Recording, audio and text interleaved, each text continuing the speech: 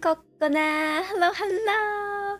Can everyone show up on my screen for once? There we go. There you are. There you are. Hello, hello. Welcome. Today we are going to. Whoops. Let me hold on. There we go. There we go. There we go. There we go. Maybe I should make it a little shorter so that it lines up perfectly. There. There we go. Hello, hello. So today, welcome to Kokone Learn Along.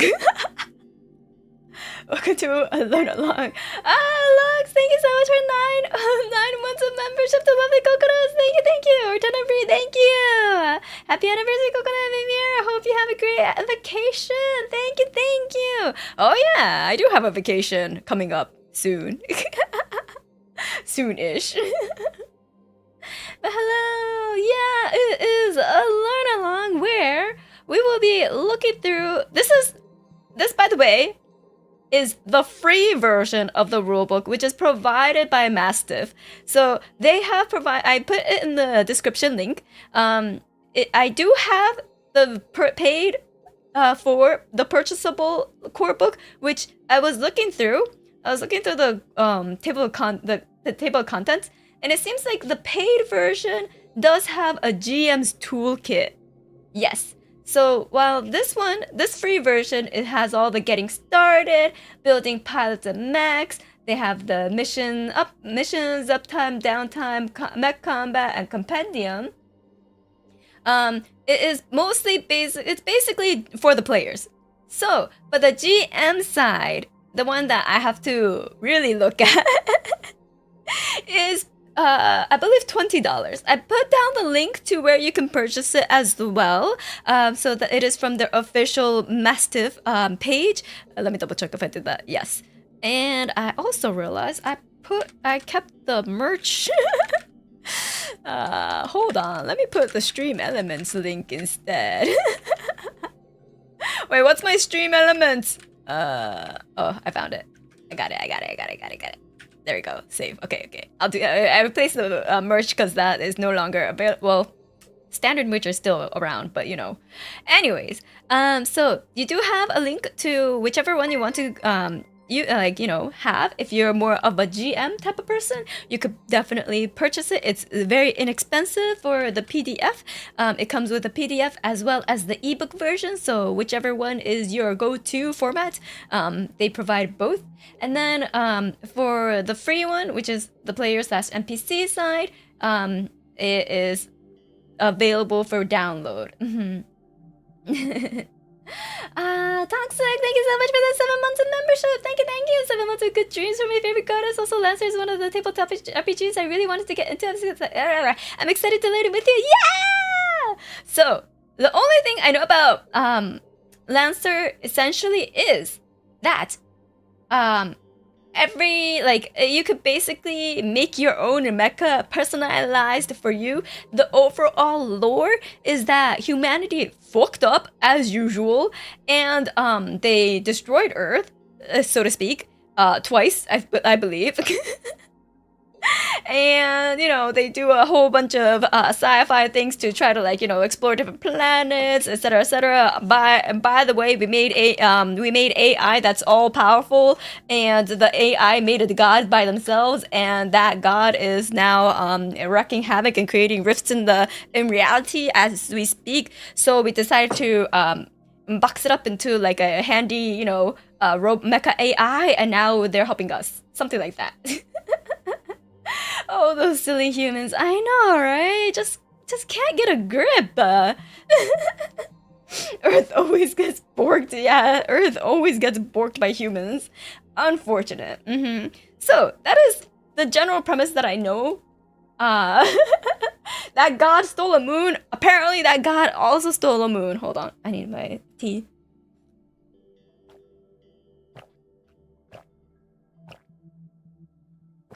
So humans are planning to do a third time? Of course! Humans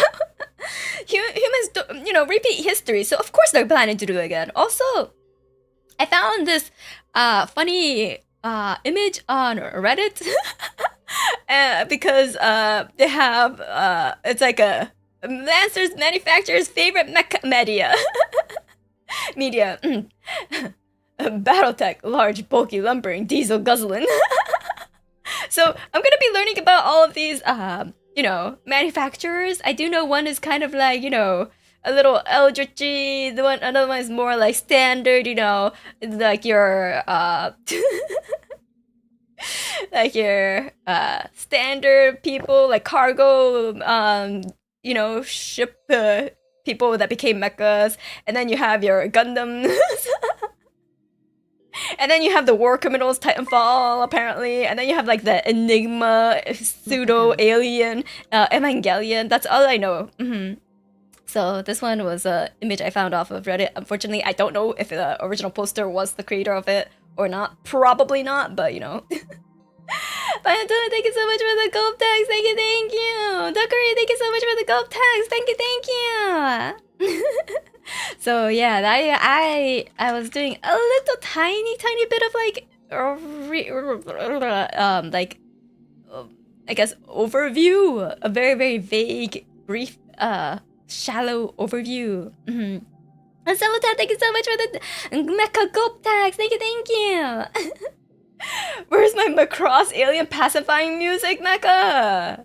Maybe it's in the DLC. Apparently they have free DLCs where you could get the mechas for free. So maybe we'll look into that. Who knows? But core rulebook, yeah, by Miguel Lopez and Tom Parkinson Morgan. Thank you for your creation of, you know, the much requested for mecha tabletop RPG. Really, mecha? Wow, yeah. Macross is what space mecha bards want to be. This is so true. Ooh. Okay, so one thing I did notice about Lancer is that they have fucking amazing art. Wait, did they list the artist? Ah, yeah. So I believe Tom Parkinson Morgan is like the person who does all the art. It's all really nice. Why not Thunderbolt Jazz? Long Rim has the best mecha, the punching one. Whoa. I don't know what any of those words mean, but I sure will soon, right?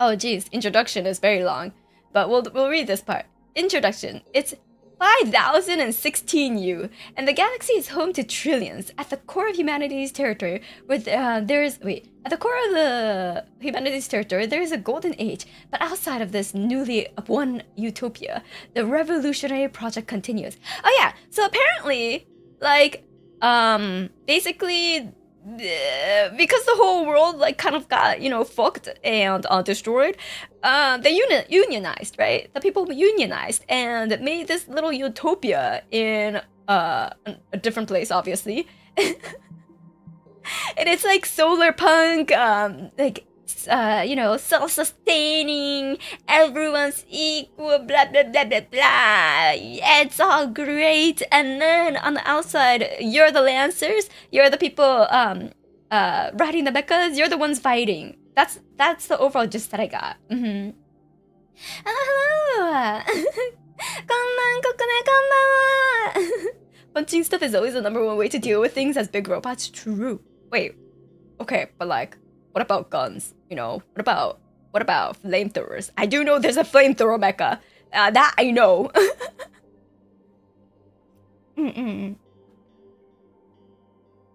You're a Lancer, an exceptional mech pilot among already exceptional peers, and you live in a time where the future hangs as a spinning coin. Future hangs as a spinning coin at the apex of its toss. The fall is coming, and how the coin lands is yet to be determined. Wow, very poetic. Far from our humble beginnings, humanity has spread out among and between the stars for thousands of years. We have set empty worlds and barren moons alight with civilization, tamed asteroids and gas giants, even built lives in the hard vacuum of space itself. We have taken root in our arm of the Milky Way. Life in its infinite diversity thrives and expands. For some, life in this time is as a river, forever moving with the land and time of their birth left somewhere far behind. For most, life is spent on their home world, moon, or station linked to the rest of humanity via fantastic technologies or isolated to the politics. Isolated to politics, stories, and histories of their own. The trillions that make up humanity live, for the most part, as you or I do now. There's fire? Hold on, flamethrowers? Yeah! Can I be my proton can?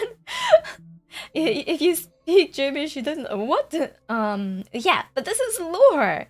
But wonders tie the galaxies together in this age, connecting all worlds in blink space, an unknowably vast and strange plane parallel to the one in which we live, pierced by blink gates that allow us to travel with speed and safety. Oh yeah, apparently we're we travel at beyond light speed.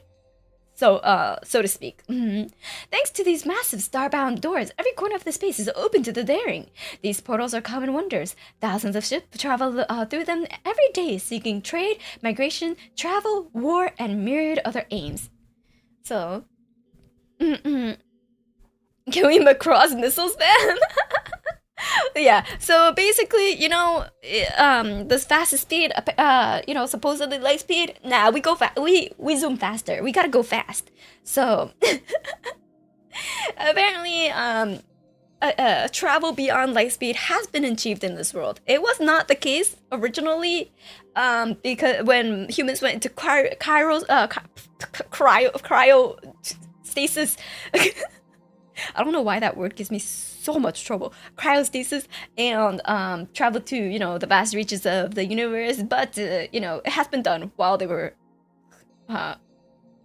hongshoeing. Then the Lonely Void is a ominous data sharing network built off the link that connects every computer, every server, everything to everything else. And apparently, it's not only travel; it is also, light speed internet, beyond light speed internet. So everything can be connected pretty much instantaneously in this world. So fast travel is cheap. Oh no, fleet of alien space alien ships teleported outside the planet's atmosphere. Oh no, now we're gonna get rained on with a bunch of missiles unless we have an idol to perform their song live on stage. Wait, okay, sorry, that's my class. Wrong IP. So, let's see. The Omninet is much more than a way to send messages or a means for people on far-flung worlds to read the galaxy news. It overlays all human communications, facilitating government, industry, culture, and realms more esoteric still. Data is a new wealth, and the Omninet means that all wealth can be shared. Save us, Kokone. I'm not an idol. Wait, am I? I'll get back to you on that. The form of that wealth is mana. Uniting the disparate nations of the human diaspora outside the core, mana is a universal currency accepted by every market on every planet. Mana or mana? Should I just call it mana? or should I make sure I pronounce that second N? Mana. Once you finish the idol drawing, you are. Oh, true! I am making the idol drawing. You're an idol! Yay! Yay! Ultra bust. Crown has saved us from the missiles from space. Tuscan.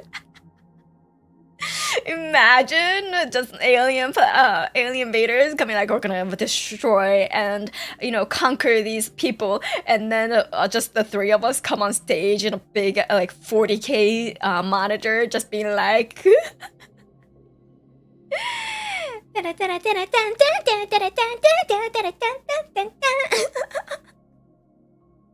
Yeah, we would have gotten extinct ages ago. Wait, okay. When the galaxy's wealth of raw resources are available for exploitation, a community's wealth comes from both its past and its potential. Interesting. A vast majority of human without a single responding government. Oh yeah, this is important. This part is important. The vast mass of humanity is administered by a single sprawling government, the Union, the galactic hegemony. I hear both pronunciations. I don't know which one's more common. Hegemony. Luna and Mars, Mercury and Venus, Saturn, Jupiter, Neptune, and Uranus, Phobos and Deimos, Io, Europa, Ganymede, and Callisto, Titan, and oh my god, there's so many. These were strung in their orbit around Sol, or the diadem atop which cradle rests, the seat of Union's power and humanity's ancient heart. From Cradle, Union controls the three levers of the galaxy: the Blinkgate, the Omninet, and Mana. Without these levers and without Union, the galaxy will fall into chaos. So you're saying it's Galactic Federation, basically. So all of these, all of these are part of all of these. These are all the worlds. Some of them are moon. I'm pretty sure. So like Deimos, Io, Europa. These ones, they're all moons. And Luna. Yeah, Phobos, Deimos. Yeah, and then planets. Yeah, them's moons. And so I guess people populated all of them. Mars and Mercury, Venus, Saturn, Jupiter, Neptune, and Uranus also became inhabited, and that's where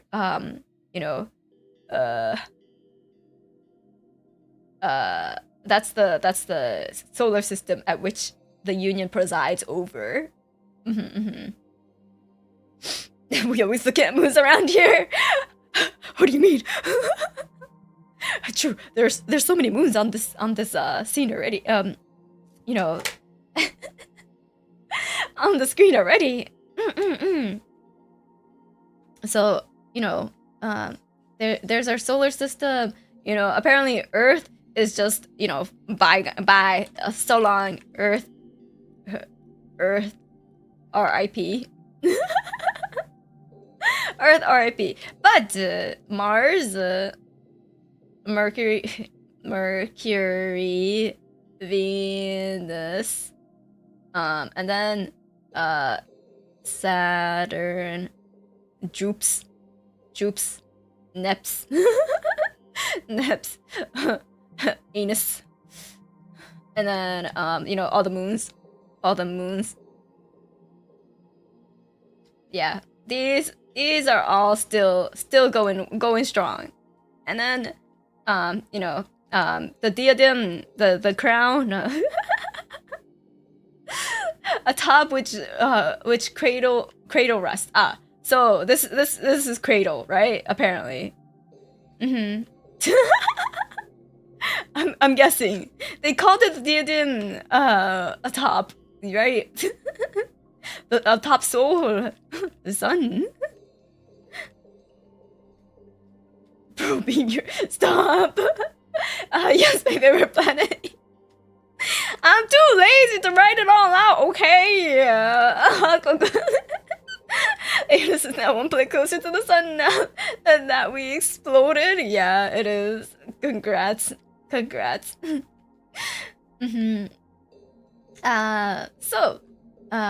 then our currency is not dollars, it's mana. So maybe we'll make it like a, we'll make it look money-like. Wait, no. Oh, wait. Didn't some game use this symbol as a currency before? I'll just make it a double line. No, I'll still use it. Yeah, it's fine. Look, I'm pretty sure a game used this symbol as a currency before. Am I wrong? Yeah, right. Okay, I'll put a double line so we don't infringe on any copyright just in case. Is that Muni? Oh wait, what's that game? What's that from? Wait, was it Kingdom Hearts? Money.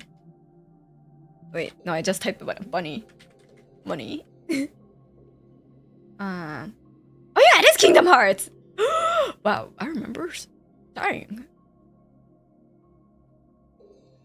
Although it doesn't seem like money has a symbol.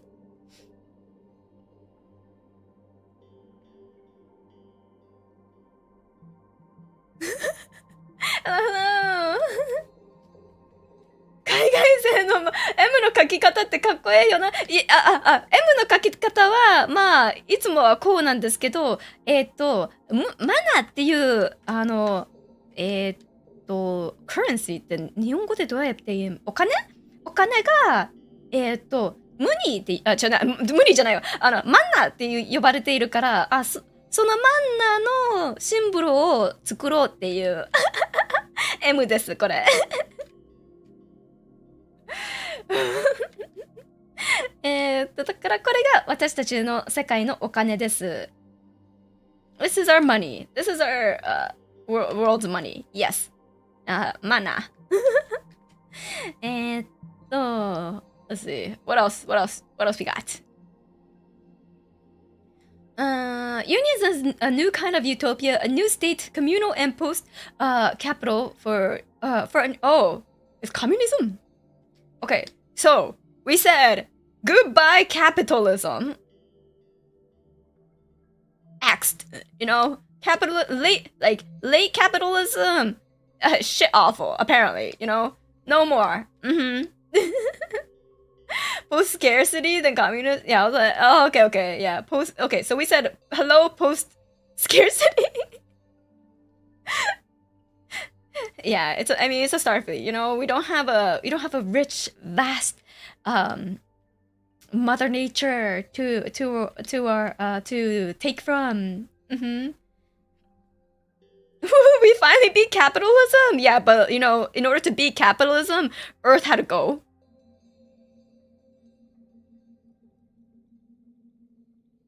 So, say thank you to Earth, okay? In order for capitalism to be a thing of the past, Earth had to go. What the fuck?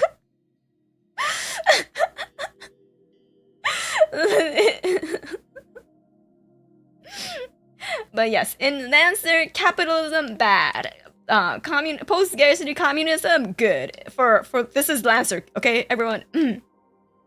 So wait, I just realized I'm drawing this really big. Hold on, I'm gonna make this. I need more space. Space for my notes. My notes.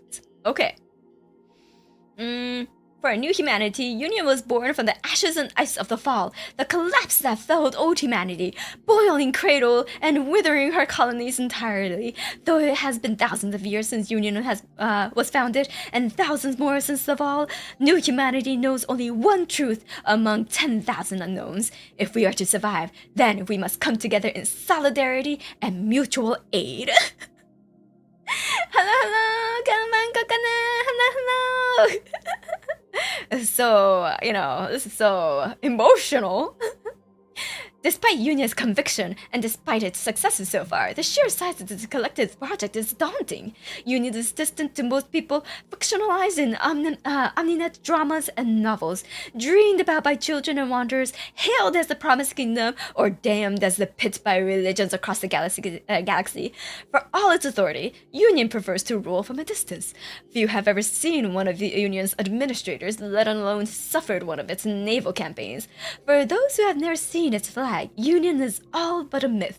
For those whose skies have been darkened by Union ships, the hegemony may have bought liberty, but it brought death first.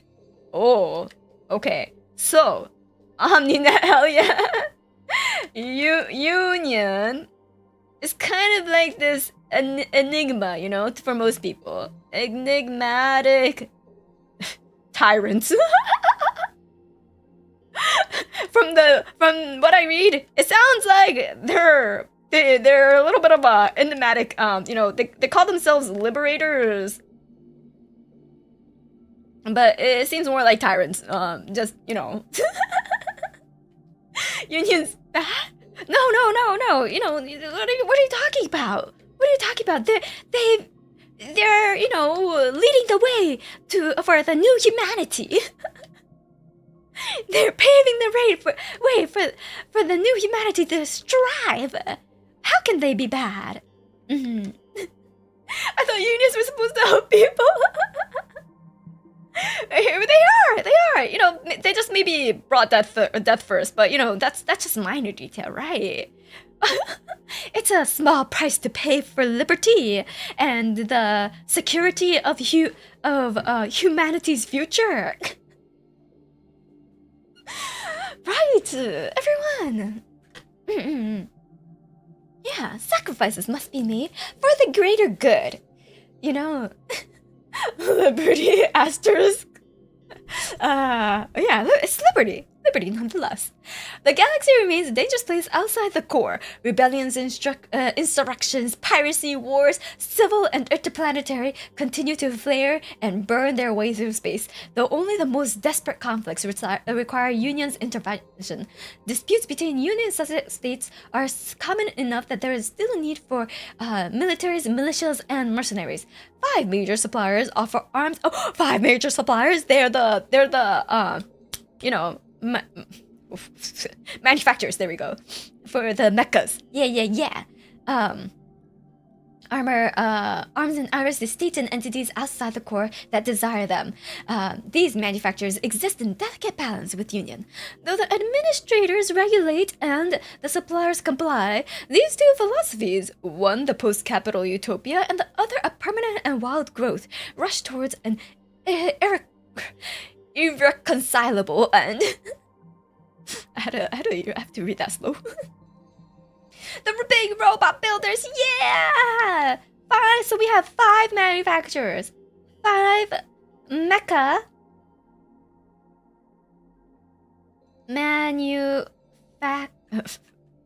Wait, I was right. Okay, hold on.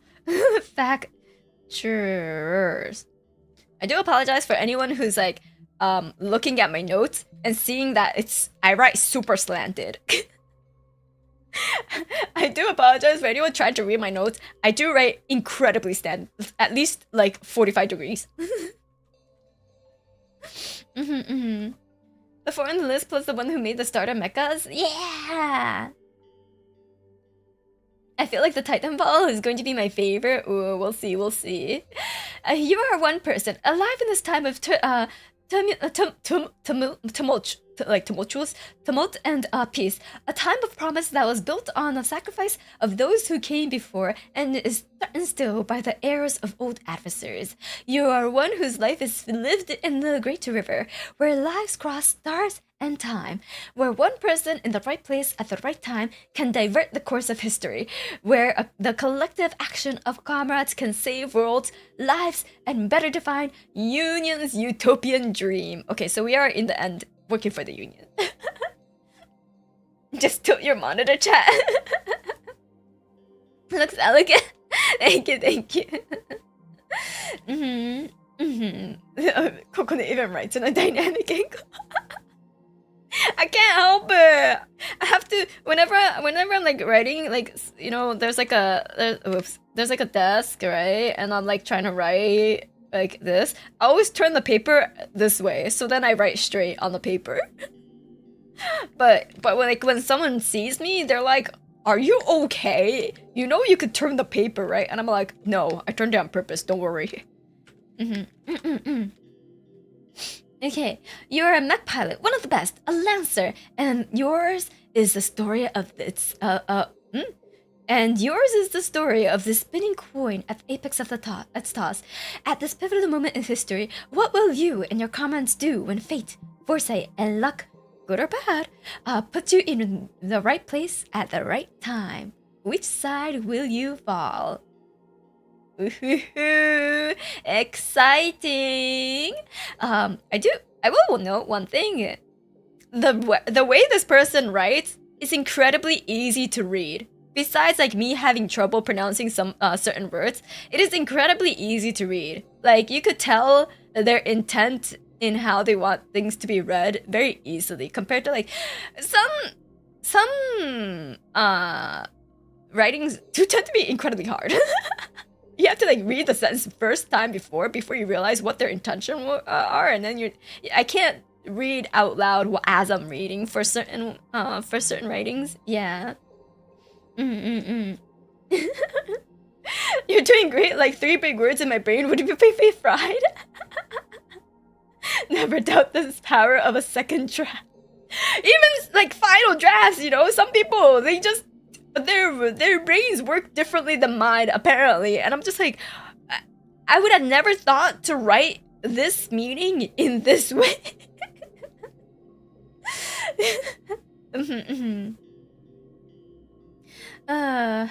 Yeah. Editors are unsung heroes sometimes. Oh yeah. Much props to Melody Watson for the amazing editing. much props. Thank you. Yeah. Oh yeah, the cavalry. Your character in the world of Lancer is a mechanized cavalry pilot of particular note. A Lancer.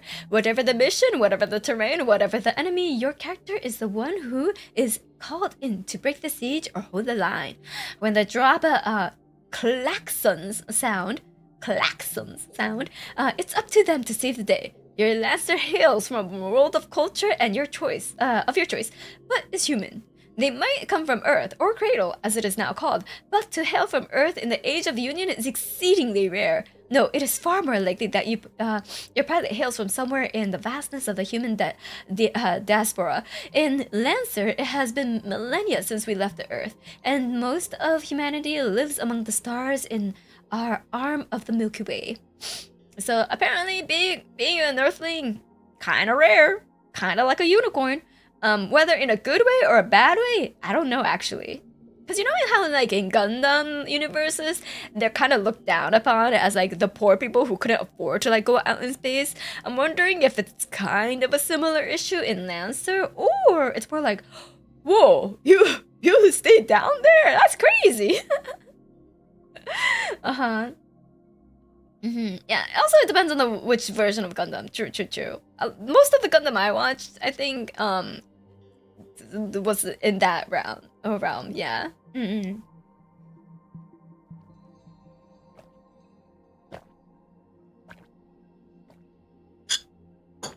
is gonna be a reading heavy stream.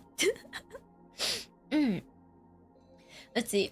This humanity is familiar and strange in equal measure. As far as we know, the only sentient sapient beings in our stellar neighborhood are other humans. But don't take this as a limitation. There are many roads to becoming a Lancer. Your character might be the product of a significant technological and capital investment on the part of their employers.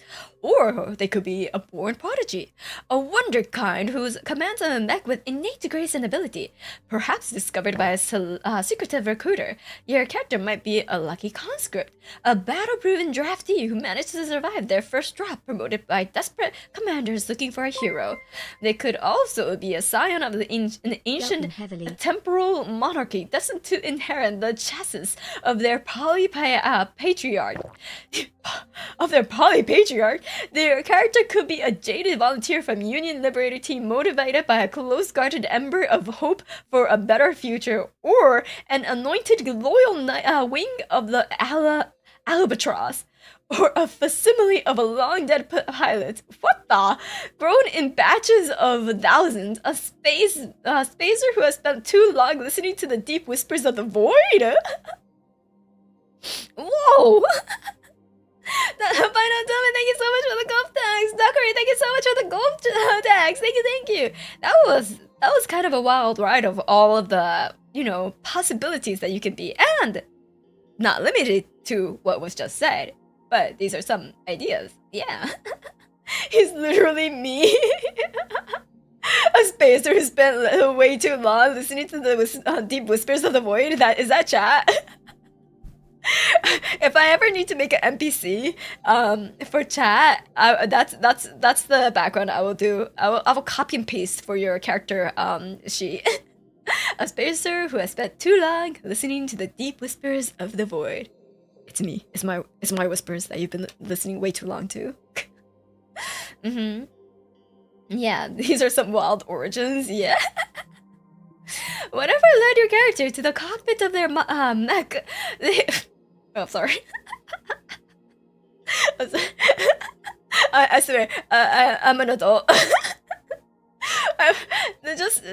Reading this part of the sentence just reminded me of Sky, Shinryu, and what she wanted to do with her mecha.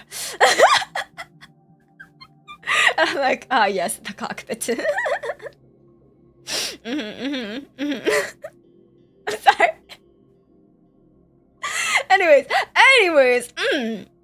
they are the sum of many parts, enhanced through a combination of training, natural skill, battlefield experience, and neural or physical augmentation. A lancer is the equivalent of a knight of old, a flying ace, or another class of elite warrior.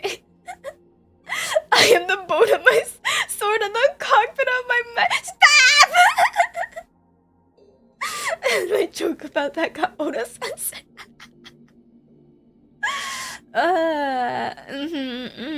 You know, I think it's good to be honest about your aspirations and desires in life. I think that's a healthy way to live. No way they didn't know what they were doing naming a I know! I'm like, you named it a cockpit. You know, they kinda... Actually, I wonder what the etymology for the cockpit is. Like, why was it named the cockpit in the first place? Maybe I don't want to know. I'll look it up later. Anyways, let's see. Lancers, many proudly declare, are a cup above the other pilots. They are entirely wrong. The recruitment, training, and maintenance of a mech pilot demands the investment of much more time and capital than your average soldier. To operate a mech at peak efficiency, a pilot needs extensive physical and mental training, or advanced and extensive physiological and ontological augmentations. Washout and injury rates are high thanks to the demanding training process. But a high bar is necessary. Once a candidate attains their final certifications and ships out to their first posting, they faced only the most dangerous missions. Mechs aren't sent in to keep the peace. Excuse me. They're sent in when all other options have failed. Your character, a lancer, represents the best of this exceptional corps. Remember, whatever their history, your pilot is ultimately human. They're just as flawed as the rest of us, just as perfect. Pilots are heroes and villains, brave souls and cowards, lovers and fighters, all. Some of them stand strong when others run, or are the first to face danger, are best and brightest. But they too break under pressure. They fail, they kill, even when they could have spared a life. Pilots and lancers are from all walks of life. Every station, criminal history, and economic class is represented in their ranks. Oh yeah, it's a meritocracy. Ooh. Looking it up now, derives from an early 18th century nautical term denoting an area that in an aft lower deck of a man of war where the wounded were taken. Oh. Interesting. Wait, no, that's for the pit where the roosters. Oh, that's quite different. That's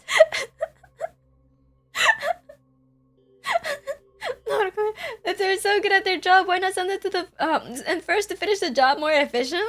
Yeah. Well, cause like you know, maybe they were trying to do a peace treaty. Maybe they were trying to have a debate, have a conference. You don't need big mechas for that. Unless it's like, Bravern, then maybe you would want Bravern to be there, but not all mechas are Bravern, right? Such a flowery way to say nothing specific. Apparently it was a name for a small boat and it went into a hold in the ship referred to as the pit. Oh, interesting.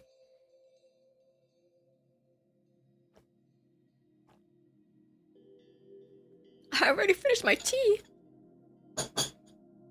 Oh well, okay. Peace in the age of mechas? No way. What do you mean? Okay. Your character in Lancer is, first and foremost, a pilot, yeah, dynamic, larger-than-life, presence on and off battle, yeah, okay, who inspires and terrifies in equal measure, but your character is also has a second component. You're Mech! We're getting to the juicy parts. Okay. Though you can define their identities separately, pilot and mechs are two parts of the same whole. Oh yeah! Wait.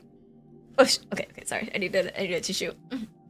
My sinuses have been god awful because apparently, you know how I got like a new pillow not too long ago? That's like the buckwheat husk pillow. Apparently, Mimir really likes that pillow too. And Mimir keeps sleeping on my pillow. I wake up with Mimir's ass in my face, and I'm just like, I'm pretty sure this is why my nose has been so clogged. Ugh. I was just like, oh god, I need to wash my pillowcase every single day at this rate. Ugh.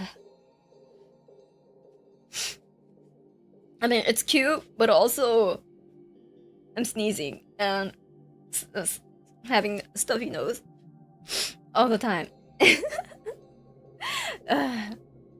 Oh god, I wish that was me. You could get a second one for her. Maybe I should. Actually, wait, I think I can. I took some, okay, so my pillow, it's like, it has a zipper where I could take out some extra pillow, like husk, since like, you know, it's made for like people that might have a bigger body frame than I, so it was a little too high. So I took some out just to make it a little lower so it doesn't like bump up my neck too much. So there's like a little pouch of Ziploc with a husk inside. So maybe I could put that in like a little bag, a little fabric pouch. Make it Mimi's pillow. Okay. What you need. Okay, we're gonna find out what type of dice this system uses. You'll need two sorts of dice. A D20, a 20-sided dice, and a 6-sided. Oh, okay. Just these two. A D20. Okay. Dice used.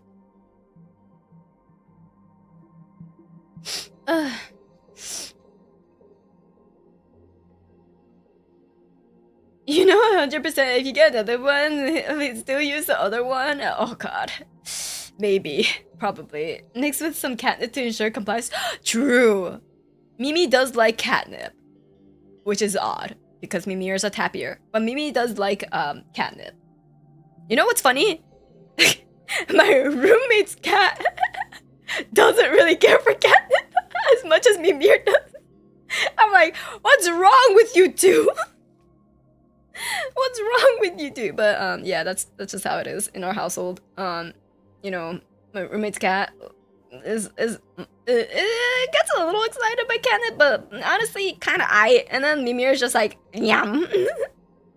Guys, I think Mimir might actually be cat. No, Mimir's a baku. Mimir's a tapir. Don't you see this rotund form right here? Maybe they freaking fried it and never looked back. What the fuck? Maybe, possibly. But yeah, one goes bonkers where the other one doesn't even notice. Wait, oh damn, yeah. I think you know, when one is crazy for it, the other one just goes, ugh. I don't want to be like that. And so that might be what's happening. Okay. You roll these dice to determine the outcome of uncertain situations, such as firing a weapon, hacking a computer, or climbing a sheer cliff face. When the rules call for you to make a roll, it will also tell you how many dice to roll. For example, 1d2. Okay, we know that. Okay. Sometimes the rules will call for you to roll a 1d3. That's just a shortened way of saying you should roll a d6 and have the results. Yes, we do use a d3. We do use a 1d3 notation in Call of Cthulhu quite often. So a d3, a d3 is essentially a 1d6 divided by 2. Yeah. Yeah. And we use that in Call of Cthulhu quite often for like sanity checks and stuff. So I'm very familiar with this. When you're called on to roll a d3, 1d3 as a okay, it just explains. The answer is best played with 3 to 6 players. Okay, so best played with 3 to 6 players. Best number. Oops.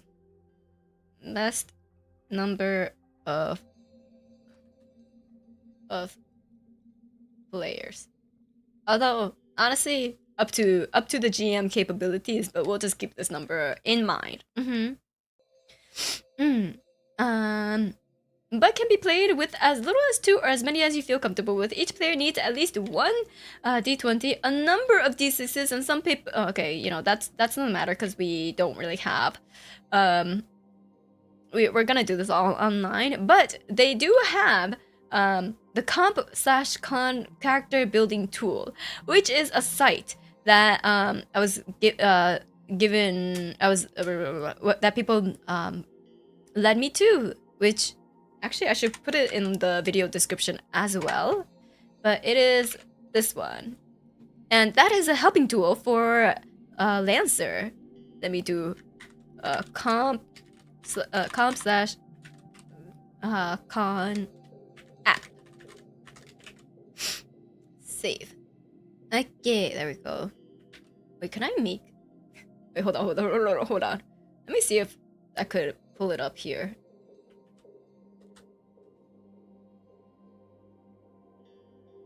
I can! Yay!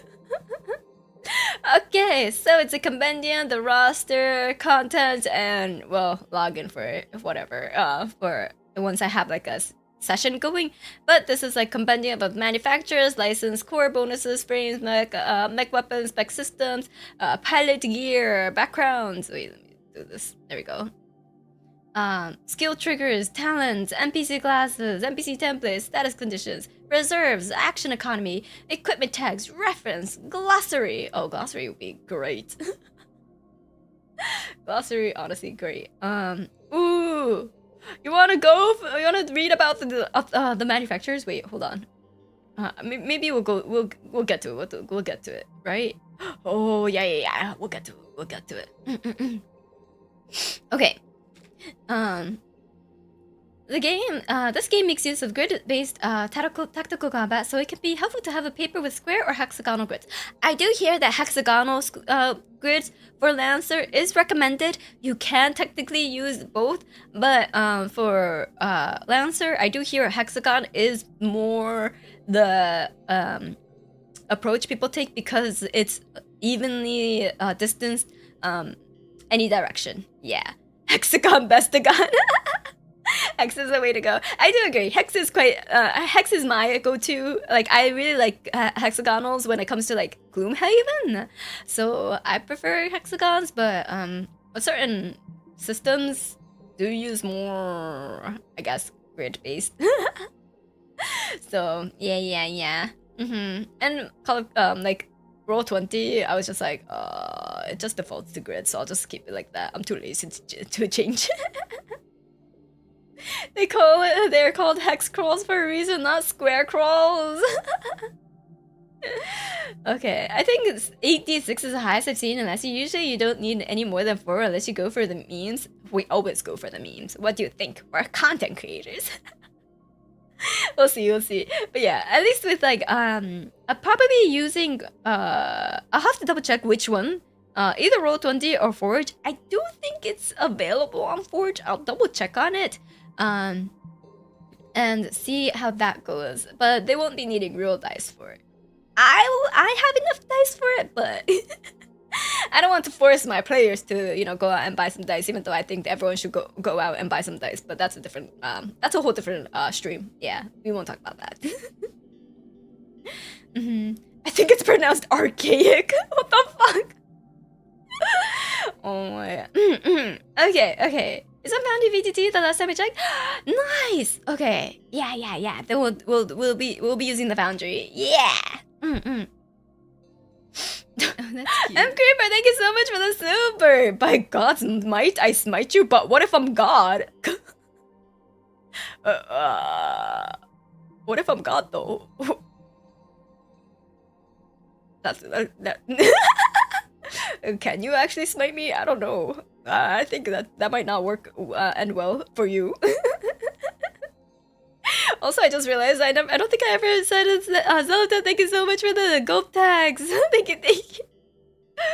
For some reason, on my like Steam Elements page that I have open on the side, it's like a little lagged. Only one way to find out? No, I don't want. I don't. Why would you want to try to smite me? Hello? Well, that backfired. Everyone should go and buy some dice, not because they need to, but because everyone needs a dice in their lives. True. True. And all these dice are so pretty these days. Okay, let me do something real quick. Let me see. Wait. Do this. And then do this. See if I could make it so that it shows up on my OBS a bit better. Let me double check. And this. How's this? God, this doesn't show it. Oh my, useless. Wait. Useless. Okay. I was trying to see what the YouTube live to control. Hello? Am I back? Hello? Am I back? Hi. Return to the past.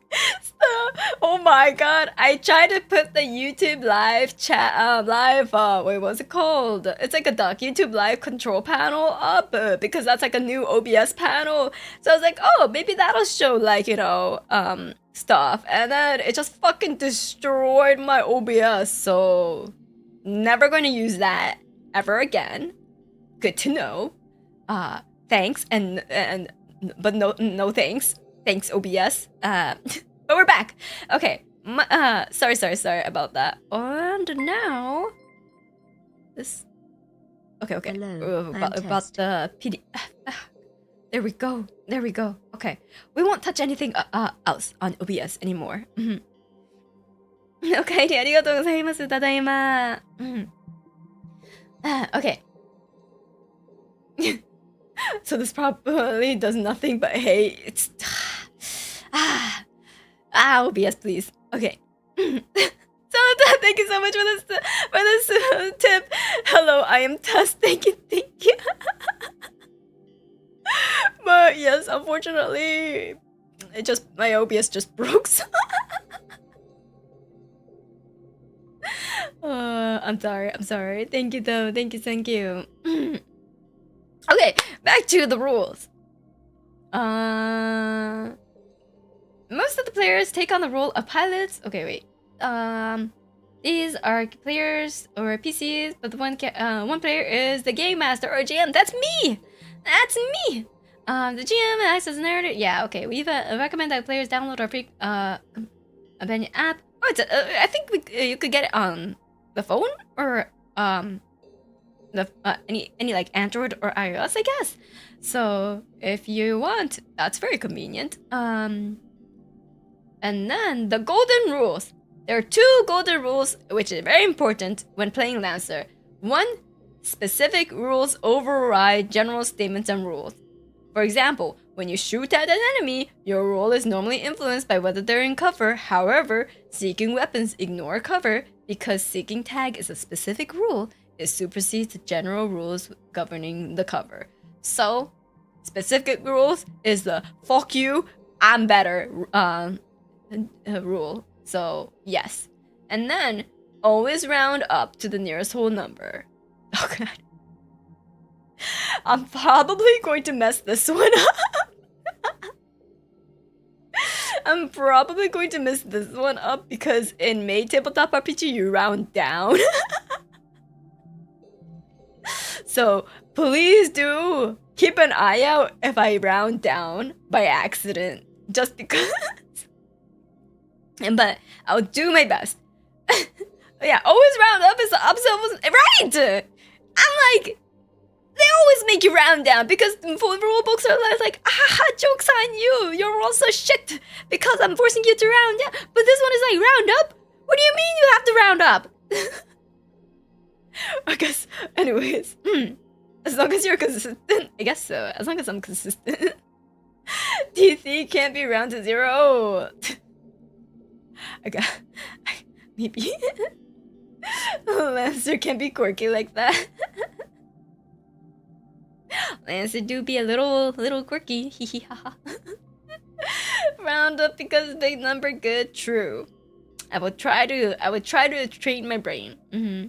Narrative play and mech combat. Lancer makes a distinction between freeform narrative play and mech combat. Okay, so it's just like D&D and like Call of Cthulhu where, well, Call of Cthulhu a little less so, but depending on the edition, but it's like whatever you're doing in narrative play and then whatever you're doing in mech, within combat, time and action, tracking and stuff, all are very different. One is more free-flowing, and then one is very strict. Naturally and spontaneously as needed. Time might pass more quickly. Scenes might be shorter. Yeah. The reason there are two types of play is that they represent different approaches to storytelling in role-playing games. One narrative play is focused on the story and characters. Yes. Okay. Yeah. As it should be. Yes. And very, very standard in tabletop RPG. Skill checks, attacks, and saves. There are 3 types of dice rolls in Lancer: skill checks, attacks, and saves. Okay, so pretty standard as well. In narrative play, you will only need to worry about the first of these. Yes, skill checks. Did you, in fact, seduce the mecha AI successfully? Skill check, please. No, you didn't. Unfortunately, you will have to try another day. Making a skill check when your character is in a challenging or tense situation that requires effort to overcome. When you want to react in such a situation, slash D20, imagine being rejected by AI. Oof. Wait, do I have my dice with me? Oh, I don't think I have my dice on my desk at the moment. Imagine. Okay. Yes. In mech combat, attacks are any offensive action against other characters, like firing weapons or hacking into opponent mechs. Attack rolls are similar to skill checks. You roll a D20 and add any bonuses. 11 bonuses total. On a total of 10 plus, you succeed. A result in that. Okay. So it's just a kind of 50-50, depending on if you have any bonuses or not. So you either fail or you don't. Although the GM can't change the target number 10, they have access to several tools that are explained later, such as declaring a skill challenge or deciding that your action is difficult or risky. Oh. I wonder what that means. Wait, hold on. Ma do a little double check with my GM toolkit. Does it say stuff about risky? Risky. Using risky rolls is a great way to apply this wait. Huh.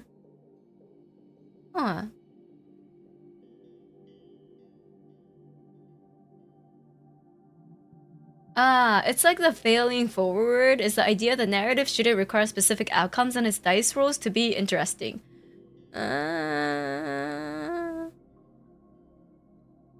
Using risky rolls is a way to apply this. Okay. Doesn't really say. I'll have to read the GM part much more in depth. Also, now there's 2 of chat! What the fuck? Okay, there we go. You mean I can't seduce the AI companion on board? I mean, you could try.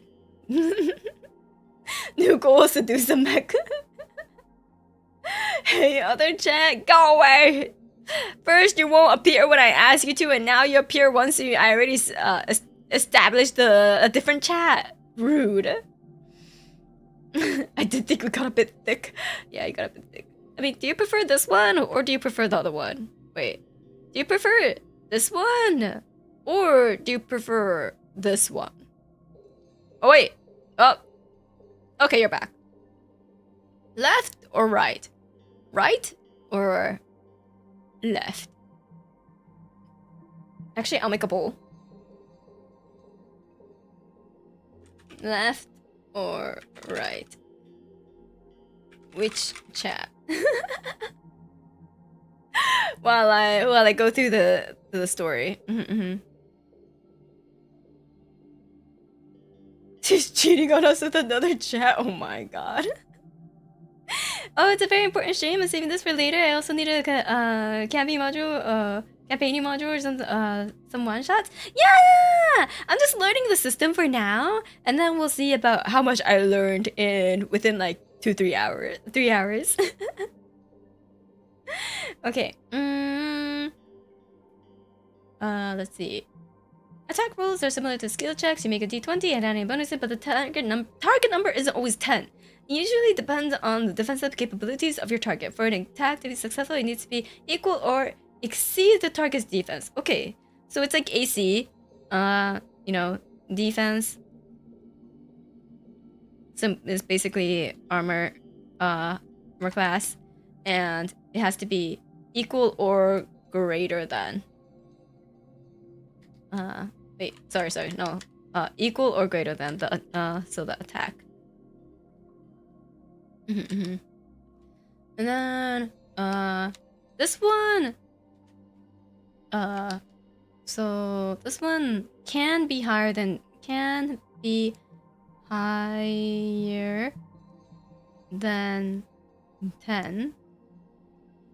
but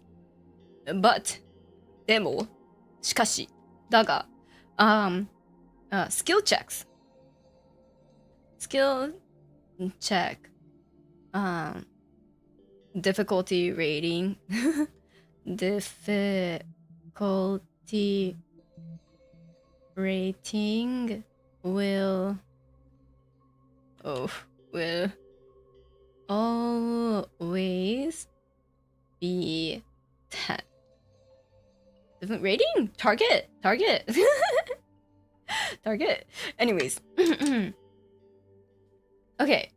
Let me end the poll while I finish that. The last one! Okay. I had a feeling this one's a little hard to read at the moment, and it also doesn't show up the super chats when I get them in different colors, so I also do technically prefer this one. This one's the one that doesn't pop up sometimes. It's a little shy. It's a little shy. So, yeah. At least the other one is consistent, you know? But anyways. Okay. Successful attacks are described as hits, so the roll tells you the effect that happens on a hit. That means it takes place with, yeah. On a roll of 20 plus, you perform a critical hit, which allows you to deal more damage or sometimes trigger extra effects. Okay. 20 plus total. So I guess it doesn't have to be a nat 20.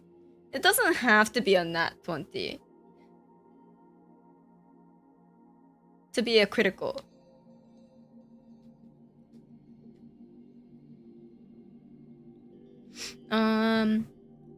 Okay, so either extra damage or trigger extra effects. I guess it'll depend on whatever you use. Let's see. Although there are different types of attack, including range, melee, and tech attacks, they all use the same basic rules described here. Lastly, saves are rolls made to avoid or resist negative effects in mech combat. You might roll a save to prevent a hacker wrecking your systems, or to avoid being blinded by a flash grenade, or to dive away from an explosion. To save, you roll 1d20 and add any bonuses, but the target number can differ from 10 as with attacks. The target number for a save usually depends on the abilities of the attacker. If you equal or exceed this number, you succeed. If you roll this lower, you fail. The outcome of each result will depend on what you are trying to avoid. Okay. And so it's kind of like D&D, where you could have save rolls, and then you could either, like, you know, negate it altogether, have the damage, etc., etc. It'll depend on what the other, like, the attacker does. Okay, contested checks. In some cases, the rules will tell you to make a contested check, representing a challenge between two parties. In a contested check, both parties make a skill check and add any bonuses. Whoever has the highest result wins. If the result is tied, the attacker, the one who initiated the contest, wins. So, if you don't want to be on the receiving end, always initiate the attack. Got it, chat? That way, you can increase your chance of winning, because if you tie, you will always win. Be the attacker. The best defense is taking the initiative and attacking first. You make the choosing to fail. You may always choose to fail a skill check or save. You might do this if an ally is trying to help you out, or even just because you think failing would create a more interesting story. That's pretty interesting. You could just be like, I know I rolled a nat 20, but I really think my character should not know how to read this document. So yeah, let's see. Okay, so shoot first, second, and last, yes. But what about negotiation? Never. I.e. never. Attacking first is good. The receiver gets deeper from sudden and unexpected major life event. Attacking first will always get you the upper hand. Bonuses. These are the 3 kinds of bonuses that can be applied to rolls and lands. Ooh, okay. Bonuses. Oof, wow, that is the most fucked up B ever. Bonuses to rolls. 1, 2, and 3. Accuracy. Difficulty.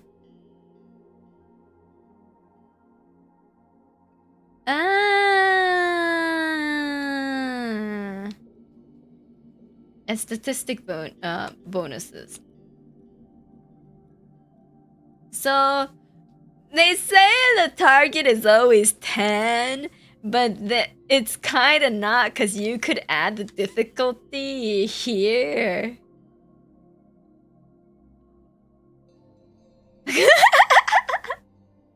So this is in essence increasing the target difficulty without actually saying that you're increasing the target difficulty. You're just saying, you know, it's a difficult roll, so you do have a disadvantage, so...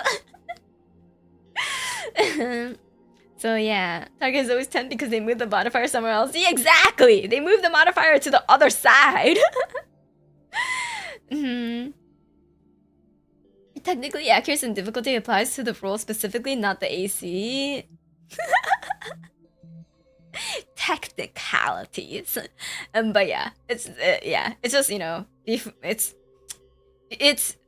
more, it's after you roll instead of before you roll. That's essentially what it is.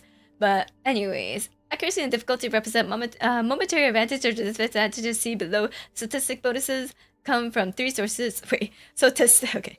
So there's 3 bonuses to rolls, and statistics also has 3 sources. So, your pilot's talent and experience triggers. Is this Vanguard? Triggers. Okay, so this is your talent and expertise. Okay, and then this one is their skill with Mechs. Whoa, what kind of skills? Mech skills.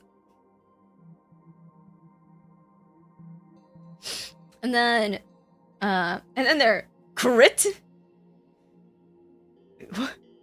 Grit. Grit. Huh. Each roll can only benefit from one statistic bonus at a time. In many cases, none of these bonuses will apply, and we will just roll a d20. Okay. Okay. Only one at a time. Got it.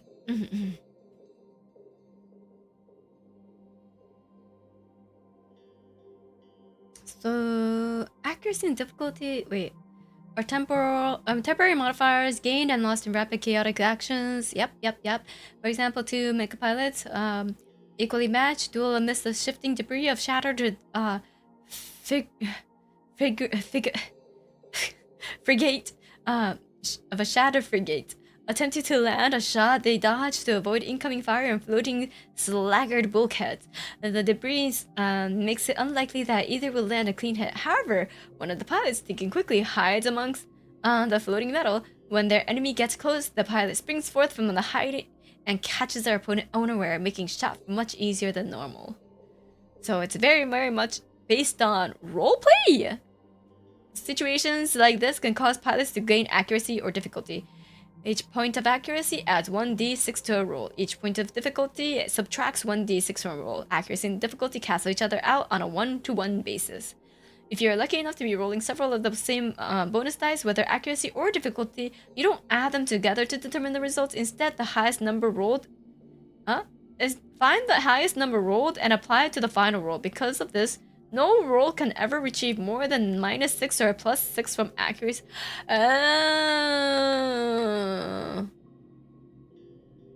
Role-playing in my tabletop RPG? Okay. Yeah.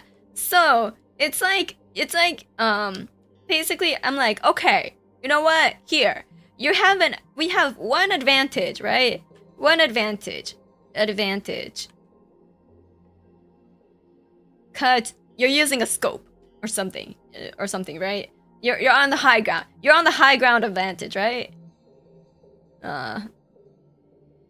But if you have one disadvantage, this advantage, because there's a fog disadvantage, and then there's also a flare coming down from the sky. Disadvantage, another disadvantage. Boo-hoo! And then you're also getting sirens blaring into your ear from your damn nosy boss, right?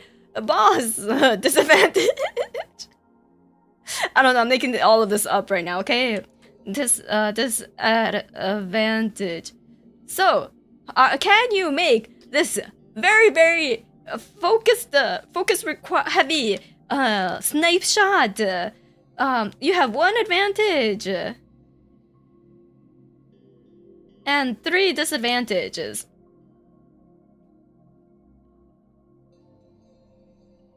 So, advantages. So, imagine you roll the d20, you get a 10. Great, you're doing great, right? But then you have 3d6 of disadvantages to roll and a 1d6 of advantages to roll, right? But it's not like these ones get added together. So for example, if you rolled a 3, a 1, a 2, it's just a 2. And if you somehow rolled a 5 with an advantage, you still go with a 2 advantage. And so you add the 10, you end up with a 12, you succeeded. Either way. So that's how the rules would... Wait, yeah. -3, yeah.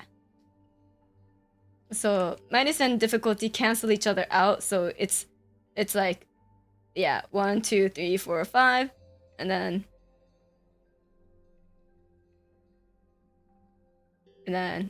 1, 2, 3, cancel, you get 2. That's how it is, right? No, like before roll. Oh, before roll. Oh, okay. Okay, so this is different. Then you cancel out the roll, the dice before the rolls. So you have 0 advantage and 2 disadvantage. And then if you get like 3 and a 1, you still have 3, so you get a -3 and you fail the roll.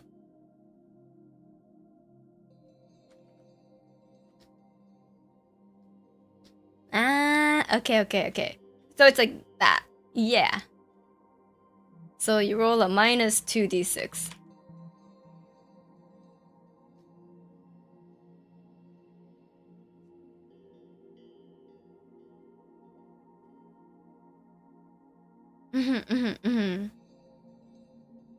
Okay. So for an attack with 1 accuracy and 1 difficulty, you don't add anything to the roll. The dice just cancel each other out, so you just roll a straight d20. Okay, I got it. Yeah. Alright.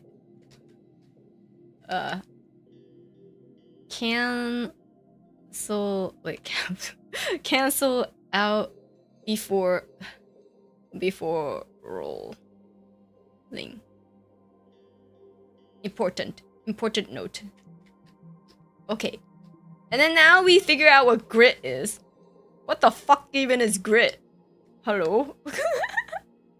Pilots are lucky and unique individuals, multi-talented and resilient. Even so, brand new pilots don't measure up to tempered, battle-hardened veterans when it comes to when push comes to shove. The benefits of experience are measured by grit. Oh, like sandpaper.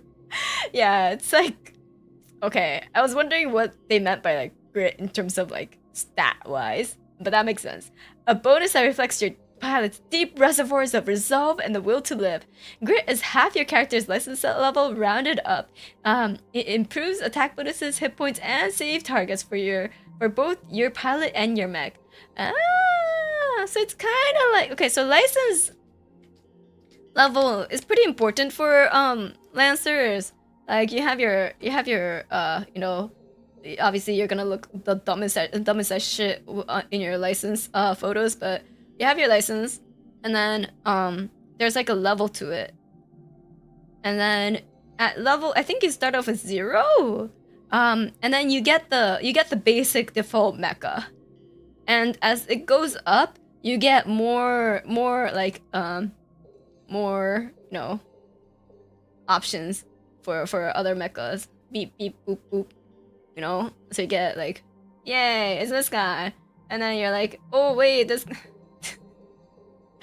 Oh wait, this guy looks a lot better than, you know, beep beep boop, and then you're like, okay, I'll go for this one, and then so you get more options the higher you go in terms of license number, license level. Oh my god, it's me. Yeah, and then I guess the level itself is like the proficiency bonuses, but that it's just like added all around to your like attack, your hit points, and save targets. So it's like the all around number, number that you use.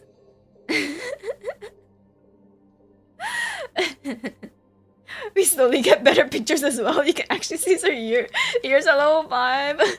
License level means the amount of license you can get, which is where you get mechas and equipments outside of the starter ones. So it's like if you have one, you get another license. It's not like, you know, with a. It's not the grade of the license. Is it like how you need like a separate license for bikes and different license for cars?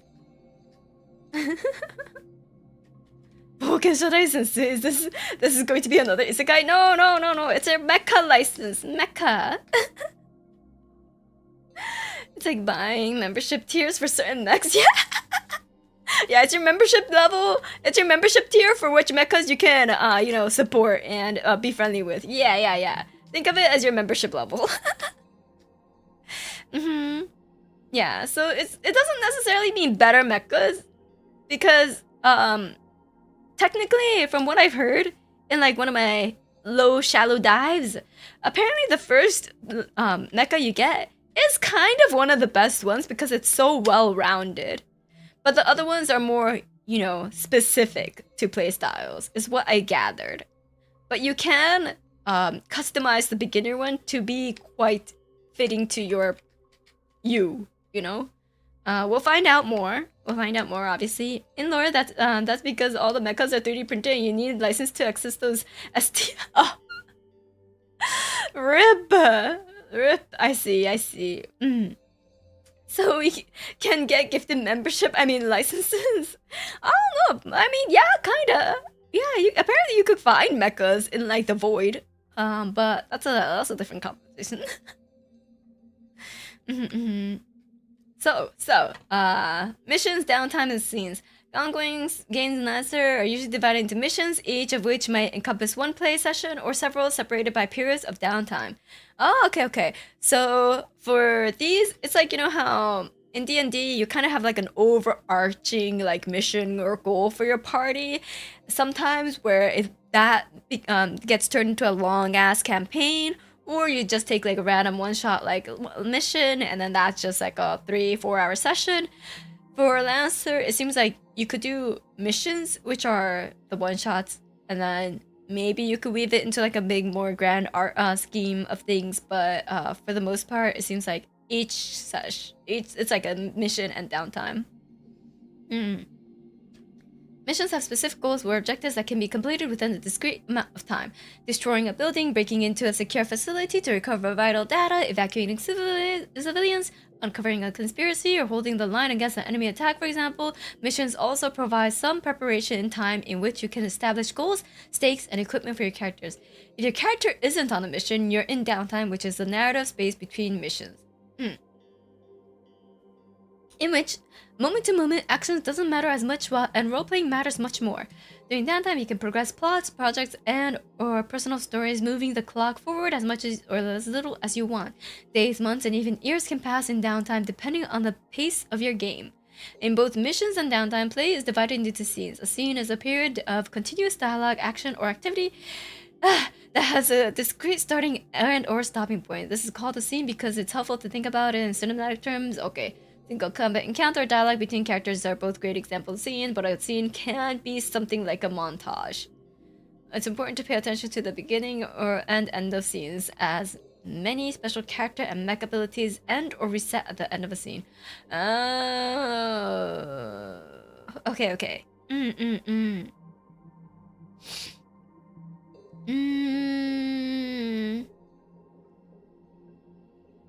Okay, so instead of like the characters taking like small breaks, like small rest, long rest, like short rest, long rest, etc., it's like a scene. It's like an opening scene, ending scene, and then you have the intermission, bio break, I suppose. And that's when your skills and mecha abilities reset.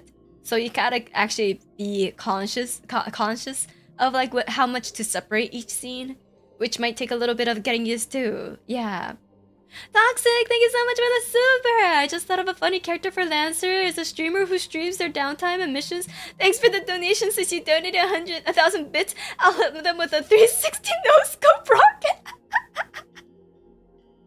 Oh my god, please do make that character, and if you do, please report back. Please report back how that went. And maybe name them, you know, Nekoko. See how it goes. Definitely not Kokone though. No. Okay, we got through the initial playing Lancer portion. I'm honestly surprised I actually read all of it. I didn't think I would. I thought I would skim a lot more than I did. Yokone Yurikago. Are you familiar with how D&D 4E works? It's kind of like how the skill cooldowns work. I'm actually not familiar with 4E. I've only ever gone through D&D after 5E was released. I started off tabletop RPGs with Call of Cthulhu instead of D&D. So, But yeah, building building pilots and mechs. Oh, we got to the juicy bits. Okay, we accidentally talked about license level a little bit. We fired the gun a little too soon. Now they're gonna explain about the license levels. So oops. Unlike in other role-playing games, in Lancer you don't need to keep track. Need to track currency. Wait, you don't? But we made a whole symbol for money. I mean, for mana. We made a whole symbol. We don't need to keep track of currency. Fuck. Okay, anyways. You access your mech gears, upgrades, talents, and other character options instead restricted by licenses. License represents access to the valuable information, resources, and authorities required to acquire mech gear and parts. They are tightly controlled by the major powers in Lancer and allow their holders unlimited access to their included gear. Oh, but a rule building, I know! They kind of added cursing back in the long run expansion due to popular demand. Oh, did they? Well. Keep track anyways. Well, 3D printing is so good, everything is free, but you need material to 3D print. You don't just materialize plastic or metal out of thin air, you know? In Lancer, your pilot progresses by completing missions and gaining license levels. Your license level applies to both your pilot and your mech as you level up. Both parts of your character become stronger and gain access to more advanced gear and combat techniques. Increasing it allows you to unlock new manufacturer licenses, opening the door to exclusive gear and mechs. Leveling up also allows your pilot to improve their triggers, mech skills, and grit, and lets you choose talents to further customize your playstyle. So, you know, more triggers, hell yeah. A new pilot typically starts at LL0 and an inexperienced rookie and levels up to LL1 after their first mission. Then again after each subsequent mission to a maximum of LL12. Okay, 12 is the max level, technically. Max.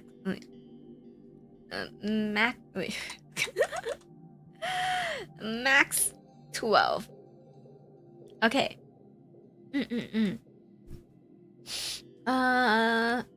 Let's see. And this section includes a lot of information that is expounded upon later in the book. Feel free to skip over for now and reference back when you need to. It is your first time reading through the book. Okay. well, we'll read this part. You know, we'll read the LL0 part where everyone starts off at least for my games when I run it. The 0 characters start with the following: a background which provides bonuses on skill checks, 4 + 2 pilot triggers. Okay. 1, 2 + 2 mech skills or 2 + 1 mech skills, 3 rank 1 talent, a license for all general massive systems. GMS. It's GMS. It's one of the manufacturers. And weapons add 1 of Mech frame, the GMS SP1 Everest. Oh yeah, it's GMS SP1 Everest. That's our best boy, our default boy that we get, Everest. Everest.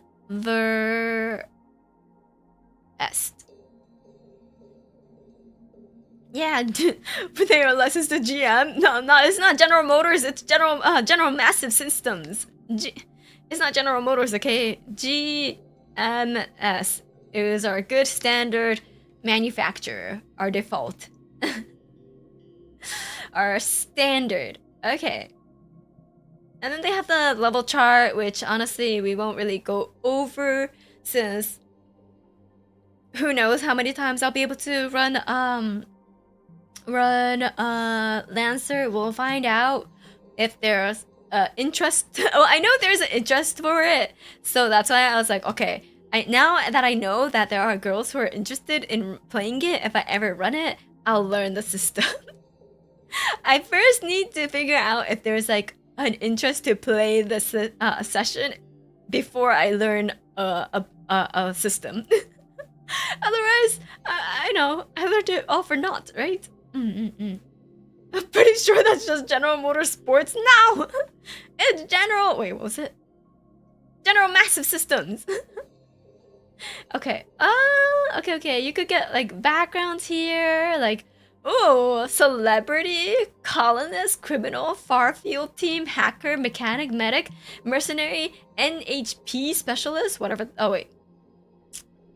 Non-human personnel specialist, the AI specialist, the AI tech bro, noble outlaw, penal colonist, priest, scientist, soldier, spaceborne, spec ops, super soldier, starship pilot, worker.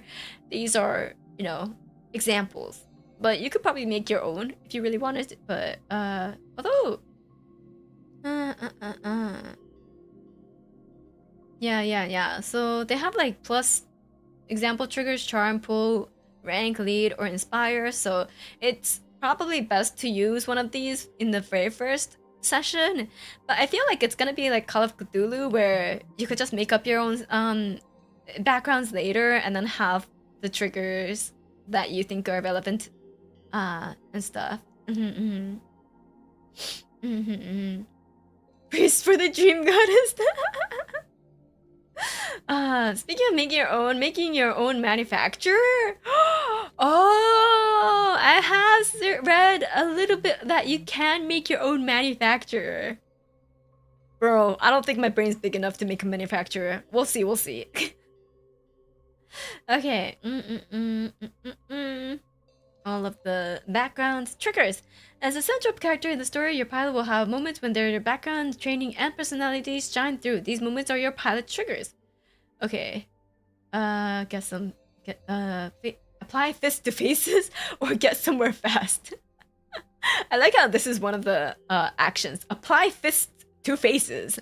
A punch.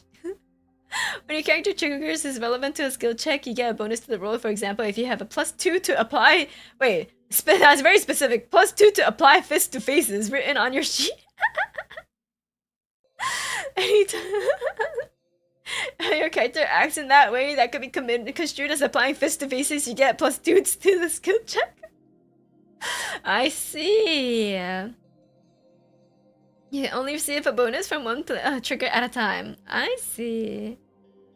Yeah, these are all narrative based because they don't attack, pertain to like attack or skill attack checks or save checks.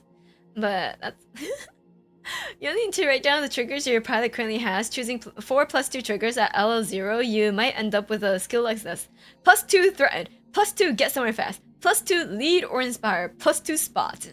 Where's my apply fist to faces? Or you might write them on your sheets as +2 to threaten. Yeah. Creating triggers. With your GM's approval, you can write your own triggers. Yeah! You can try punching a mecha. Well, if the mecha has a face, kinda checks out. Custom triggers can be more specific than the examples in this book. Kill in cold blood or insult someone, for instance, but they shouldn't be more general. They should always apply to specific circumstances or actions. So you can't be like, you know, +2 to ass kicking. Or if you do, I'll make it specific to literally kicking an ass, like the ass butt. So it has to be fairly specific.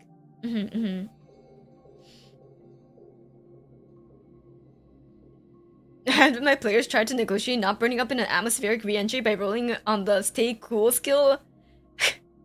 No. I would have been like, bro. That's not how it works. It's not an omnipotent, you know, skill from what it seems. It's very, very specific. But usage of trigger is really just how well you can convince the GM to applying fist to faces will help you in convincing a person. Yeah, I mean, like, I'll let my players try to negotiate as much as they want. If they come up with a sound argument, you know, I'll be like, okay, you've persuaded me. You've persuaded me. Yeah, so these are all the specific example triggers.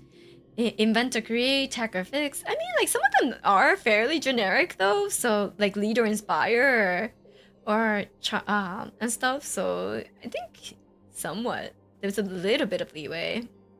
Pilots in combat, yeah. Pilots have the following so this is your LL0 stats, I guess. 6 plus grit, size, evasion 10, E defense 10, speed 4. So I guess only HP really changes with your level, because your or license level is kind of your grit. Operating on a different scale to Mechs, they have some of the same statistics: size, HP, defense, evasion, E defense, and speed. Blah blah blah. Choose your background, choose triggers, write down your blah, blah, choose gear. And I'm guessing the gear is what changes all of the rest. But yeah. Anyways. Ooh. Oh my. Look at that. Have like just wire, like just the frame, no covering. That's so scandalous. Oh my god. Jeez. They should cover up, really. Oh my. Okay. Mechanized cavalry units. Mechs are the primary armored agents around in which many states, agencies, and militaries base their ground forces. Yeah! Ooh, depending on the cast, any form of 3. Oh yeah, so the mech sizes, they vary quite a bit. Is that allowed on YouTube? Please don't demonetize me. Please don't. It's just metal and pipes and hydraulics and pumps, and you know, it's okay. You don't see the fluids. Anyways. Depending on their chassis, mechs stand anything from 3 to 13 meters tall. They are almost always bi-quadru or hexapedal. Oh, there's hexapedal ones! And the majority, oh yeah, it's kind of like I think I know how that would work. And the majority have either 1 or 2 sets of arms capable of manipulating weapons and interacting with the environment. Some pilots prefer their mechs weapon systems to be built directly into the chassis, and in some cases, depending on the system size and power, this kind of integration might be a necessity. Most mechs are controlled by a single pilot, but some larger, highly advanced platforms require additional crew. Ah. Cut that full-page spread. Stop describing it so sexually. I wasn't describing it so sexually. What do you mean? That's your... I think that's a you problem. I think that's a you problem if you heard it sexually. I was just describing what was there. Okay. Please tell me there's ones with no legs. Apparently not. But, you know, it just says most. So, technically, there could be exceptions. Yeah. Yeah. And, where was I? Okay. This kind of to make the necessity. Most mechs are controlled. Okay. Mechs are agile, quick, and responsive machines for their size. They can traverse most solid and vacuum environments, and their mobility is often augmented by or dependent on maneuvering jets. Still, they're heavy and reliant on internal cold fusion generators for power. Mech power plants are heavily shielded. Oh god, wait, hold on. My eyes. They need to focus. Okay. Heavily shielded, reliable, and basically inexhaustible. But should a reactor be compromised, the results are catastrophic. Okay. Mechs are common enough in the construction, hazardous materials cleanup, exploration, and other roles that they don't shock the average person. Mechanized cavalry, though, are different. They're military machines that often have a lancer behind the controls, a pilot on the same level as the knights or flying aces of old. Okay. So, mechanized cavalry's different from normal mechs. You know, you're not on the same level. Apparently, there are the common pleb mechs, and then there's the lancer mechs. Okay, you gotta make the distinction. You gotta make the distinction. You know. Mech skills. Mechs operate on an entirely different level to anything else unless they're powered, armored hulks of incredible strength, packed full of advanced systems and weapons. A mech is capable of far more than a person on foot.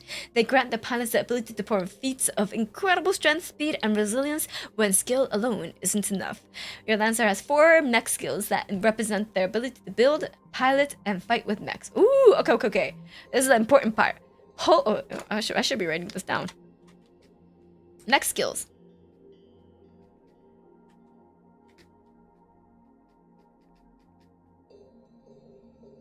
Wait.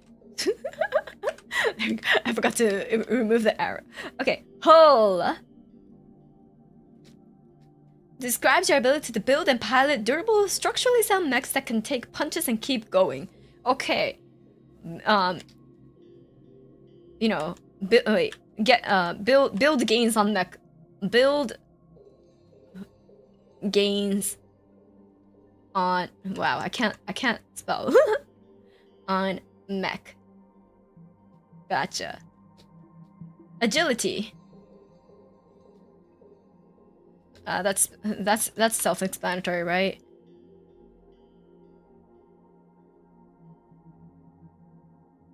Do you like my Sonic? Gotta go fast. Describe your ability to build and pilot fast, evasive mechs. System.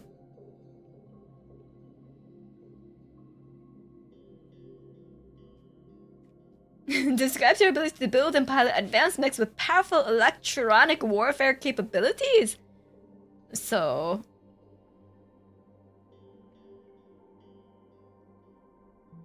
the 90s hacker man.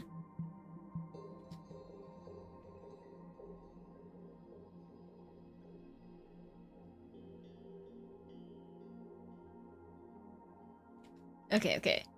And then engineering.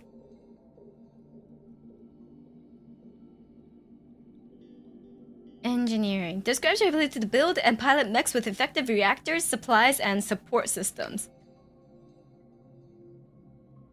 So, are they the white mage? Are they the support?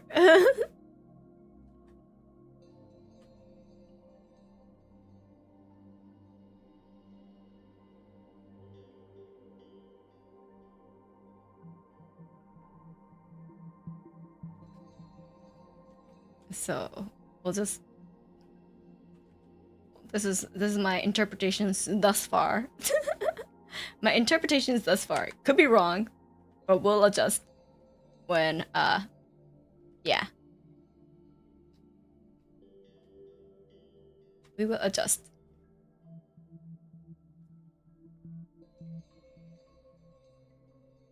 Mech skills go from from +0 to +6 and are used instead of triggers when you make skill checks that directly utilize a mech. Example, if you wanted to punch something with a mech, you would roll hull instead of a pilot trigger like assault. In mech combat, especially when making saves. For additional bonuses when building a mech, you make a roll that calls for one of these skills. You add the relevant skills to your roll. Smashing through or pulverizing obstacles, vehicles, or buildings. Lifting or dragging, pushing. Okay, so hull, basically... anything that revolves around brute force, you know. Yeah, them gains.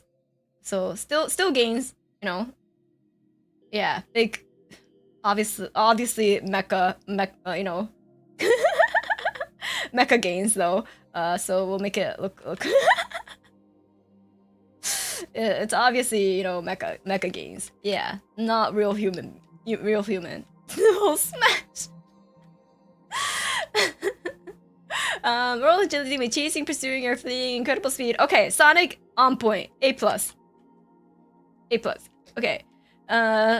Hiding or moving silently, performing a feat. Okay, so they could also be...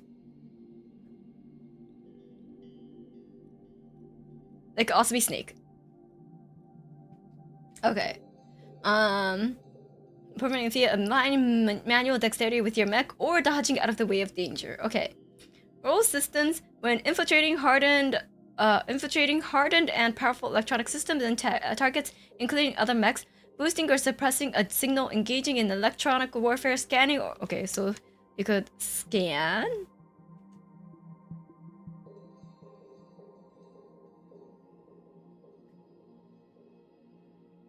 Boop, boop. Hello. Mecha games, yeah. Metal Gear is in the name. True. He's hiding in the box. He's hiding in the box. It's like a cat, you know.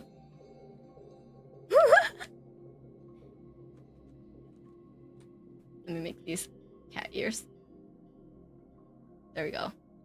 Perfect. Okay. The orange.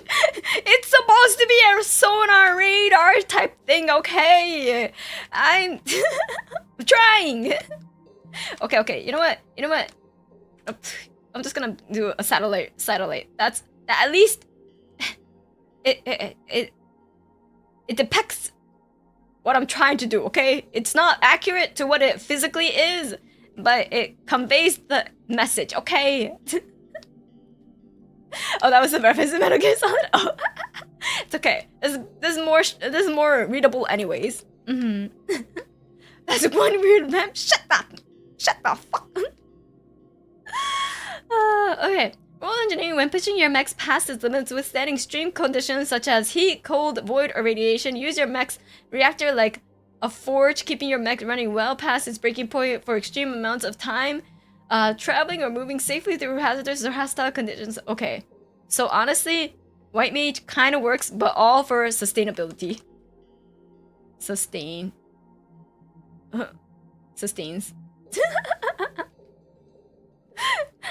It's so, you know, you don't break. So the engineer chooses when you can explode. Your mecha's lives is in their hands. The endurance strat? Yeah, it's like the endurance. Endurance.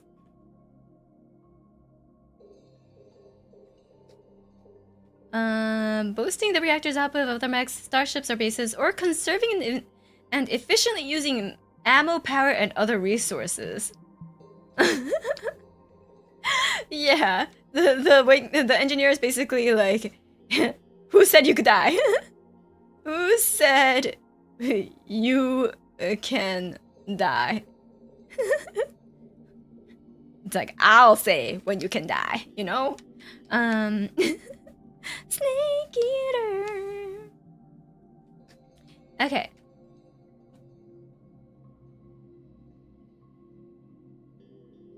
Modular mechs. Mechs are powerful machines, but what makes them more powerful and your character more unique than other pilots is your ability to source and combine mech weapons.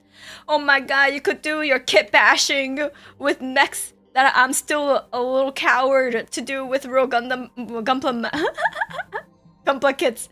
I was actually talking to another VTuber about kits, and I may or may not try kit bashing like SD model kits, because then I feel like I will feel less guilty about it.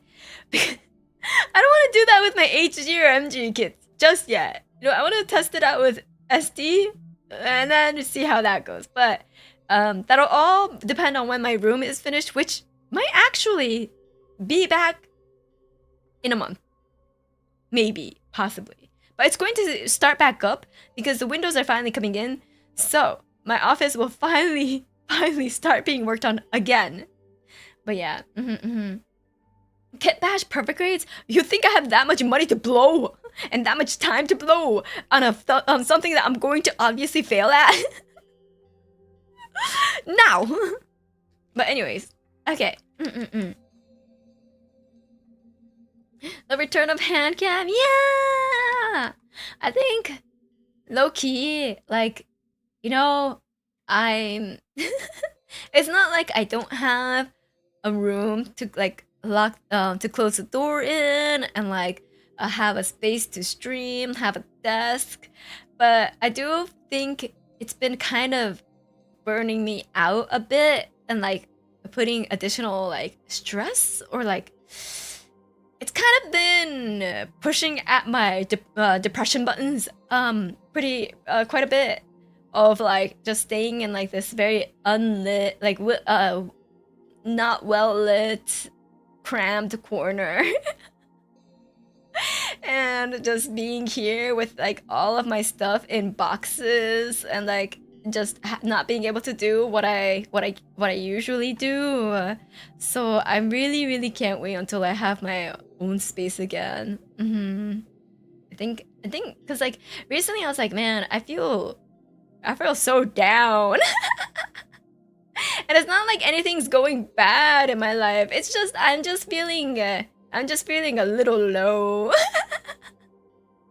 Or like, you know how like I was grinding my teeth? I was like, what's causing this? I don't understand. I think it's what it is. I think that's what it is. You know, it's not like anything bad is happening in my life. It's not like I'm having trouble in any regards, but I do think that's causing a little bit of that. Yeah. And like I can't be as loud and I mean, I'm not really loud and obnoxious normally, but I can't like do my usual like, oh, I'll sing and practice singing, or I'll do some VR, I'll do my hand like I can't do any of that. I have to be conscious of how loud I am, of when I stream, because my roommate's work desk my roommate's work office workroom is right next door, and yeah, so I think that's just like causing like subconscious stress that I usually don't have to have. But yeah, it's just like a little frustration that is like built up, I think. It's little things that are piling up. I was just like, I can't wait until I get my own space again. I'm too spoiled now. I can't go back. I'm too spoiled now. I can't go back to how it used to be. Like, I grew up with like cramped spaces, like multiple people in the same room.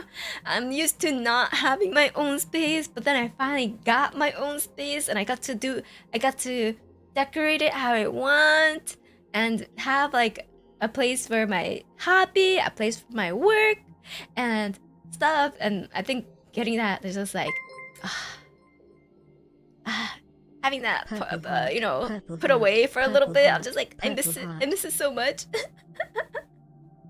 Yeah, so college student. Yeah, I mean, I was a college student. I had roommates. I had roommates all growing up because I had siblings too, right?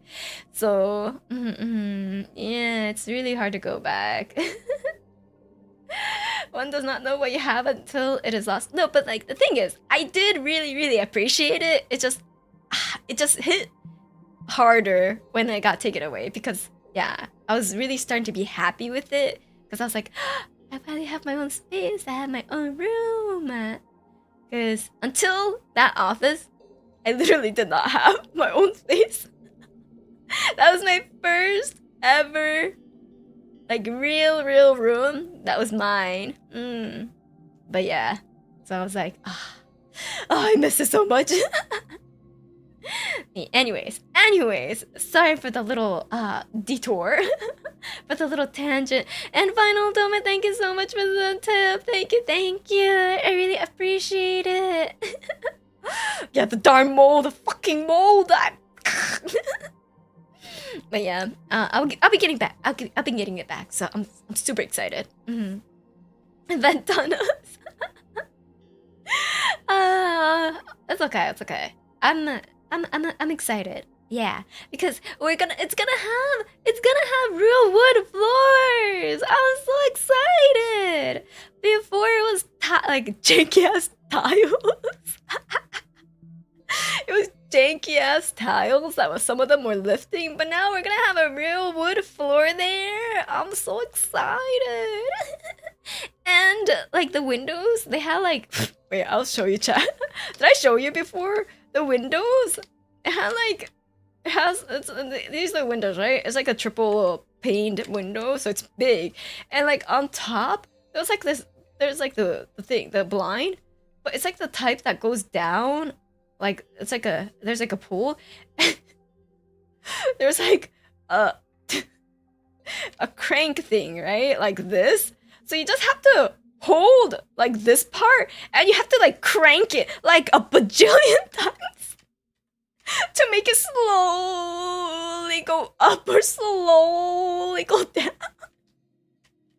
I fucking hate it so much. So we're finally gonna get, I'm finally gonna install curtains on there. I'm finally gonna install curtains on there with like shut up curtains and stuff. So that I could just go sha and then just it's closed, Hold up, let me crank the window open. It's not even the windows, it's like the window, like the blinds. I'm like, oh my god, it's not even like a full-on like blackout blind. It's like this like weird ass like kind of like meshed blind that's like not fully opaque. I was like, who decided that this is a good idea? And there's 3 of them. There's 3 of them that I have to crank if I wanted to shut out all the windows or like open up all the windows. I was like, who? Let me have a talk. I just want to talk. They're separate? Yeah! I have to do the full crank 3 times. Oh, I think I know exactly what you're talking about. Yeah. Crank it, baby. Shouldn't you crank that window? No!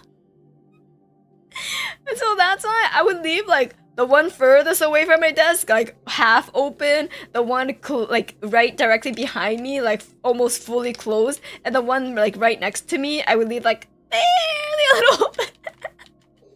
Just so I'll get sunlight from here, a little bit from here, and like a trickle from here, but like I had to find the exact spot where like the sun is covered all the way. so that I didn't have to like move them as much. I was like, oh god. Hey, it's a hand wrist exercise sketching, perfect for your drawing. No, it's gonna just amplify my carpal tunnel. It's just gonna amplify. It's not gonna help. Anyways, okay.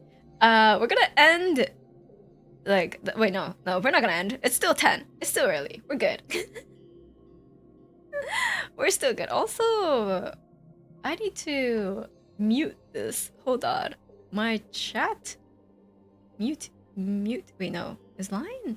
Stones. Okay, I'll mute that. There we go. Okay. What the fuck? No. I'm sorry. I'm not gonna end. I'm just JK. Anyways, we got a little bit of a break. We're gonna go to.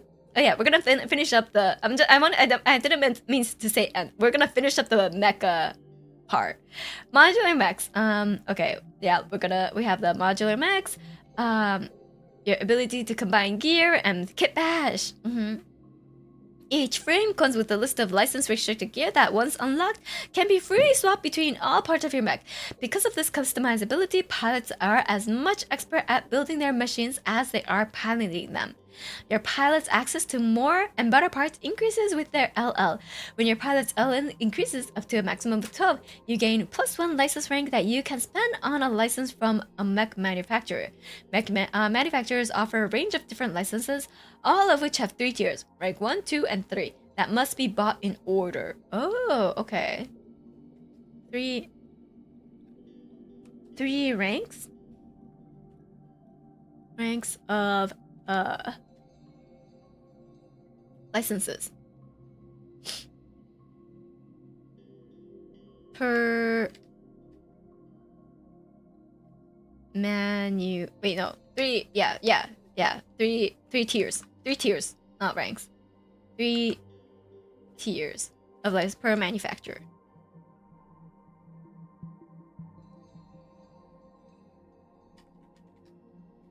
One, 2, and hello? There we go.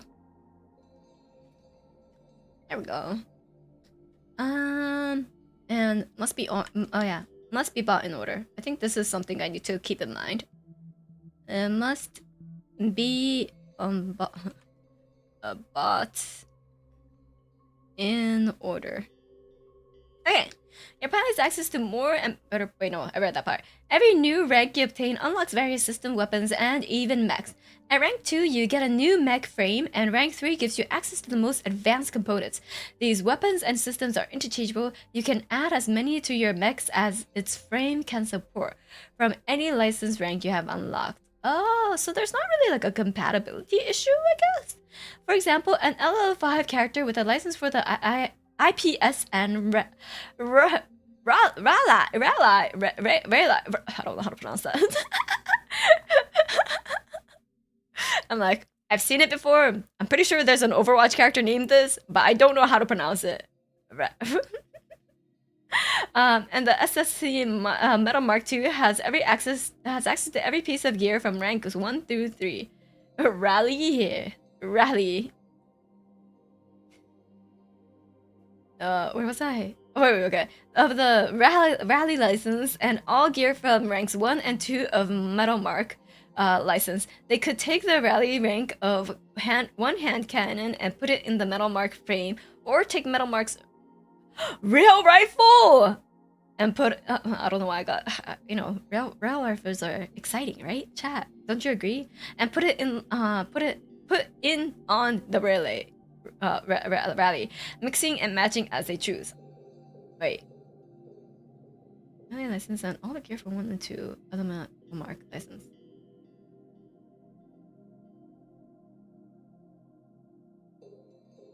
You could take the rally head cannon and put it on the Metal Mark frame, or take the Metal Mark rail frame and put it in the rally. Okay. I got it.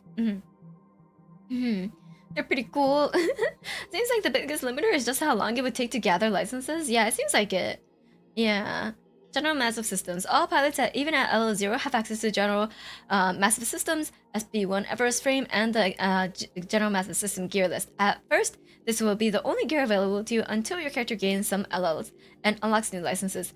GMS parts are galactic standards useful for even high LL pilots, without limit. You never lose access to mechs or gear that you're licensed to use. Your pilot is assumed to almost always have access to it by one means or the other, whether influence, patronage, wealth, or rank. Accessing licensed equipment is made even easier by advancements in 3D printing. In Lancer, it's possible to print the entire mech wholesale. Even if your mech is destroyed in battle, you can easily print a replacement during downtime. I don't know how I feel about that, though, about how replaceable they are. That makes it feel kinda... I don't know, what about that, you know, what about that bond you build with your mecha? So you actually want to collect L's in this game? Yeah, you do. We have seen so mundane after reading about the Horus armaments. Oh shoot. Is Horus that... I mean, Horus is that manufacturer, right? Okay. Most mechas have 2 arms and 2 legs, but you can modify this basic structure however you choose within reasons. Just ask your GM. I'll let you do anything. I will let you do anything. If you want wings on a mecha, I won't let you fly, but I will let you make wings on your mecha.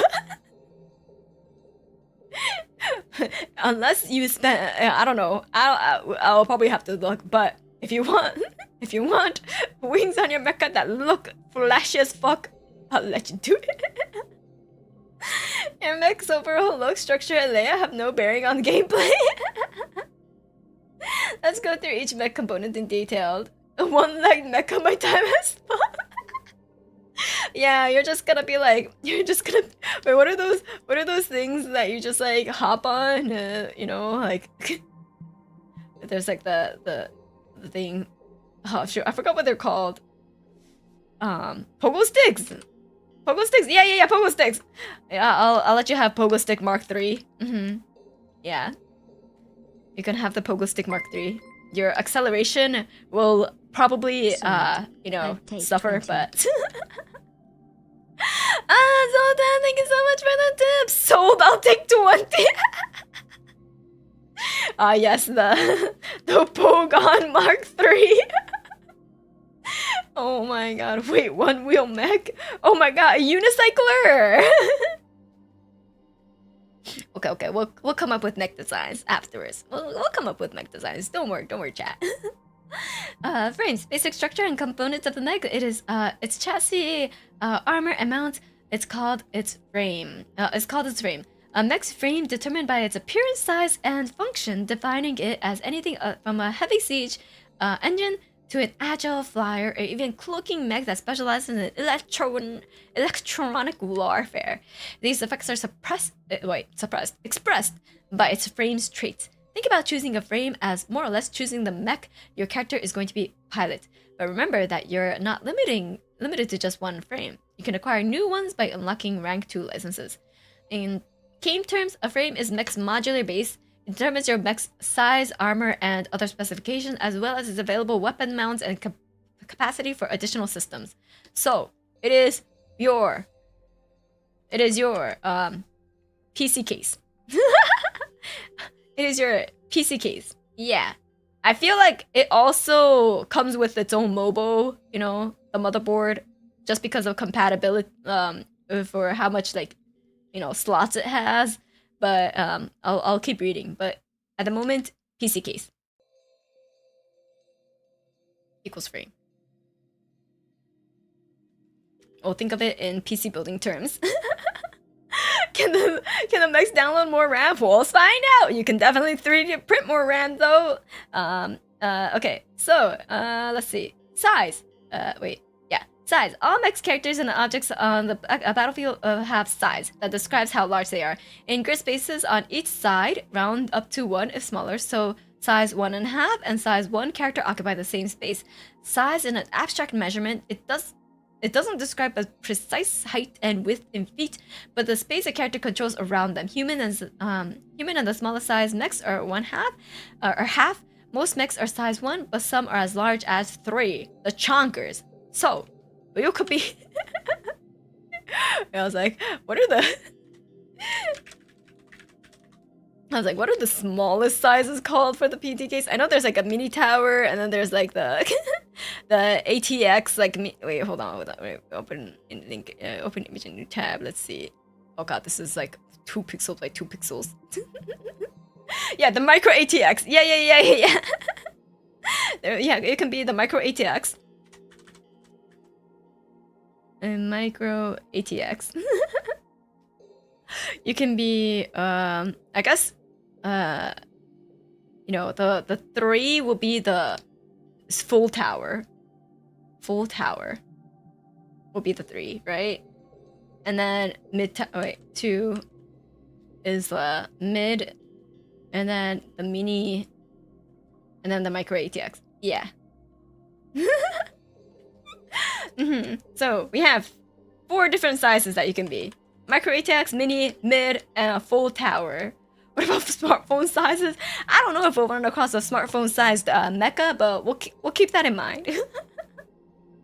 Size 4 also exists, but only for APC. Okay, so there is a bigger tower. It's called the Super/Ultra Tower.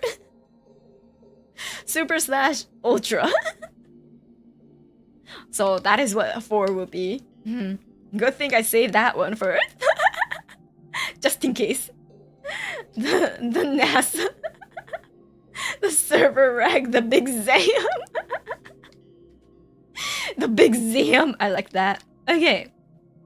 Armor. A mech's armor reduces all incoming damage by that amount, excluding some special types of damage. Armor mostly depends on your mech's frame and never goes above 4. Okay. So, armor. Max. Max 4. Okay. Mounts.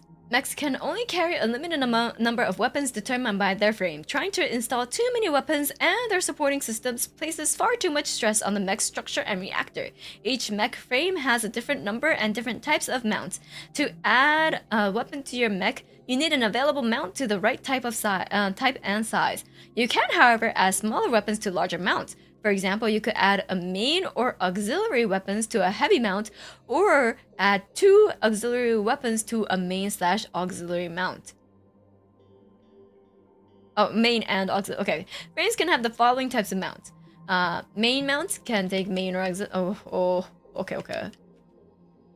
So there's the mounts. Mounting system. No. There's main. Wait, okay, let's do this. Okay. So there's the auxiliaries, right? The auxiliary cables. There's the aux that can go into main. And then the main can take all. The heavy can take main and heavy. And then the aux. /aux. Well, this is self-explanatory. 2 aux slots, and then the main main/aux can either be 2 or 1 main and 1 aux, as the name implies. Flexible mounts can take either 1 main or up to 2. Okay, flex. Flex is 1 main or 2 aux. Okay. Wait, there's more? Integrated mounts and super heavy weapons? Okay. Hold on. Integrated GPUs. They suck. Integrated mounts are designed around specific weapons built into frames. They automatically include the listed weapons which cannot be destroyed, removed, replaced, or modified in any way. Okay. Sucks. just like integrated graphics cards. I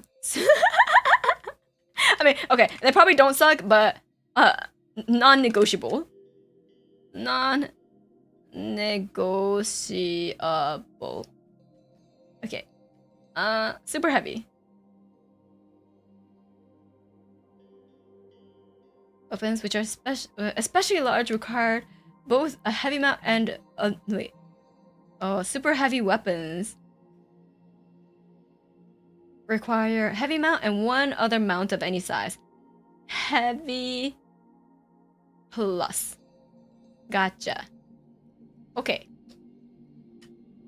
Weapons mounted on a mech aren't necessarily attached to the chassis. They can be slung in holsters, built into compartments, or held normally. You can decide how your mech's weapons are mounted. It has no effect on the rules.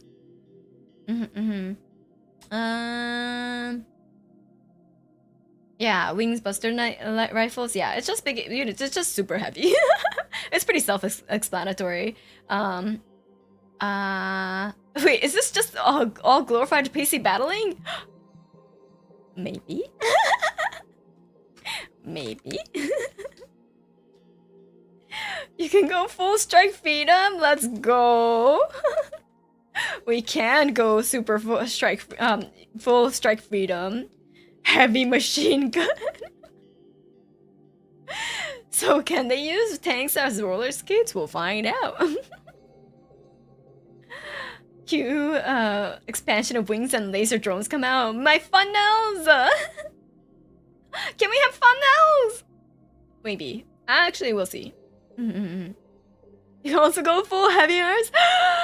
Oh my god. Heavy arms, the unloved child.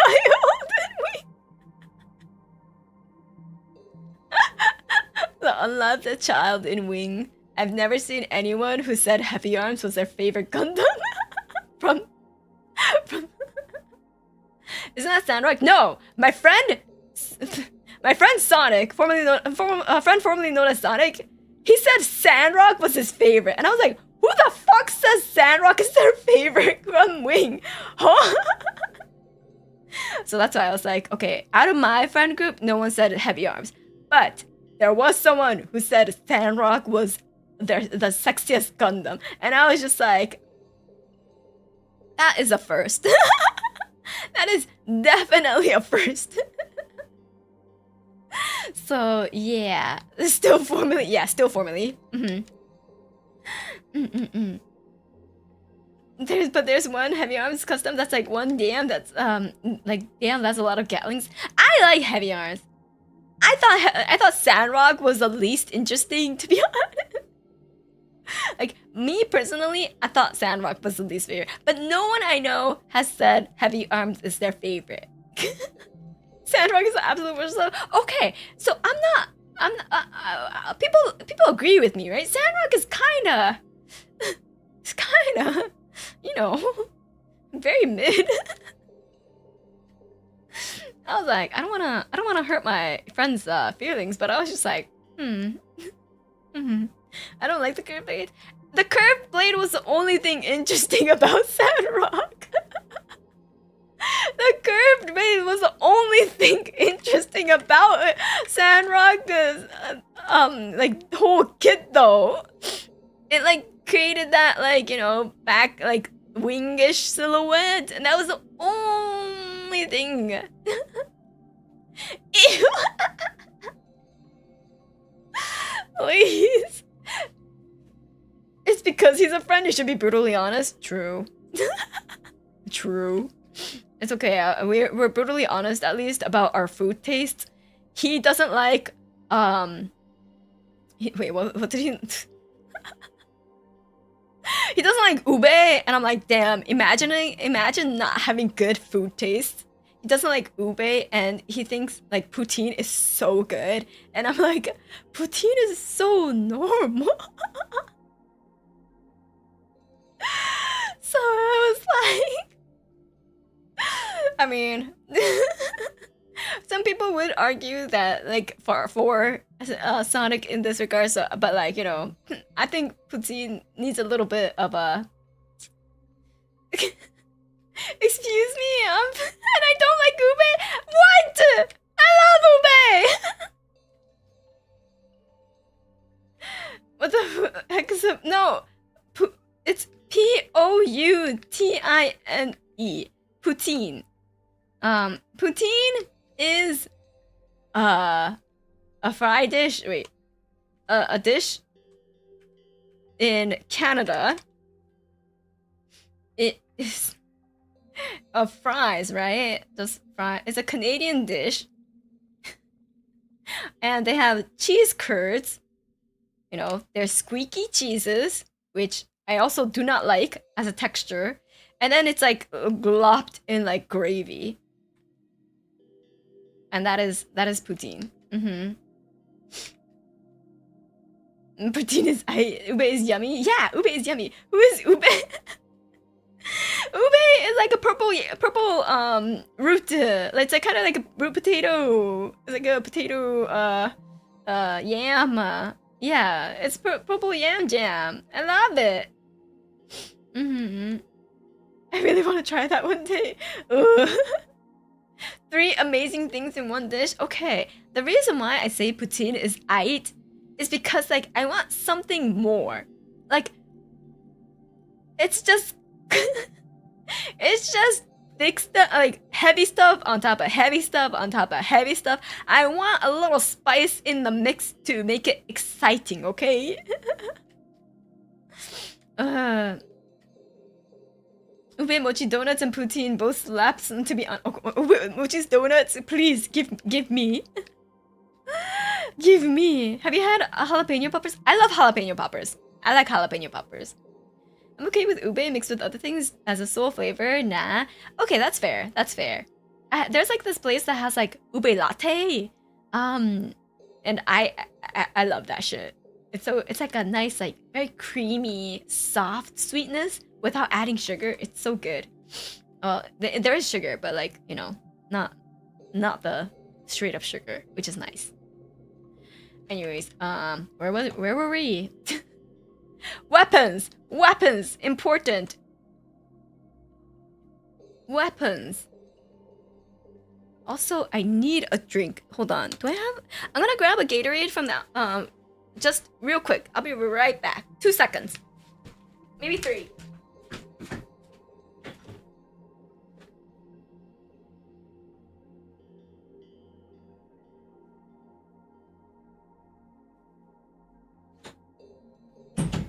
Okay. I got it.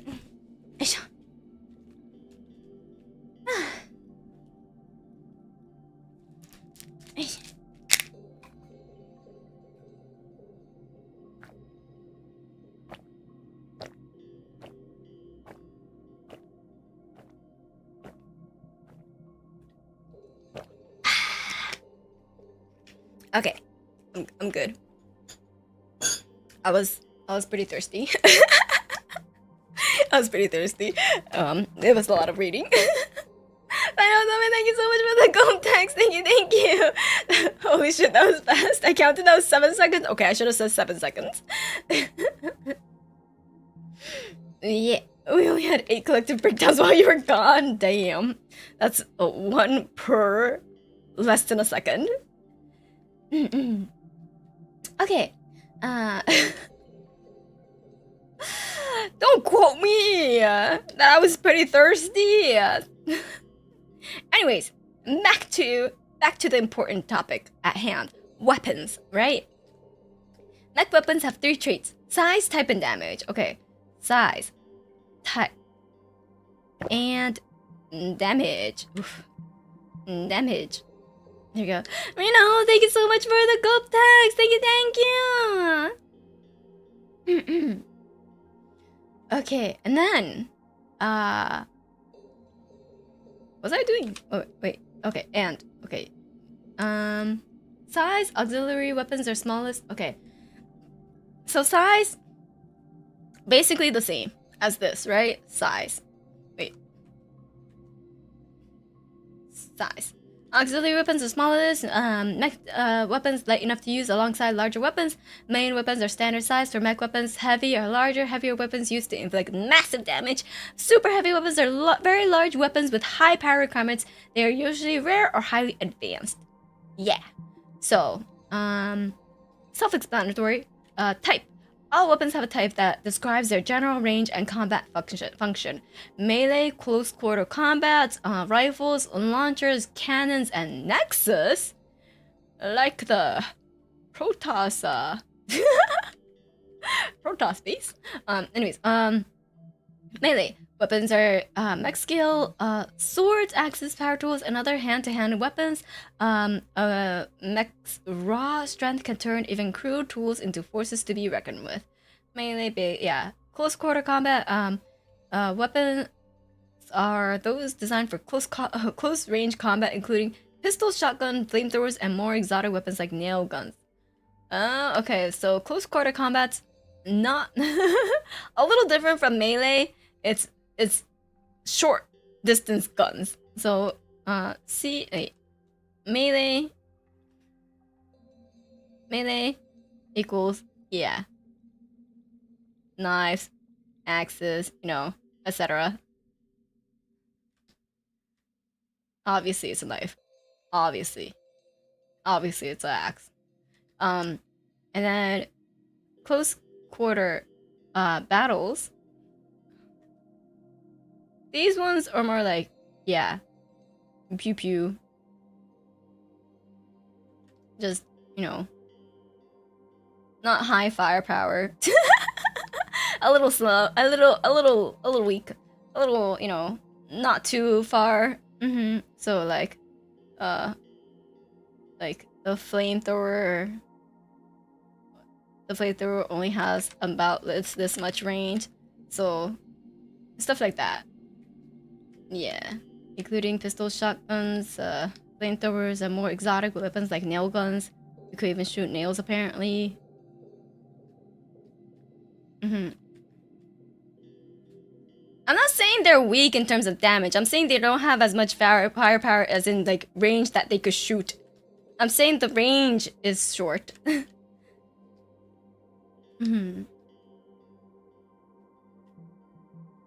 Oh, never mind if it's flamethrowers and shotguns telling me the heck up. Yeah, it's like, you know, short, like shorter range, like guns. Or like it doesn't have to be guns, you know. Like fingernails or metal nails. I'm joking. These mechs are essentially the muscle tracers from Armored Core. But yeah, so like shotguns, you know, they're more of a spray type of guns, so they can't really hit like a far enemy. It's not to say that they're weak. Obviously, if someone's here, they're gonna get fucking GG'd. It's just more of their range is short. As explained by close quarter battle. And then rifles. AoE weapons for when you need to fight human enemies. Ooh, is that what you use them for? Is that what you're using them for? I see. Rifles are sturdy weapons with good range and stopping power, so, you know, probably your standard AK. Probably your standard AK. Semi to full automatic. Semi to full automatic types, you know. I guess sniper rifles too. Sniper rifles,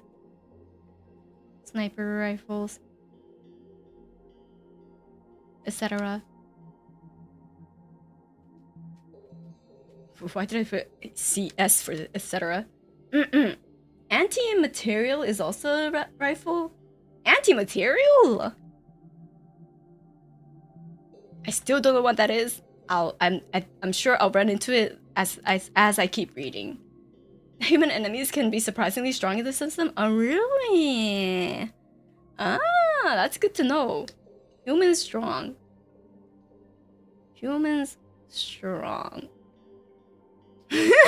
I mean, I don't know why I, as a GM, wouldn't take that as a note. Don't worry about it, you know? Don't worry about it. But there anything that isn't human and needs to vanish? What the fuck? Okay, hold on. Don't use terms I don't know yet. Don't use terms I don't know yet. I'll run into them eventually, right? Really high caliber rifle? Jeez. Okay. Well, I like these are just like, you know, it's not like these are the only rifles in the game. I'm just giving examples. I'm just anti-material. Oh, anti-tank. Oh, it's a real thing in real life. Okay, I'm not that much of a gun nerd. I did not know that that's what they were called. So, material.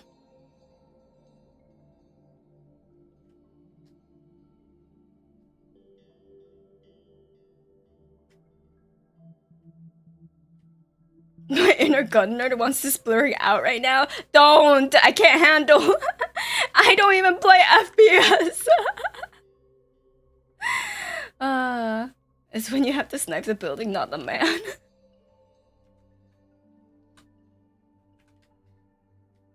Let's see.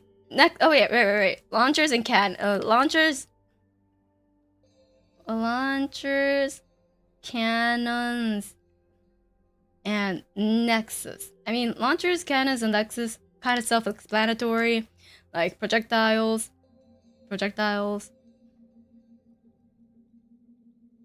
And then high caliber weapons, useful for inflicting heavy damage on enemies. What they lack in precision, they usually make up for in power. Yay! Wait, that looks... Anyways, okay, Nexus. This is the one that I was curious about. Let's see.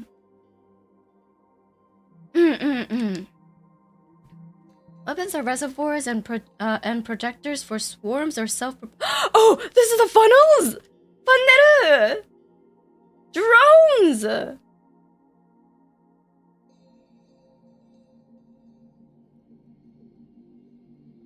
Funnels. Yippee! Hell yeah! Let's go. Nexus. New types. Let's go. Okay. Nanomachines.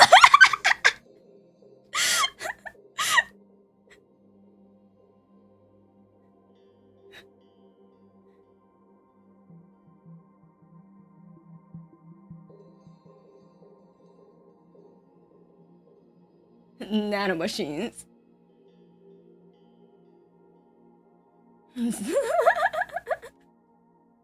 Nanomachines.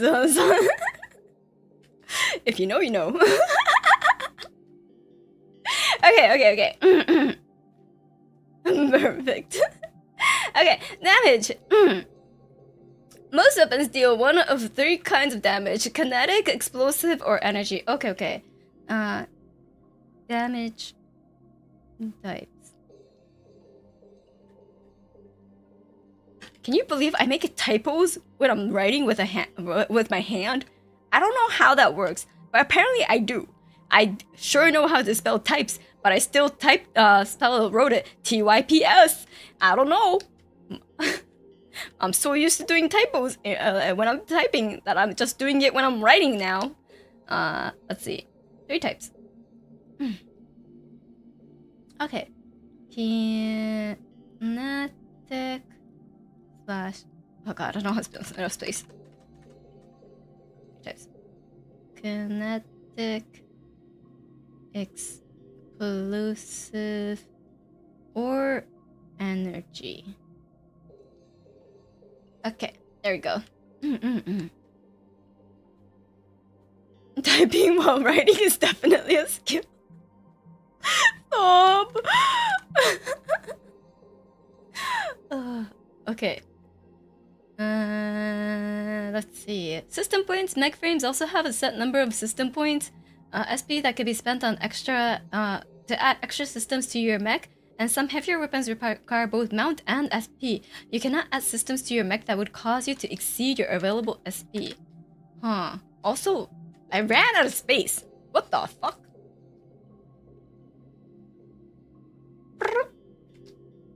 Wait.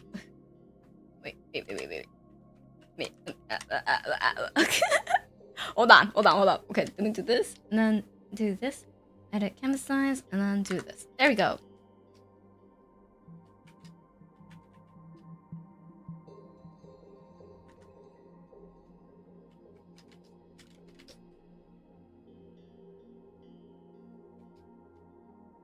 There we go. Look at all the space.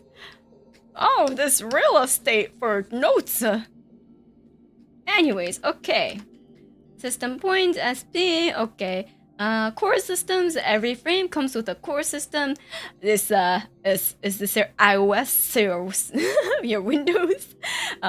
These powerful abilities are unique to each frame, can't be transferred to other mechs, and in most cases can only be used once a mission by consuming core power. Okay, never mind, it definitely isn't. CP refers to a reservoir of high-efficiency reactor power designed to be used in a quick burst. This reservoir is essential to the high-powered system many mechs use in emergency situations and heavy actions. At any given time, a mech either has CP or it doesn't. There's no way to save it up or store extra CP. Aside from some rare equipment, instead you'll get CP when you start a mission or your mech receives a full repair. Sometimes if you're lucky, a GM might grant you a CP during a mission. Okay. So it is your one-time ultimate. One-time ultimate with CP. Core systems. Core power. One time. Asterisk. One time asterisk. Asterisk. It may be more. Maybe more. But depends. But get good. Okay, there we go. Basic stats. Different frames at different start. HP. Okay, it's very speed and structure like your pilot. Max hit points. Yep. However, your mech isn't destroyed when it reaches 0. Your mechs have 4 structure when they reach 0 HP. They take 1 structure damage and their HP resets. When they lose structure like this, the mech has to make a special structure damage check and receive a consequence based on the roll. Most mechs have 4 structure and are destroyed when they reach 0 structure. So, the HP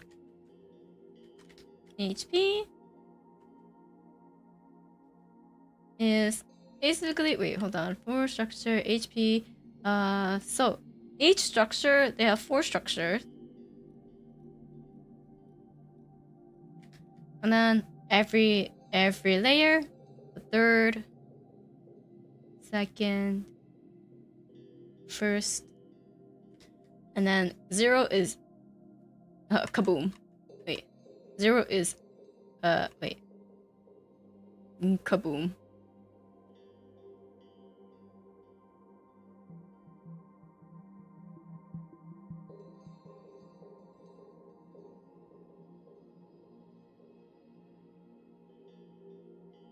And then each one of these has HP.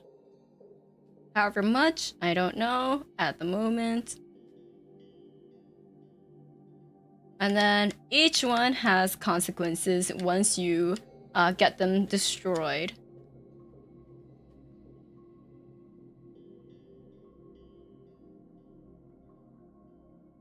Each one has consequences when destroyed. Okay. Nice. Can you lose war the one structure per attack? Yes, if your GM hates you. I have I'm not that mean of a GM, maybe, perhaps, right, chat? Right, chat? I'm not that, mean of a GM. We'll see, we'll see. Okay. Repairs are kind of currency that you can use to heal or repair your mech. If your mech runs out of repairs, you can no longer regain HP or fix damage. Okay, so healing is limited. Healing is limited. Equals repair cap.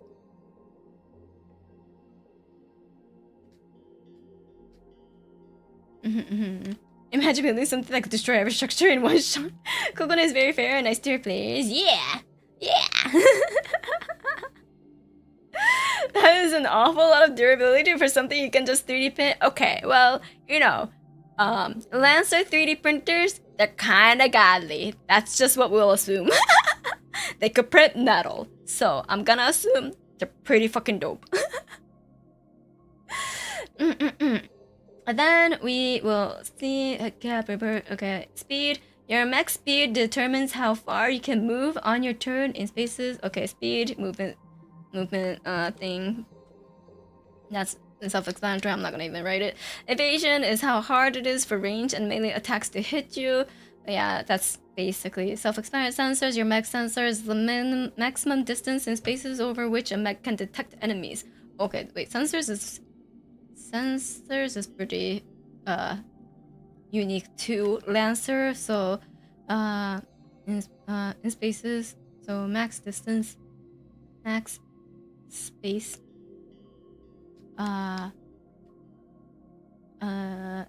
Mech can detect enemies.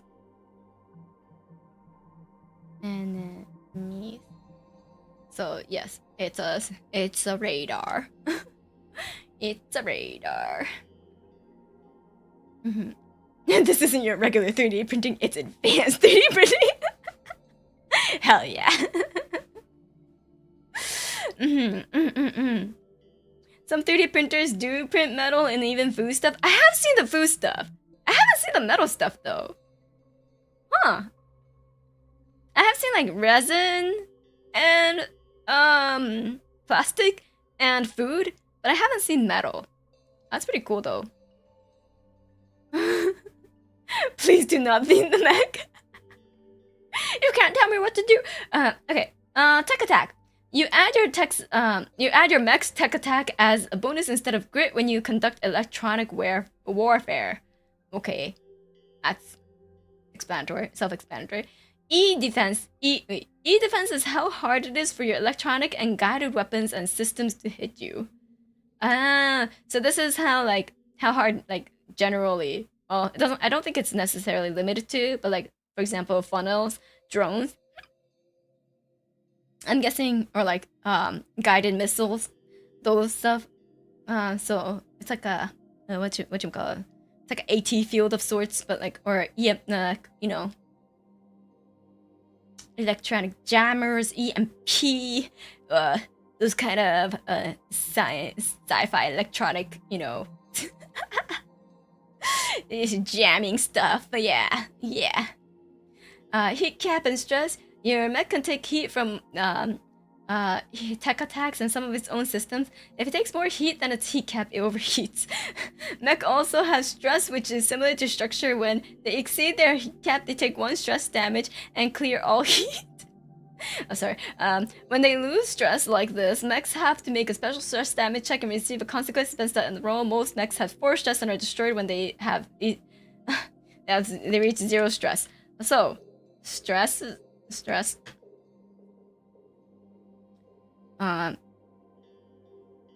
Don't let your mecha go in heat or they get stressed. Sounds good. Okay. Save target. When you force another character to make a save, They must match or beat your mech's safe target to take consequences. Yes. Let's see. Improving mechs. When your pilot builds a mech, their mech skills allow you to boost some of its statistics. This is your pilot's unique or personal touch, giving you the ability to customize a stock frame. Ooh. What? What, chat? What? Some mechas and weapons also heat yourself when used. One even gets a bonus from it. Oh, okay. Some might be into it though. Some might be into it though. Interesting. Good to know. Let's see. Your pilot's grit is added to your mech's HP and save target as well. Okay. Your pilot's hull affects your mech's durability. Yep. Agility. Yep. System. Okay. We're good on that. Core bonuses. Your pilot requires more license to gain knowledge. Talent. Creating a mech. Starting with a frame. Add your mech skills. Hull. Agility, system engineering, add grit to your mech's HP, SP roll. Okay, pick weapons, blah. I'll probably go through this when I'm making a character because I don't think I'll remember off the top of my head just going through it once. So this is just going over all of that, which we went through right here in a character building format. Yeah. Oh, these artworks are so cool. The structure of play. The first session. They're typically structured around missions, sorties, actions, or plans with at least one specific objective or goals. A mission always has to have a clear goal and stakes. You establish both of these before you jump into the action. So, unlike... yeah. Like some like for example Call of Cthulhu sessions, you don't need a clear objective to be honest. That your characters, that the players know. The players don't need to know the clear objective when they're jumping into it. Like you can slowly start revealing that as they go, depending on the scenario and stuff. Yeah, the objective in its core is to survive.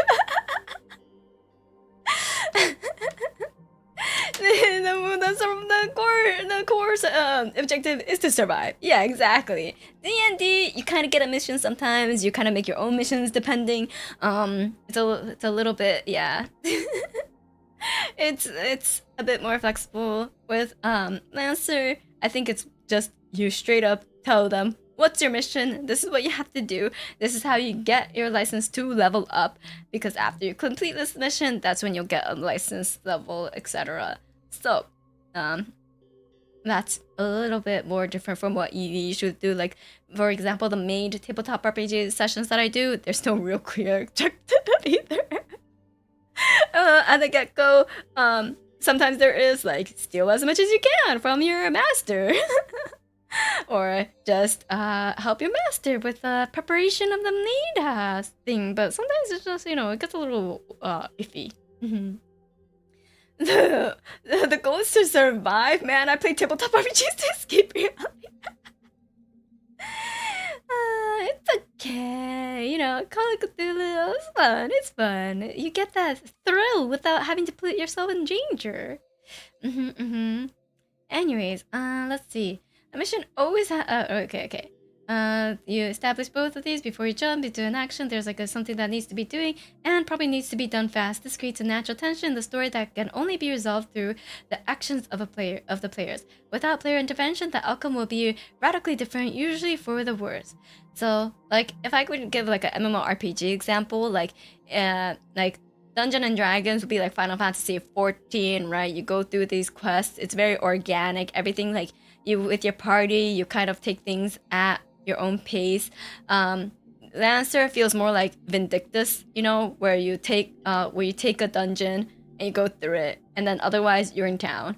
It's kind of like Gloomhaven, I guess, in that sense. Like you always need a certain mission in order to be deployed at wherever you're going to be deployed, because Lancers are that quote unquote ace of combat type of thing. So, each mission starts with these steps. Briefing: the mission's goal is established by the players or the GM. The GM sets the stakes. Preparation: players build their mechs, pick pilot gear, and make any other preparations. Reserves: players establish the reserves they are bringing on the mission. Boots on the ground: the players arrive on the scene. One small step for man, one big step for mankind. I hope someone says that when they land on wherever they get deployed at. At the end of each mission, whether it was a success or otherwise, the pilots debrief, level up, and go to downtime. The narrative space between the missions where they can undertake projects, progress their story, and prepare for the next mission. You mean you don't hop in your mecha just to grab a burger down the street? Wait a minute. That's not what you use your mecha for. You could say that the Lancers are Top Guns. Wow. I mean, you know, some people just want to have a little nap in their mecha, you know, just go crawl into the cockpit, have a little nice alone time. You know, some people want to do that. Let's see. Missions depending on the size can last for a whole play session or even several. It's possible too, though unlikely, that your group could do multiple missions in a single session. Wow! The following sections explain each of these steps in a little more detail, starting with the structure of the first session.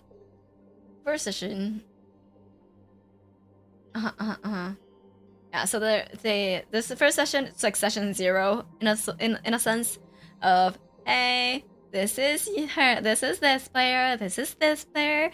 You could have relations before this. You could be sisters, cousins, nemesis, you know, enemies to lovers, etc., etc. First session with a mission brief. Some players don't quite have an angle for their characters, and it's perfectly fine to start the first session without firmly establishing anything. In fact, many groups prefer to flesh out their characters by playing through them. You're gonna summon the witch? All of the above, holy. Who are we? In the following table, you can find some optional prompts to help you decide what kind of group you're playing. Ooh, an infamous private military corporation, glory-seeking warriors, Union regulars, carefree soldiers, Union auxiliaries recruited from a local world, elite agents from planetary defense force, enforcers of the law. Oh man, can we have like a social media influencers who you know who propelled to stardom by, you know, go camming their Lancer missions. Anyways, who gives us the orders? You might also have to, I mean, it might be breaking several hundred NDAs, but you know, the only ones who can stop what's coming. What does this even mean? Imagine getting street sniped on a mission. Stop.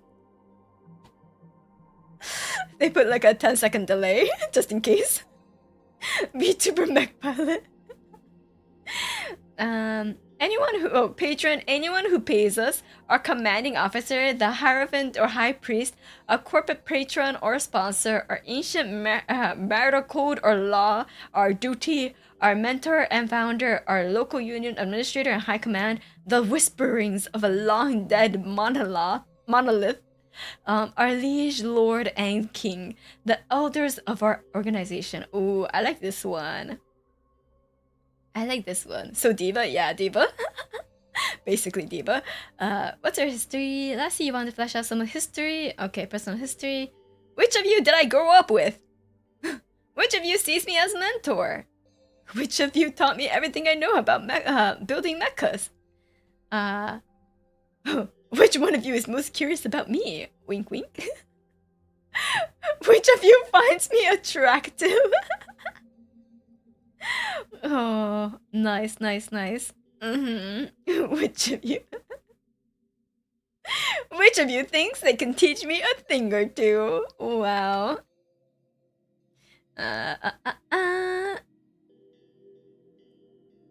The mission, briefing, goal. Oh, so these are example goals that we can use. Stage 2, preparation. Stage 3, reserves. prestige, blah blah blah, mission narratives. Okay, okay. Combat. Okay, okay, okay. Because I'm kind of scrolling through these because they're kind of all standard RPG stuff, tabletop RPG stuff. Like, okay, you have to set up the setup, you know, flow. There's downtime, how to RP, what kind of things you can do, stuff like that. I mean, I'll go through these a little bit more in detail afterwards when I'm designing the session. But yeah, the standard 80 pages.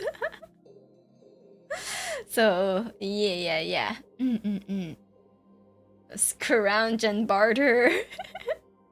You could sell, you could trade. Well, it's not trading. Get your hands on some gear or asset by dredging the scrapyard. That sounds fun, actually. Oh yeah. Oh yeah. Look at these. They don't look human or fully mecha. That's what I'm talking about. Combat basics. Oh yes. Oh, size 4 is fucking huge. Size 4 really do be chunky. Holy. Ultra. Size 1, size and a half. Titanic mechs, flyers. Siege mech, large or heavy vehicles. Tanks, vehicles, heavy mechs. Standard mechs, humans, some small mechs, extra vehicular activity suits. Damn, that's a big boy. Actual armored core fight. Oh yeah, with a flyer in the armored core. I saw Leora fighting it for quite a while. Size 4 is the other 3 together. Oh, wait, no. It's more. Wait. Yeah. Jeez. Definitely the 4-leg tank I had in mind.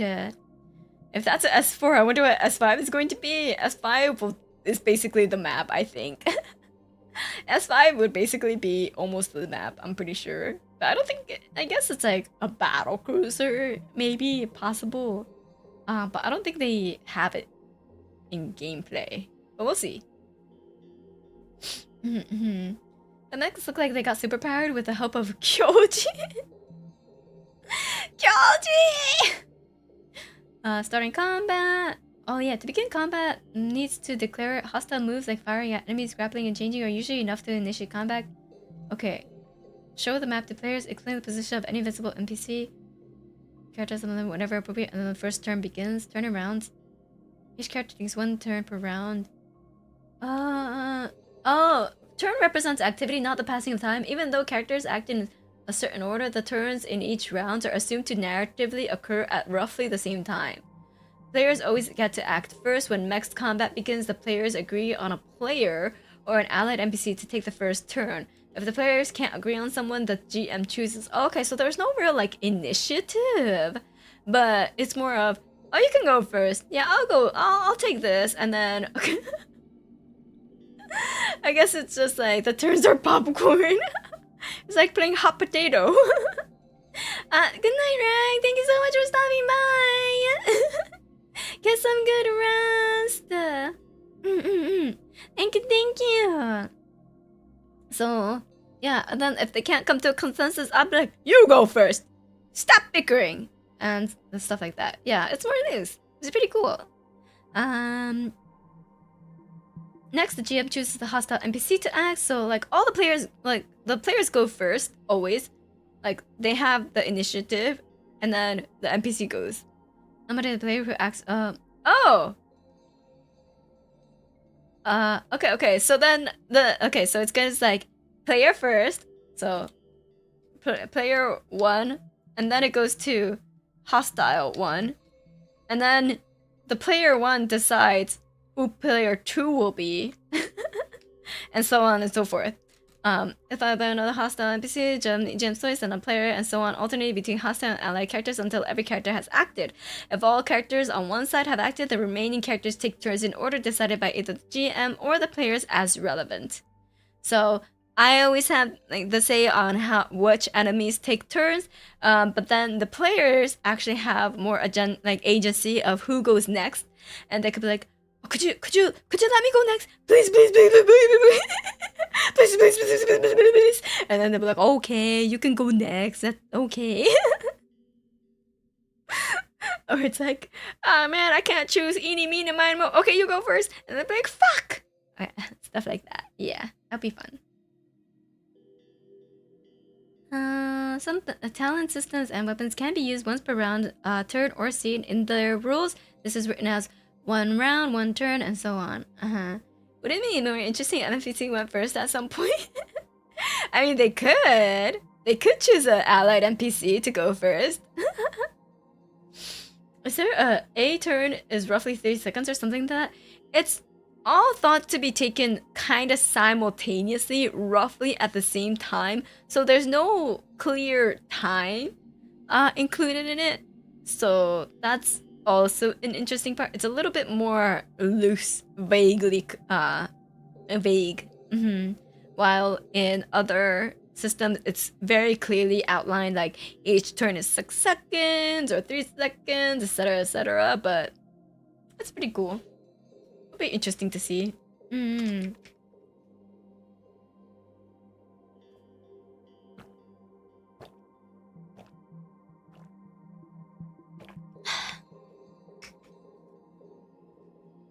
Types of actions. Characters can choose between several different kinds of actions depending on what they want to achieve. On their turn, characters can make a standard move and take either 2 quick actions or 1 full actions. The same action cannot be taken more than once per turn, except in certain cases, i.e. special actions like free actions and reactions. So this one is standard move is basically this, you know, just movement. Final Dominant, thank you so much for the gold tags. Thank you. Quick actions that takes few moments, such as quickly firing a weapon, activating a system, or moving further. Full actions require full attention, i.e. firing a mirage, performing a field repairs on a mech. Ooh, okay. So just firing once is kind of considered a quick action. In addition to move, quick, and full actions, there are several types of special reactions and reactions and overcharge. Unlike the standard action types, there's no limit to how many free actions and reactions the character can take per round. Oh, there's no limit!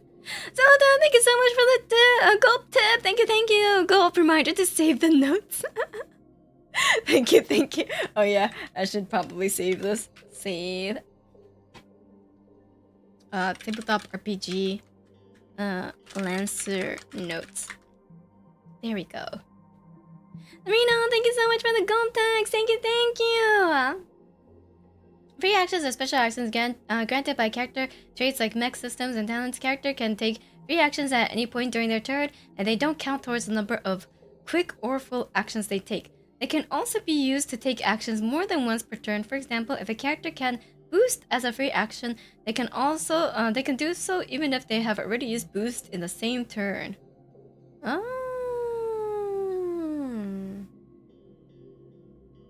I see.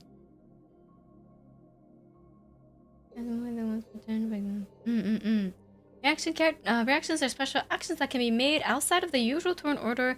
So yeah. It's like opportunity attack and stuff. Each reaction can only be used a certain number of times per round, and a character can only take 1 reaction per turn.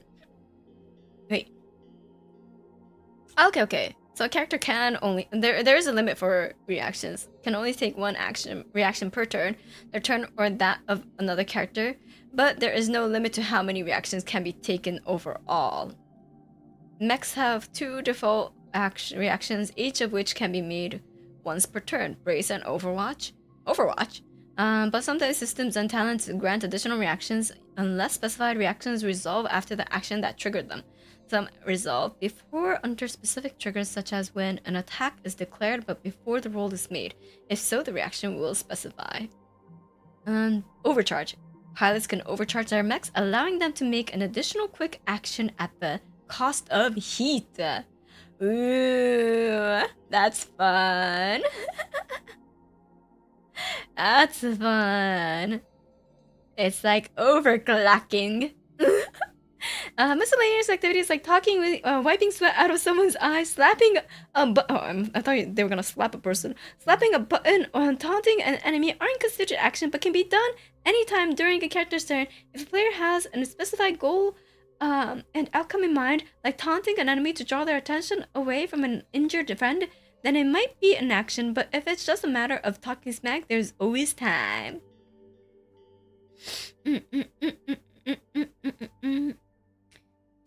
Movement on their turn. Yeah, movement, splitting up movement and action. Oh, so you can't. Can you split it? And action half a day. If they do this, any non-movement actions they take must fully resolve before they continue moving. For example, Mech with 6 speed can move 4 spaces, barrage, and then move 2 spaces. However, if we would need to complete the full barrage action firing with 2 mounts before moving to those final 2 spaces. Okay, that makes sense. Yeah. Yeah, okay, adjacency, easy with hex.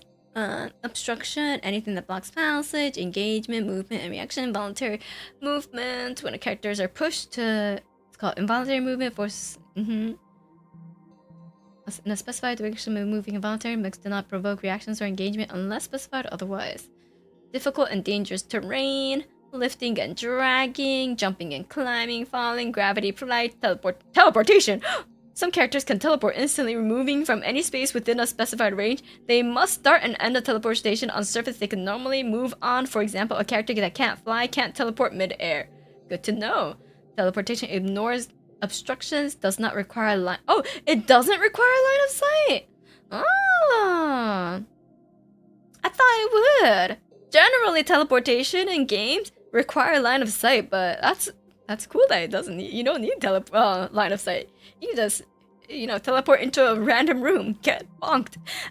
Ignores engagement and does not provoke reactions. However, it still counts as movement and so is affected by conditions like immobilized. A teleporting character counts as moving one space no matter how far they travel. Oh, characters can attempt to teleport to spaces they can't see, but if a space is already occupied, the teleport. Oh, okay, so it fails if it's like occupied, but that's really cool. They could just go into a locked room. But yeah.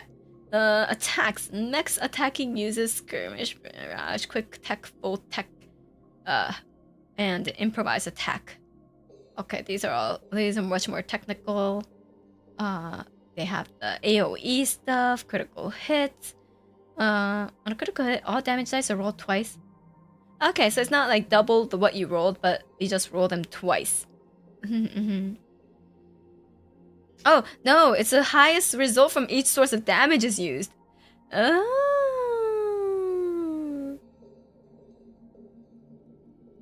Mechanical system with well-penetrated radar system, not line of sight, but can be known to be open. That seems a bit broken, no? What's the point of lock stuff unless it's very... I mean, it could be a room full of enemies, and then they could teleport in there. Yeah, so you count the max rolls.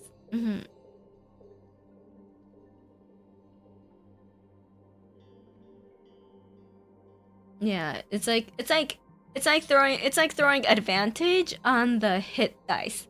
Unlike normal crits where you get like double damage, which sometimes could be shit, you know? If you roll once on a critical attack, you kind of feel bad. So I do like the more of rolling an advantage and taking the higher number route. Because that, might result in a better roll. It makes it a little bit more, gives the chance of it being a higher damage, I feel. Possibly, depending on the original damage rules, obviously, but yeah, it's when you crit and roll 4 ones. Ah, yes, the best one crit 2, basically. I'm like that always feels bad, so I do like that system a bit more for people who have insanely bad rolls. My player did that once. No. The poor soul! They tried so hard. They used all their luck on getting the crit. They used all their luck on getting the crit and then flopped it.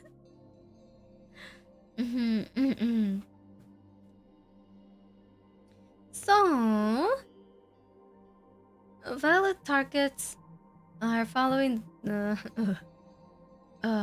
other characters, objects that aren't held or worn or aren't part of the mech, spaces, environments, or on the ground. Okay.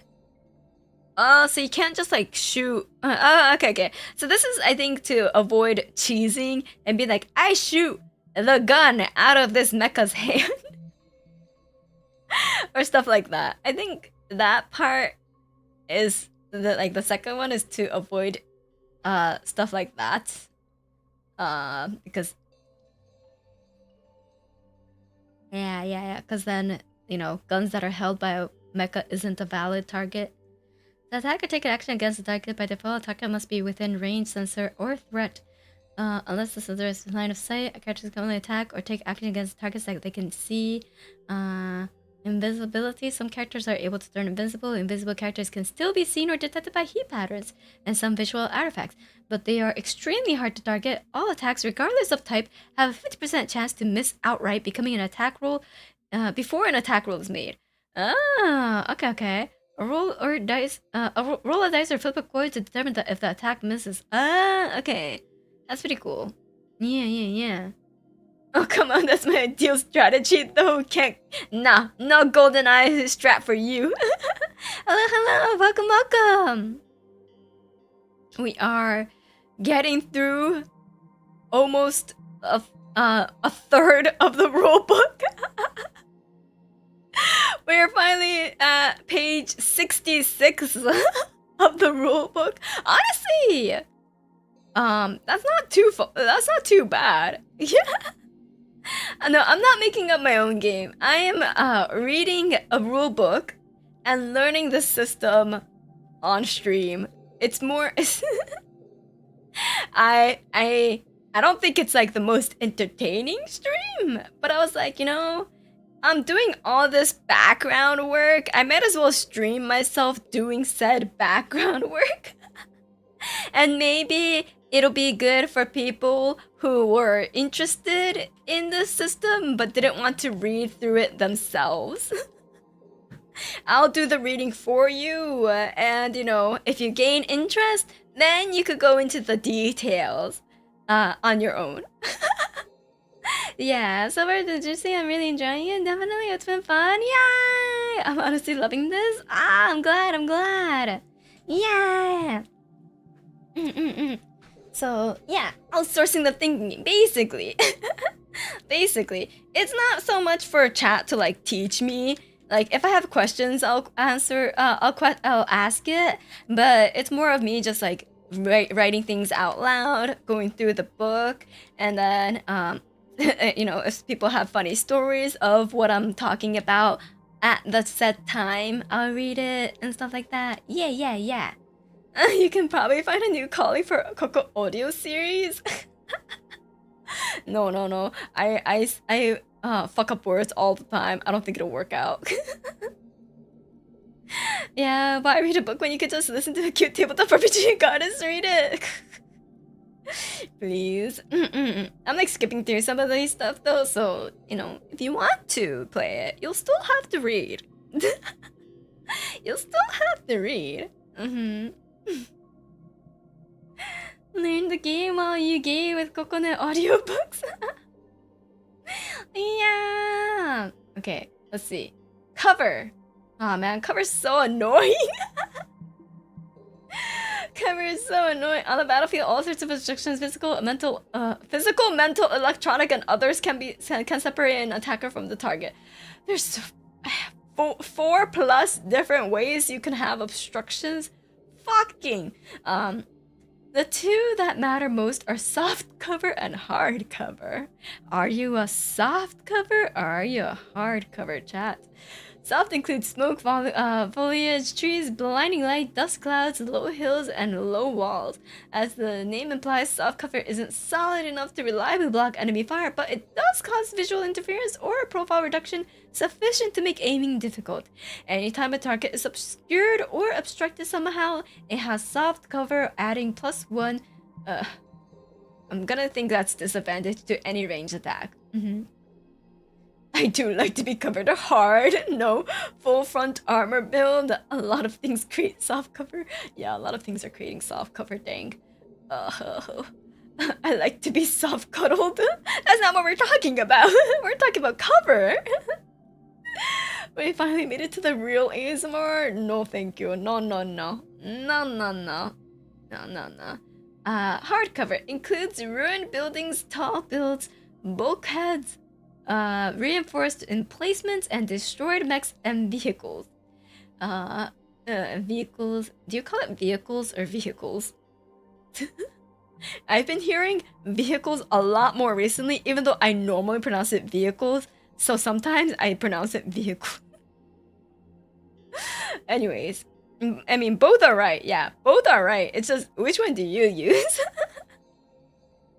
But for some reason, I've been hearing vehicles more. The C is silent. I can't even pronounce it. If you would make the C the silent. Vehicles. The first one, but both are right. Yeah, both are right.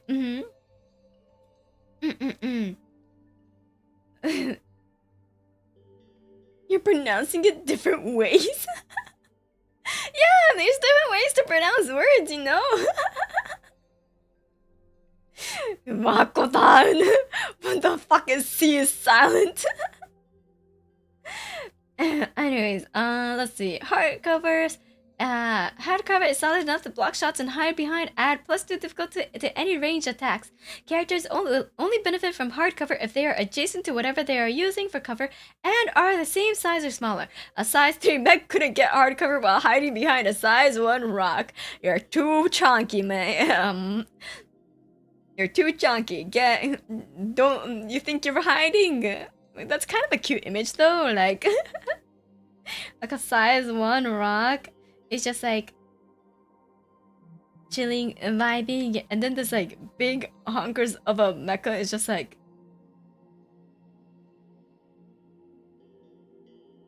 you can't see me. You can't see me, you know.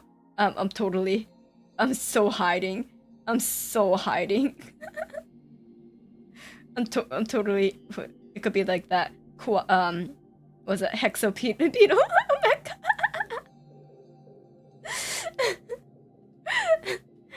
Big chunkers of a mecha, yeah. I was like, yes, this is definitely keeping me covered. 100%. They'll never suspect a thing. Like a little taller, yeah. They'll never suspect. I'm so hidden. I'm so hidden. Okay. Characters can only benefit from one type of cover at a time. Their benefits don't stack. Unless specified, characters never grant cover to objects or other characters. Some mechs, however, are specifically built to block enemy fire and can't grant cover. These mechs typically have the guardian trait. Ooh, your guardian mecha, here to save the day. Checking for cover to determine if a character has soft cover. Simply draw a line from the center of one character to the center of the other. Okay. Easy peasy. Arm damage. Every pilot hopes to avoid as much enemy fire as possible, but they know this truth. Sooner or later, someone's going to punch a few holes in your kit. There are 4 types of damage pilots need to reckon with. Oh yeah, wait. And bird! Oh, I don't think I put burn. 3 types of damage. There's burn too. Hiya!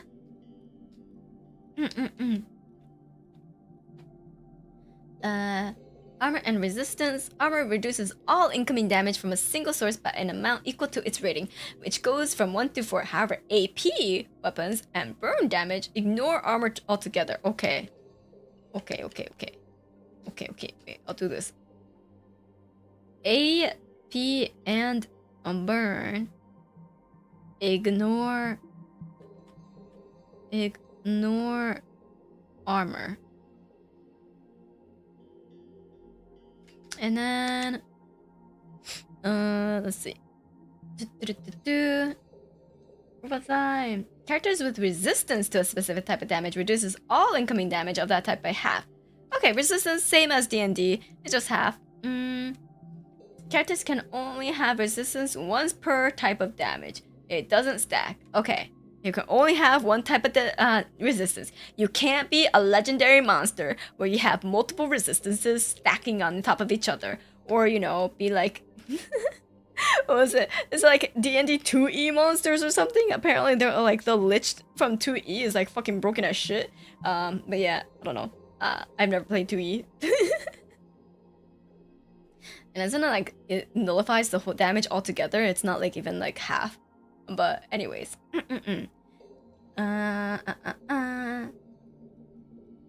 Let's say your mecha has a wait, where is it? Calculating damage?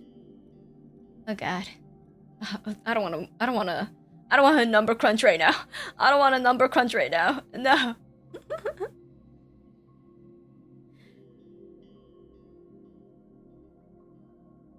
So getting set on fire is bad. Noted. Yes. Burn when you cast heat metal on the enemy's armor. Yeah. Yeah.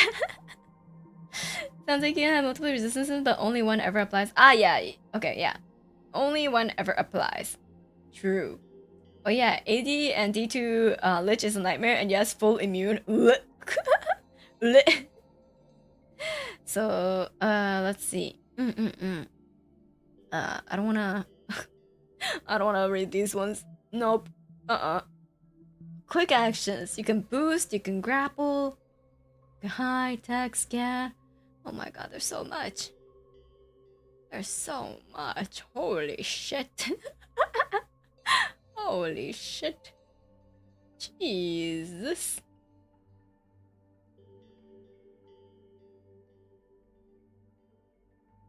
Pilots in mech combat. Unless specified, a pilot must be physically inside a mech to control it, and can mount, dismount, or boot up a mech. Can mount and dismount. Some pilots use non-human persons on NHPs or complex artificial intelligence to control their mechs when they aren't in the cockpit. So you can have an AI or a bot to control the mech while you're doing something funny. Fighting on the ground, on foot, pilots can rapidly find themselves out of their depths. Not only are the pilot-scale weapons too small to reliably take down mechs, but mech weapons are heavy enough to completely pulverize anything smaller than another mech. In mech combat, the following rules apply. Unmounted characters make all attacks and saves by adding grit to the roll instead of using their triggers. It doesn't matter how good someone is in a fistfight, when they're fighting on a mech scale, everyone is on roughly the same footing. Unmounted characters have the biological tag. They have immunity to all tech actions, even beneficial ones, except lock-on and scan, although they can be targeted by electronic systems such as drones and smart weapons. If a biological character would take heat, they instead take an equivalent amount of energy drain damage. Unmounted characters can't aid mechs, benefit from talents, or give or receive bonus. Pilots don't. I thought you said humans are kind of powerful. But I guess it's, actions taken by pilots draw from the same pool: 1 standard move and 2 quick actions, or 1 full actions. Okay, it's the same. What's jockey? When you jockey, you aggressively attack an enemy mech while on foot. It cannot be emphasized enough how foolhardy and dangerous this is.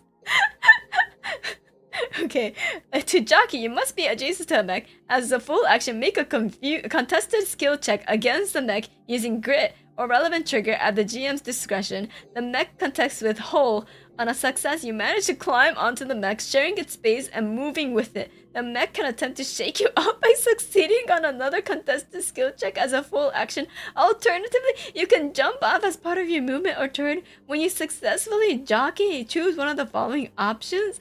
Distract the mech is impaired and slowed until the end of its next turn. Shred, deal 2 heat to the mech by ripping at wiring, paneling, and so on. Okay, never mind.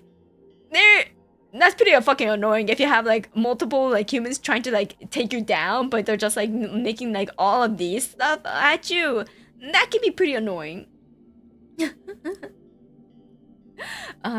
Dealing 4 kinetic damage to a mech by attacking joints, hatches, and so on. Can you suplex a mecha if you believe in yourself a lot? Unfortunately, I don't think so. Even a mecha that size half, basically same as you, is still 3 meters tall and a fuck ton of metal. Bite him. If you have a heavy weapons, you do have a decent chance taking down Muktek. You can operate a heavy weapon as a human? I guess maybe. I guess that's true, if you can do that. Let's see.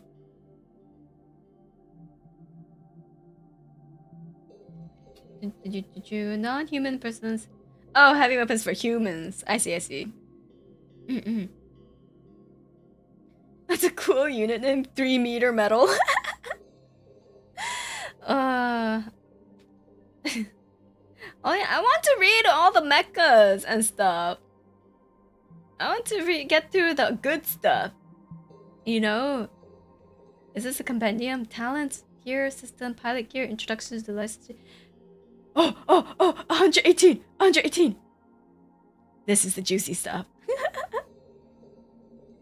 General Massive Systems, GMS for short, is a galactic standard supplier of just about everything. GMS developed the first mechs from up-armored heart suits in 4500 U on Ras Sharma, the world that would become the capital of Harrison Armory.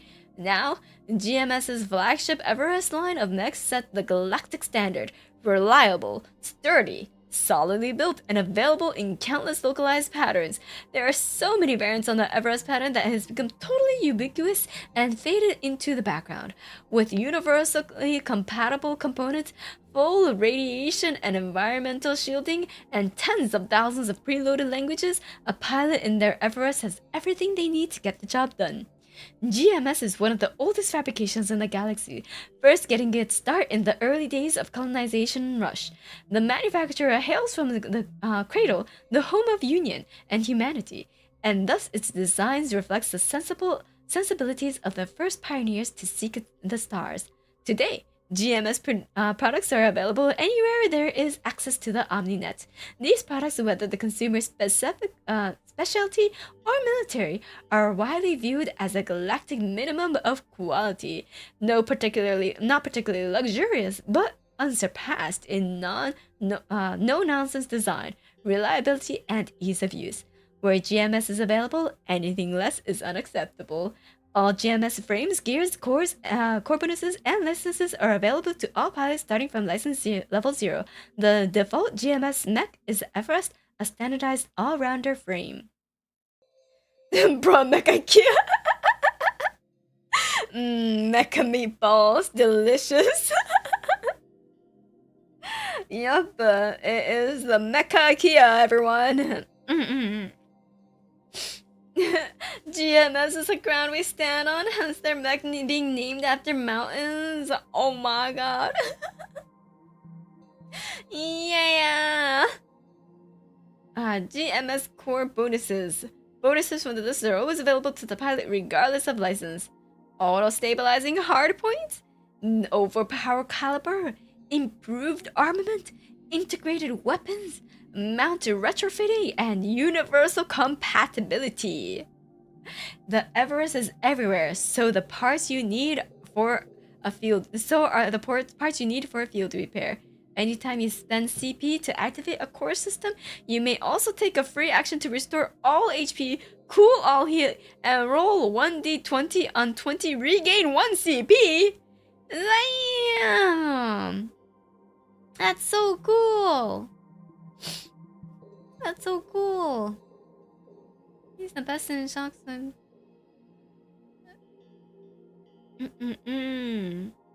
Much like GMS Mechs, GMS weapons are reliable galactic standards made using interchangeable parts and built into withstanding almost any conditions. There are 3 lines currently in production. You're really selling this now? I wish I had an Omni. I entered the stream to hear Kokone saying a lot of spicy mech words. What? Universal compatibility! I just said universal compatibility and, like, you know, cool all heat and take roll 1d20 on 20 gain 1 CP. How is that? How is that spicy? I don't know. Sounds like an emergency button. Yeah, sounds like an emergency button. Stop blushing! The Type 2 line displays GMS's proprietary charged melee weapons and charged melee weapons, my fucking favorites.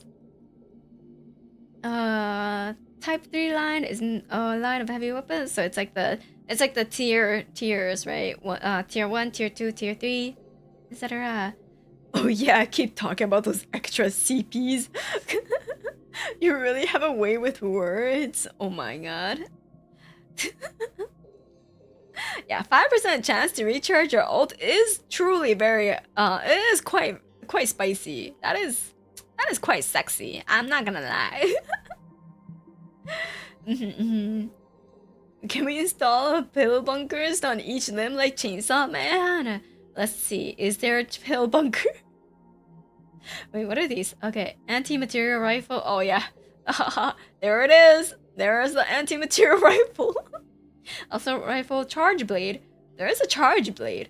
Cyclone pulse rifle. Cyclone pulse rifle. Heavy charge blade. Heavy machine gun. Howitzer. Missile rack. Mortar. Nexus hunter killer. What the? Light. Pistol segment knife. Rocket propelled grenade. Shotgun tactical knife. Tactical melee weapon. I guess it's like, you know, whatever you want it to be. Thermal lance, thermal pistol, thermal rifle. Ooh. So these are the weapons. And let's see. GMS General Market Systems. Custom. You can get a custom paint job. Let's go. Wait, when you take structure damage, roll 1d6 on a 6, you return to 1 HP and ignore damage on the hit. Simply scratch your paint. No!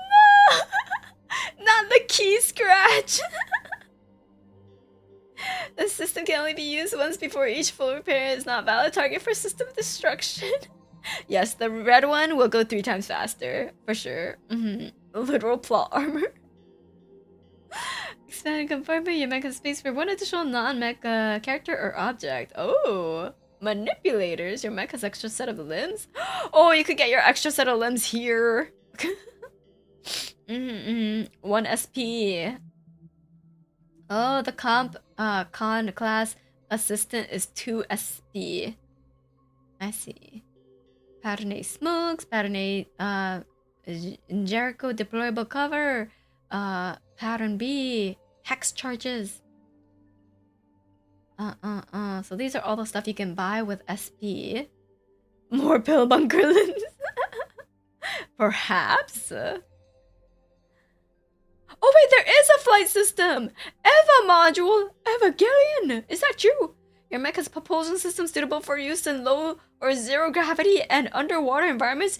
In these environments you can fly and are not slowed. Oh, rapid burst jump jet system. You can fly when you boost, however you must end the movement on a ground or another solid surface. Okay. Type 1 flight system. You may choose to count any and all of your movements as flying. However, you take 1 size plus 1 thermal heat at the end of your turn in which you fly this way. Okay, so So you go into heat, the more you fly. Why is it called EVA if it's for the mech? Evo module is more for space and swimming. Yeah, it's a space and swimming. This is the flying one. I can read. I can read. Obviously, I'm reading. Okay. Anyways, GMS standard pattern Everest. Oh, this is the lore for the Everest. Never mind. I can't read. I just read it as Everest. Just JK. I can't read.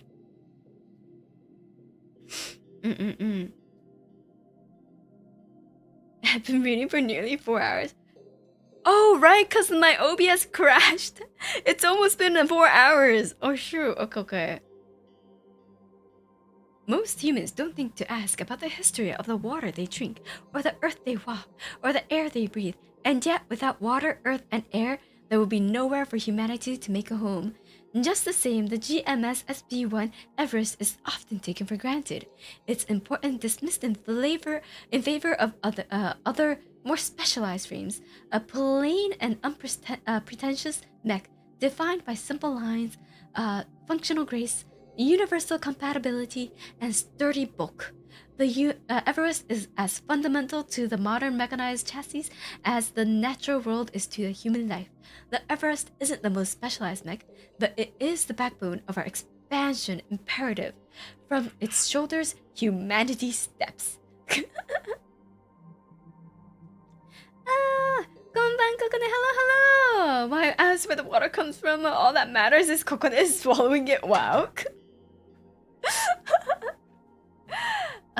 Excellent read. Thank you. Oh my god, my phone dropped. There we go. Prior to JMS's official adoption of the name Everest, Everest was a used name given to the frame by its pilots. Mount Everest, or Sagarmatha, or Chomolungma, as it's been called in older human tongues, is the tallest mountains. Oh yeah, so the native tongue names Chomolungma.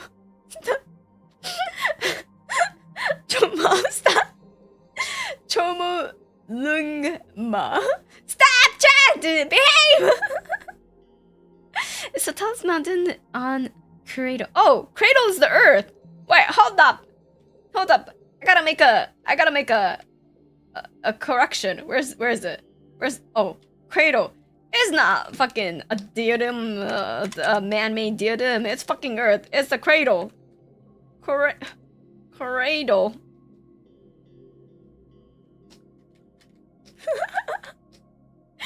There we go.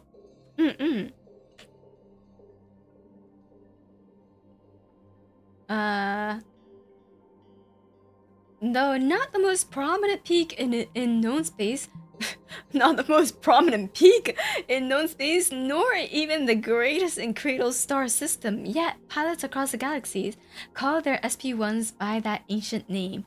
Why? The sentimental answer is that the name is a reminder of what was once the limit of human endurance, once the height of human achievement. To reach Everest summit was to defy death and stand atop the world, the culmination of months, even years of training, investment, and hard work. Reaching the peak was also a triumph of the people, systems, and institutions behind the individual, a triumph too often left unacknowledged or deliberately erased. Sagarmatha, Chomolungma. God, I can't say that word. Even before the fall, when the massive vaults were built, some names, some stories were given priority over others.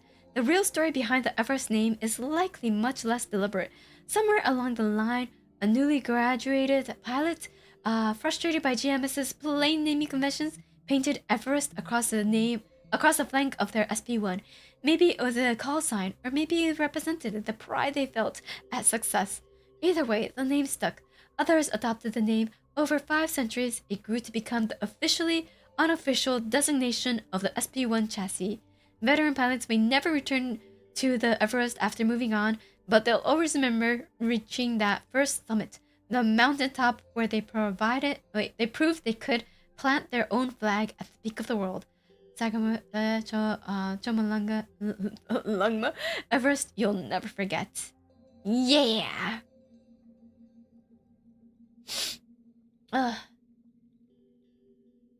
Okay, I'm just gonna read the introduction to the different manufacturers, and then we'll call it a night. I think we've gone over quite a lot, but we will just read through the. I did skip the stat block as intended because it is starting to get late for me.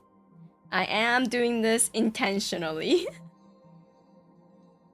So basically, these necklaces are past glory. How does that justify? That just sounds sad. It does sound quite sad. How did you find it so far? I do find the system to be quite interesting.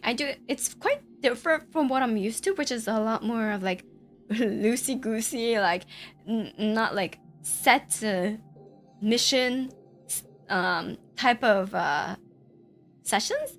So it'll be interesting to like make a mission and see how that goes. And not gonna lie, it might be a little bit more of an intense system for some of the less tabletop RPG experienced girls. So I will probably try to make sure that it is mostly like a little bit more experienced players playing it the first run through. Probably. That is what I got from it so far. Obviously, I've been skipping quite a bit for time reasons. But yeah. The mechas themselves make up half of the game, so look forward to them. Yeah, I'm really looking forward to the mechas. So definitely do want to read through them thoroughly. I didn't expect it to, be a full 4 hours of reading. I mean, I probably should have checked the, page count, but yeah. So, and then yeah, as you said, it's very battle oriented, and the previous tabletop RPGs that I've been doing have all been more narratively driven.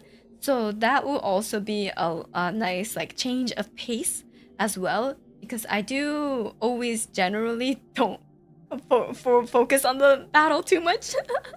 I don't focus too much on min-maxing. And just want the girls to have fun. I mean, so this one is very, very much for people who want to do lots of cool things with mechas and battle it out. Yeah. Your laugh is so adorable. Thank you. Thank you. It's not mecha battle if you don't need a spreadsheet to run it. True. True. IPS North Star IPSN was created from the merger of two civilian interstellar freight and transportation companies, Interplanetary Shipping and North Star. The resulting firm, IPSN, is a titanic entity, one with the first corporal states with a virtual monopoly over interplanetary and interstellar shipping. So this is a shipping one. Other firms exist, but their gross fleet strength is but a shadow of IPSN and fleet of tankers, haulers, freighters, and integrator interstellar liners. Whenever good and raw materials need to be removed, you can bet a crew in IPSN uniform will be there. The story of IPSN is inseparable from the story of interstellar piracy. Whatever dangers the galaxy might hold, piracy remains the greatest threat to interstellar shipping lines, costing fleet managers and states hundreds of thousands in mana and trillions more in local currency. Tremendous capital losses, schedule delays, losses of life, and false scarcity famines convinced the myriad unions, conglomerates, and cartels of the need of comprehensively safeguarded civilian shipping, a process of agglomeration and consolidation that lasted for years eventually gave birth to two major firms, Interplanetary Shipping and North Star. They finally merged to form a single corporate state in the waning days of the Union's first government, the First Committee. So, they're like, oh man, space pirates will be the new space pirates. Just an official one. It's Space Amazon. Oh yeah, it's Space Amazon. Following the merger, IPSN began the work of phasing out its fleets of late-model GMS mechs in favor of new proprietary designs. The corporation now sports a range of versatile, durable, and modular mechs that place equal priority on weapons and engineering systems. The IPSN mechs are a good choice for pilots who want a tough chassis that's built for close-quarter combat and melee combat situations, such as when the possibility of breaching a ship hull is on the table. IPSN chassis are sturdy, meant to take as much damage as they deal, and then some. So tanky boys. IPSN is closely associated with the Albatross, an anti-piracy and peacekeeping force known as across the galaxy for its long history of humanitarian interventions. IPSN supports the Albatross materially, providing it with chassis, ships, cutting-edge technology, and temporal rehabilitation worlds for its pilots and crews to retire in relatively. Wow! They have a retirement system in place. That's not bad, actually. That's a good place. Maybe I should work for IPS North Star. Yeah. Okay, old man. The relationship is mutually beneficial. The IPSN makes a point to emphasize its close relation to the Albatross in marketing campaigns and PR materials. Nice.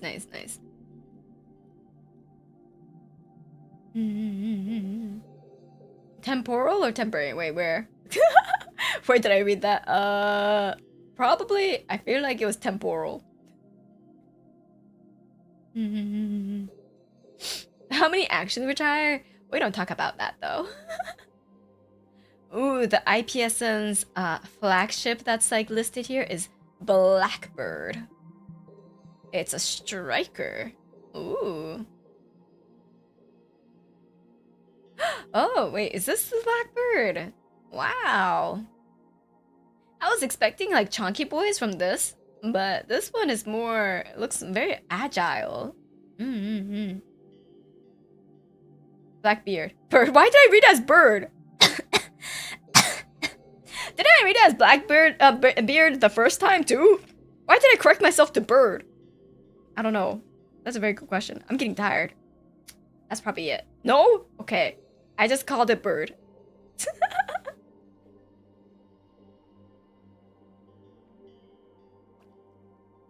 Oh no, she's getting too tired.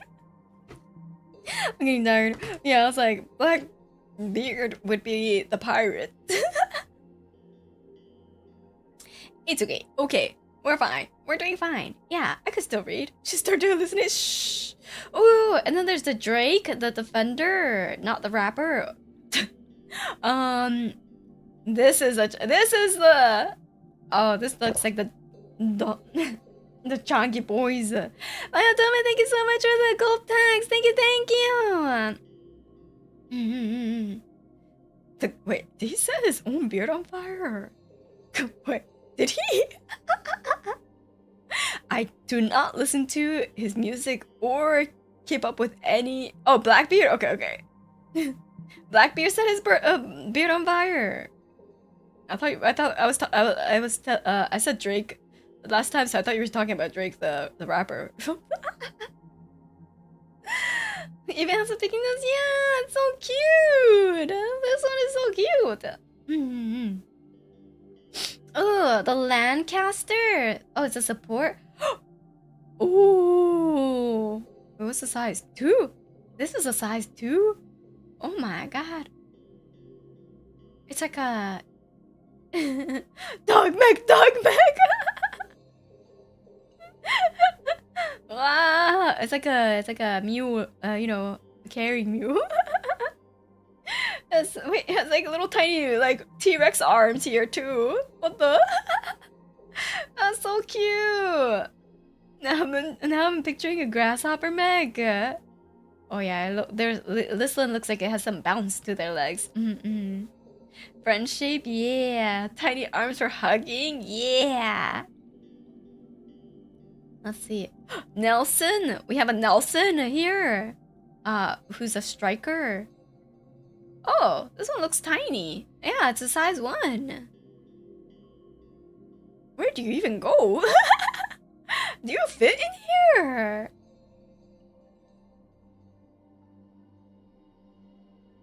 Nelson is the best boy. He's the one on the cover. Oh, is he? Wait, let me remember. 141. Okay.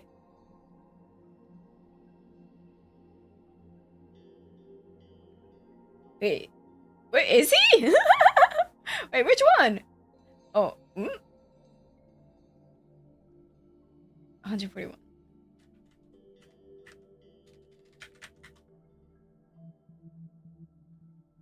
Oh, it's the top one. Oh, he's hella like dripped out here. I was like, is it the top one? No, it looks. Oh yeah, yeah. He's so he has a full-on drip on the top in the cover. He looks much more menacing in the cover one. Looks like a big boy in the cover, and then in actuality, size 1. We know the real end game is fashion. Fashion hunters, let's go. Let's go. I didn't see the White Skull one yet. The rally. Is a striker. This one. This one's also in the cover.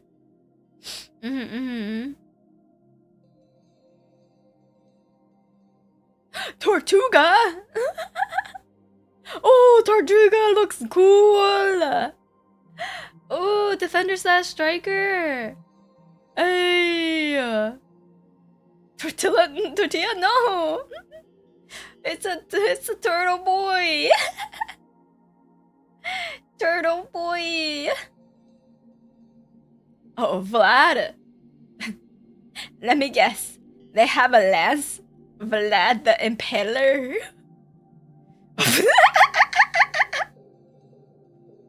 I mean, you know, not disappointed.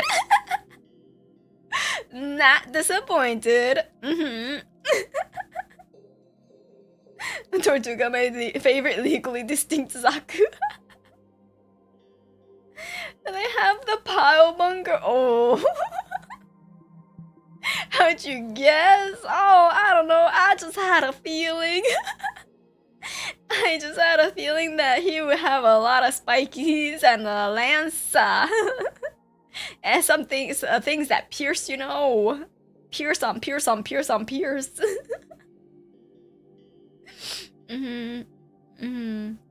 Just something, you know, the impaling just rings so nicely with the name Vlad.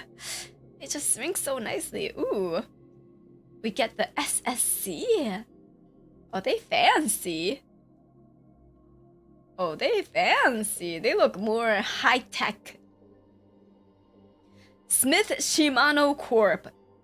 You only need one.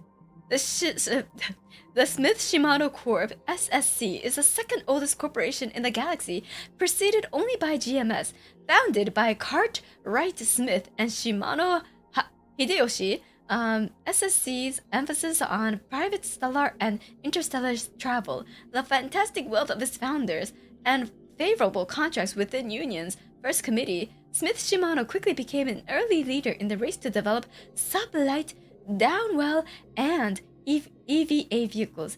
SSC grew throughout the Union's first expansion period, managing the majority of all private and corporate contract, designing, outfitting, and clinical needs. Oh, they rich. Over time, the corporation diversified to specialize in bespoke long-range scout suits, personalized hard suits for those with the mana to afford. Oh my god, this is a luxury brand. This is a They're the fucking Gucci Mecca, Balenciaga. They're the yeah, they're the Rolls Royce of mechas, you know. They will personalize and bespoke. Yes, SSC is class, fancy, and money. Yeah, lots and lots of money. The necessities of deep space exploration require humans to spend long periods in hostile environments. Pre-Deimos event, SSC bought to address this challenge by breaking down the barriers between human and machine, creating a symbiotic relationship between Harsuit and Rare. Oh, I see. Following the Deimos event, however, SSC wound down most of its human/machine integration research in accordance with the First Contact Accords. Choosing instead to focus on perfecting the first machine, the human body itself. Smith Shimano frames reflect the corporate state's pedigree and its agile, adaptable business model. They are built not to take hits, though they're resilient enough, but to avoid them entirely. SSC's design emphasized mobility and sleek profiles, precisely tuned to land, not the hardest. Precisely tuned to land, not the hardest hit, but the most accurate. Economy, precision, and singularity is the name of the game for this manufacturer. Why fire 1,000 rounds when one can be just as effective? The mechs developed by SSC are known for their license exclusivity, appealing silhouettes, and exacting design. Their Lux iconic line of chassis are coveted single designer models, each unique to the pilot with the requisite licenses and access to afford them. As such, unlike other manufacturers, SSC frames tend to be longer lasting in service, with more emphasis on retrofitting and repair than recycling and reproduction. Wow. A luxury. Damn. Damn, they fancy. The Black Witch controller. Oh, the flagship of the Lux iconic frames. Oh, very cool. Oh, very, very cool. Oh, that avant-garde silhouette. Oh. Wait, this is the Black Witch. Oh, that's so cool.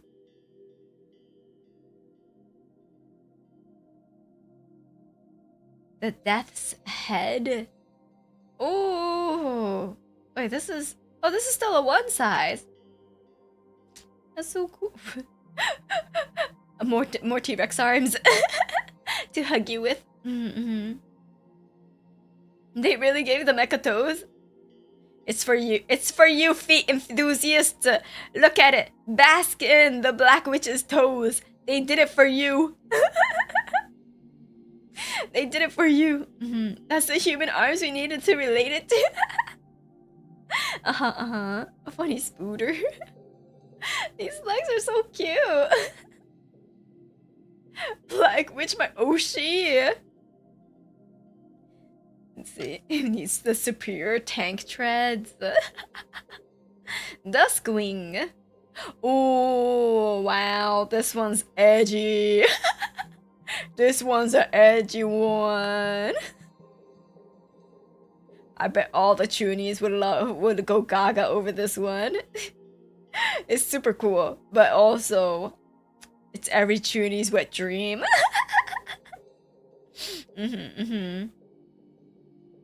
Duskwing is an edgy boy. What the fuck? That's Grey Fox from Metal Gear Solid. Oh shit! Yeah. Metal Mark. Metal Mark with the katana. Wait, katana railgun? Oh, but this leg design is so cool. This leg design is super cool. I love the glowing red in the neck too. That bounces off of the black glass helmet. Nice. Monarch. Ooh, Monarch. Oh, Monarch's artillery. Also toes. You got them grippers. That feels mom-like. No, don't say that. Monarch is just fire from Overwatch. Oh, does she rain justice from above? Does she rain justice from above? Let's go. Morning Cloak Striker. Ooh. Oh. That's cool. Also edgy, but that's cool. Damn. Also grippers. Now this is edgy. But this one's so cool. I love this one. Morning Clock, the nothing personal kid epic. That's so cool. That's so Evangelion. Yeah, it's Evacore. I love Evangelion. Yeah, you have to strike a pose when riding those mecha. Oh, hell yeah. With a look like this, you gotta strike a pose. Mm-hmm. Swallowtail. Ooh. Ooh, support Swallowtail. That's so cool.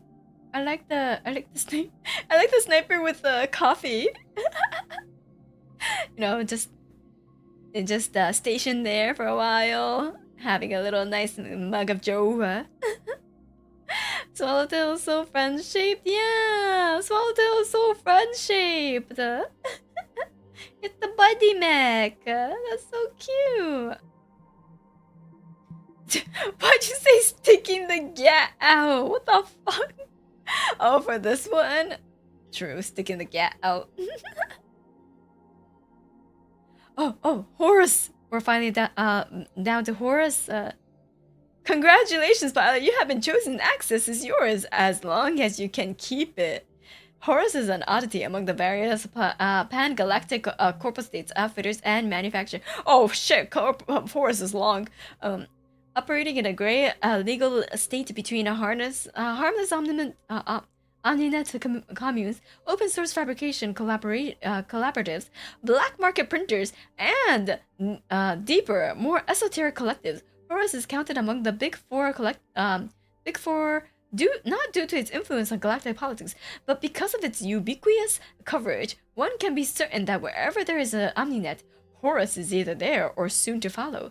Rumors abound as to the manufacturer's nature. Some say it's a dream of an unshackled NHP or a hacker collective dedicated to open source manufacturing at its most mundane levels. Others insist that it's the proving ground for one of the corporal state's R&D, research and development departments, or the real space projection of an alien entity ongoing. Wait, research and design. Research and development. The group's history is as mercurial as its present. Union records dating back to the first committee period indicated contact with groups. Contact with groups, individuals, and state actors claiming to be or identifiable as agents of Horus. Is self-described as an individual, a terrorist group, a philosophy church, a political party, an activist group, and many other forms of association. Contemporary reports indicate a subtle shift towards a more cohesive organizing structure, certainly accelerated following the Deimos event. I wonder what this Deimos event is. I want to know. Maybe, did I read it? No, I don't think so yet. That points to some form of organizational mission and internal culture of at levels far beyond the civilized civilian and criminal levels of engagement. I will definitely check out what the oh, is it the creation of the god AI? The real cause? Okay. Yeah. When the human found the god AI and got smacked around. Yeah. Okay. International culture at levels far beyond the civilian and criminal levels of engagement with gray space Horus fronts. The more complex level of organization is reflected in Horus Mechs. Unlike the collective's broad civilian-facing projects, omnicode, hacks, data, and open sourcing of otherwise restricted information, services, and platforms, Horus Mechs and pattern groups are limited in the extreme, usually first appearing as endemic manifestations of print anomalies in conflict zones across the galaxy, save for rare situations heavily documented by the Union Intelligence Bureau. These outbreaks seem to take place independent and ignorant of all factions and actors, and have one goal: manifest, then proliferate. Whoa. Horus's oldest frames are built according to the standardized forms as with most other mechs. The collective's more recent chassis are stranger. Union's Universal Threat Assessment Manual classified them as not according to the models, but according to pattern groups, or PGs. Each pattern group is a list of specialized specifications that describe a particular combination of experimental, unregulated, and esoteric paracausal weapons and technologies that, when taken together, reassemble something like a distinct product line or frame. However, it is important to note the pattern group classification system originated with Union analysts, not Horus. Because there is no official manufacturer entity or known central organizing body, the proper designation and design intentions of most Horus mechs are all but unknown. Thus, the UTAM pattern group designations. Horus licenses are highly coveted and are distributed according to no discernible requirements. Scholars and specialists who study Horus generally assume that the collective's licenses, that is, access to deep-level design specifications and print patterns, are available only in limited quantities, likely becoming available after the corporeal death of their previous holders. Oh, okay. So, only when someone dies that's holding the license is there an availability of a new license of Horus. Horus mechs universally fueled mysterious, unregulated, gray space technologies, perfect for pilots seeking a technological edge that few other organizations can provide. They seem to focus on crowd control, individual unit management, and terribly powerful systems.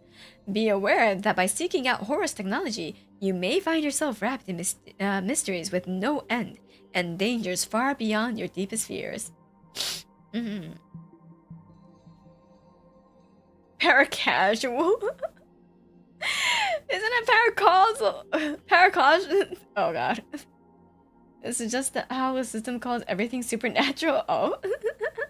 The parasocial weapons.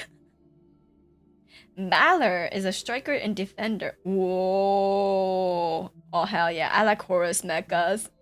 They're so cool. Oh hell yeah. I got a tail whip.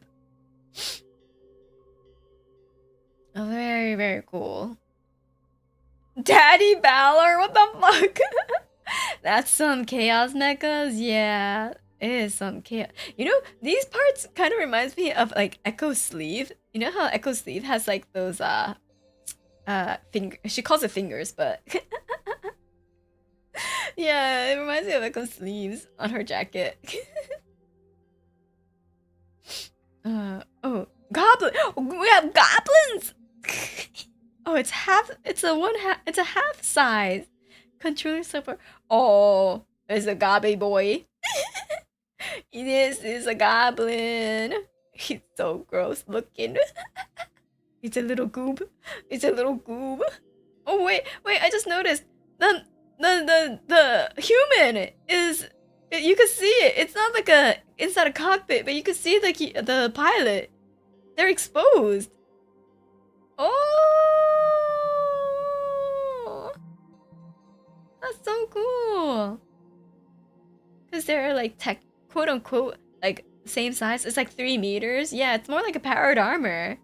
Yeah, that's so cool. Wait, are these the eyes? Are these the eyes here? I can't unsee it. I can't unsee like an eye with like a kind of like pit bull muzzle. I can't unsee this face now. It's a weaponized baby stroller.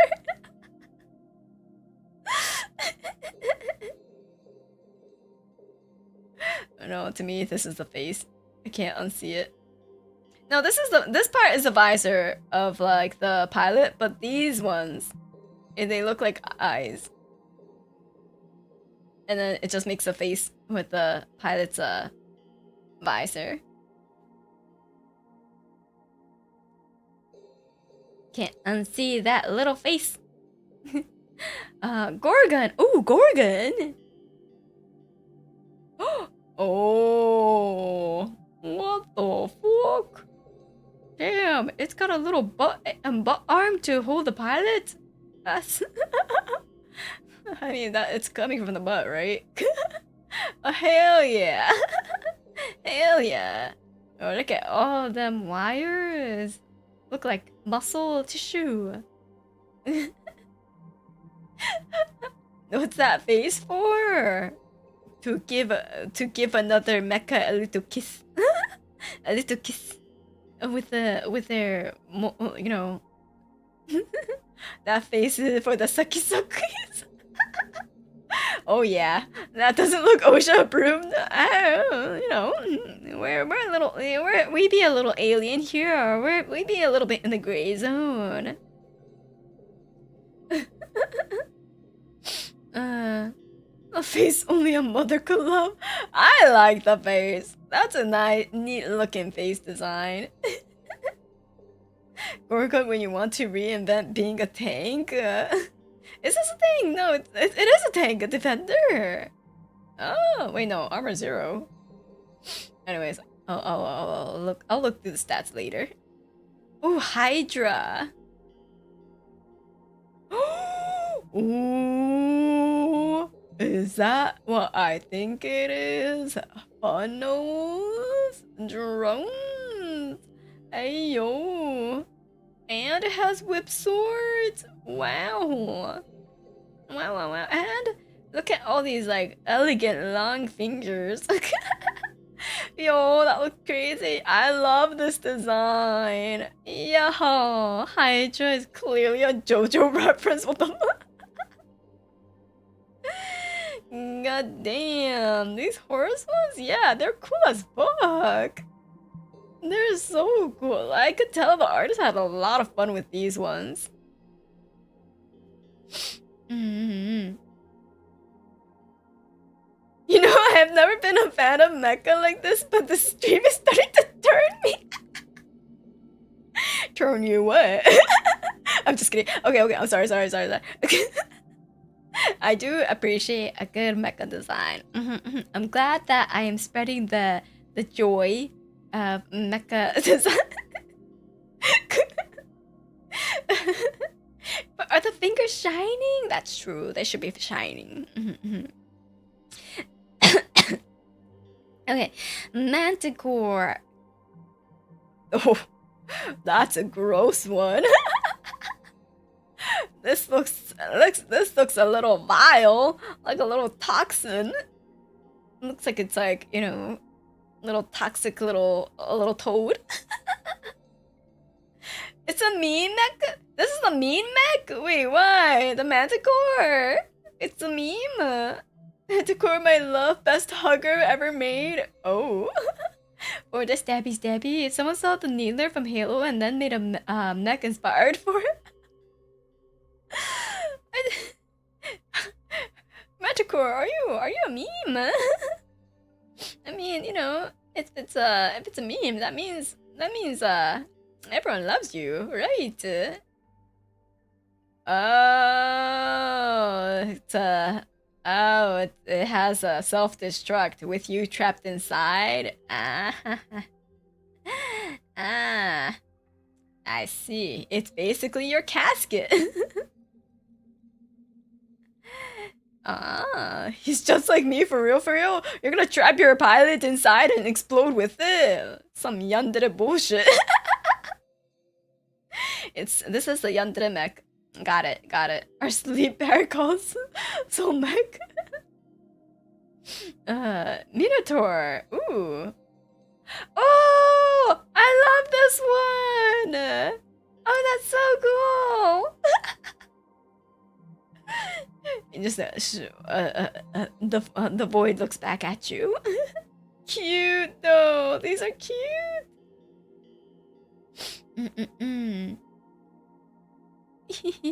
Its lack of neck gets me. Its lack of neck gets me. All that, and then there's a gun. Gotta have a gun, you know.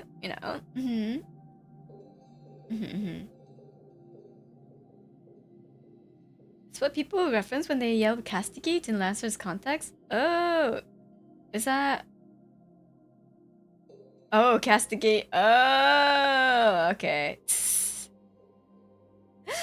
I see. Castigation. That's a fun word to say. Castigate. Pegasus. Saint Seiya. Oh, it looks like a liquor from Resident. Wait,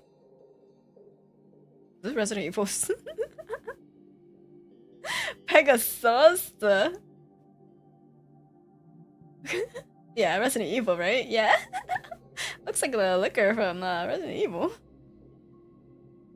He's a funky one. A little, you know, starved doggy. He looks like a mass-produced Evangelion from AoE. Oh, imagine being a soldier and seeing this thing crawling after your squad on a building. You'll be like, oh fuck, this was the wrong day to take a mission. I'm running. I am running. Oh, and this is the last one, I believe. Harrison Armory. Superior by design. Is this the superior by design? Harrison Armory enjoys a galaxy-wide reputation for the quality of its weapons and defensive systems. The Corpo State previously specialized in ordnance and other armaments, making it reliant on competitors' frames as mounts for its deluxe equipment. However, since the overthrow of the Union's Second Committee, Harrison Armory has broadened its product line to include an extensive range of peerless frontline frames. On the wave of the new success, the Armory has transformed into a burgeoning imperial corporate state. A mighty galactic power that directly administers a large number of core worlds, orbitals, and colonial prospects. This is the purview. All land under the Armory's command. By necessity of Harrison's Armory Imperial aims, its frames tend to be sturdy. More than that, Armory Mechs are built to ensure overwhelming performance, embodying dominance and power in their brutal geometric aesthetics. This fulfillment of the desire requires tremendous power, skill, and material strength. Harrison Armory's licenses are perfect for pilots looking to field durable frontline mechs equipped with the most advanced weapons technology available. So these are the guns blazing, pew pew, boom boom, manufacturers. The first PC, the prototype, Barbarossa. Oh.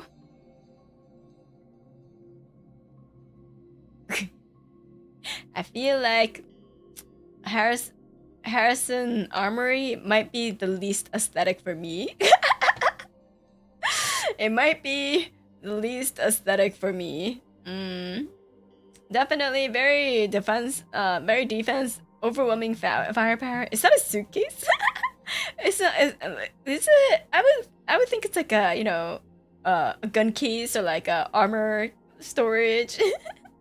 It's way too block. Yeah, I want that little bit of, you know, a little bit of, you know, variation. Yeah. Yeah, function first, form second. Yeah. It's not a bad thing. Genghis Khan. Oh, okay. I like this one though. This one's yeah. I like the geometric like pattern on the window, like panel thing, and I do like the orange highlights. Yeah.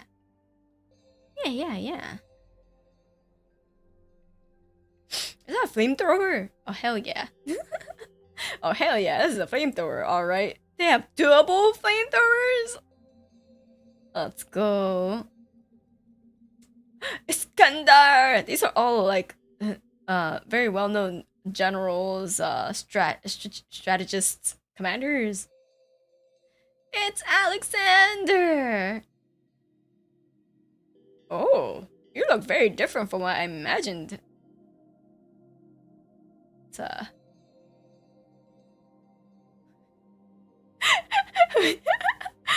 I'm getting tired because I could tell I'm getting tired because I saw this, and I thought it was a clown face. Wait, I'm gonna zoom in so that you can see. I thought it was a clown face.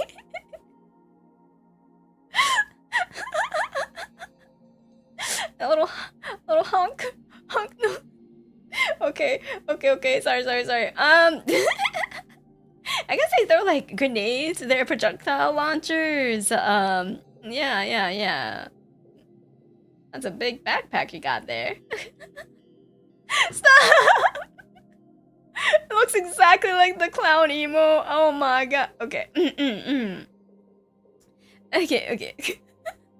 Landmine specialist? Oh, I see. Yeah, I was like, these look like landmines. And then there's like grenades and like smoke bombs? Yeah.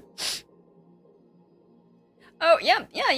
The naming convention continues. Napoleon. Do you have... Wait, sorry. I was just like... Do they, you know, you do the joke too?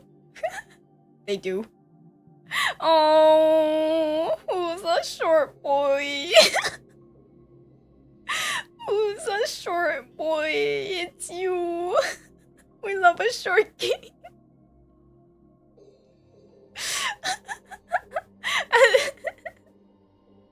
It's so much more stubbier than I imagined. It's so stubby. They like took like a transform and just like whoop. Just vertically squeezed down.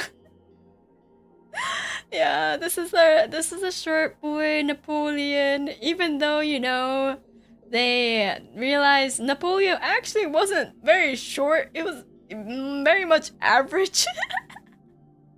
Apparently, accordingly, but still can't run away from the short allegations. Nope. Funny. Saladin. Ooh, that's very cool. I like the top half a lot. Oh, wait, where am I? Okay, there we go. I like the top half. Like this arm. It's kind of like, you know, it might trigger some people who have the what was it called? The phobia of like many dots all together. Are those eyeballs? No. It might trigger that for some people. I knew the name too. Yeah, trypophobia. It might trigger trypophobia for some people, but I do like it personally because it doesn't trigger it for me. I don't have it for me. But it's like I think it might trigger it for some people. But to me, it looks cool. Yeah, trypophobia. Tripo. Yeah, tripo.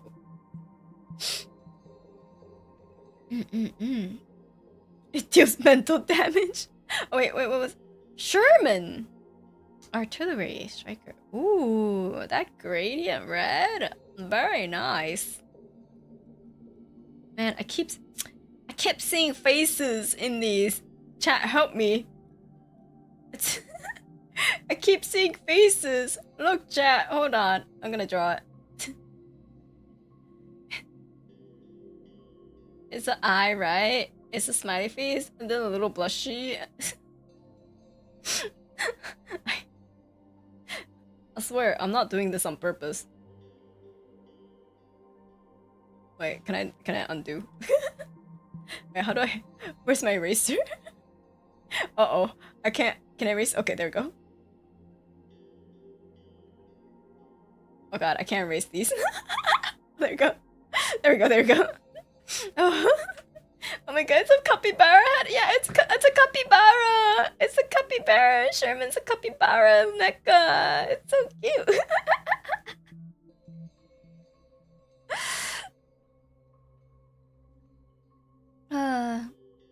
Oh, Tokugawa. Whoa. Edgy. Edgy.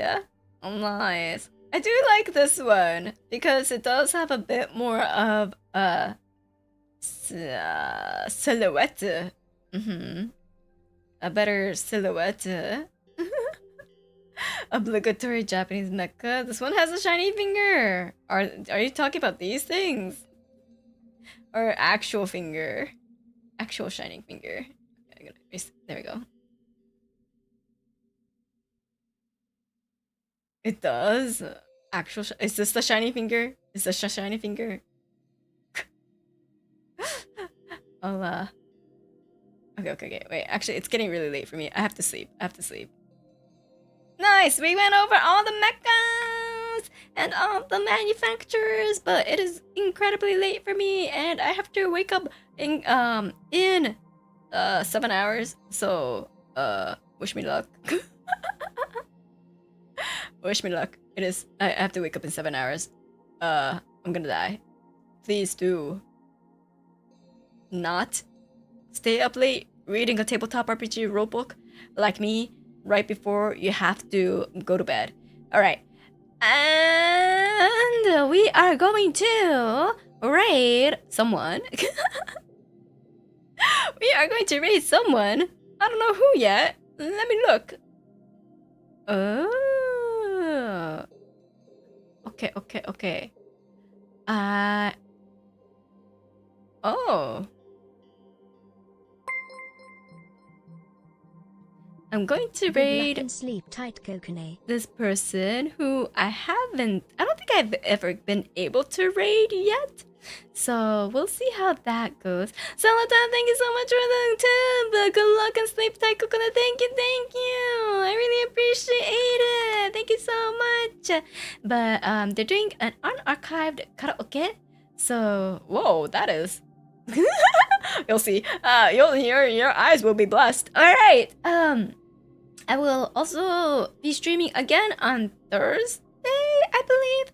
We'll see if I do a gorilla. I'll probably be dead tomorrow. I have a meeting Wednesday, so chances are looking low.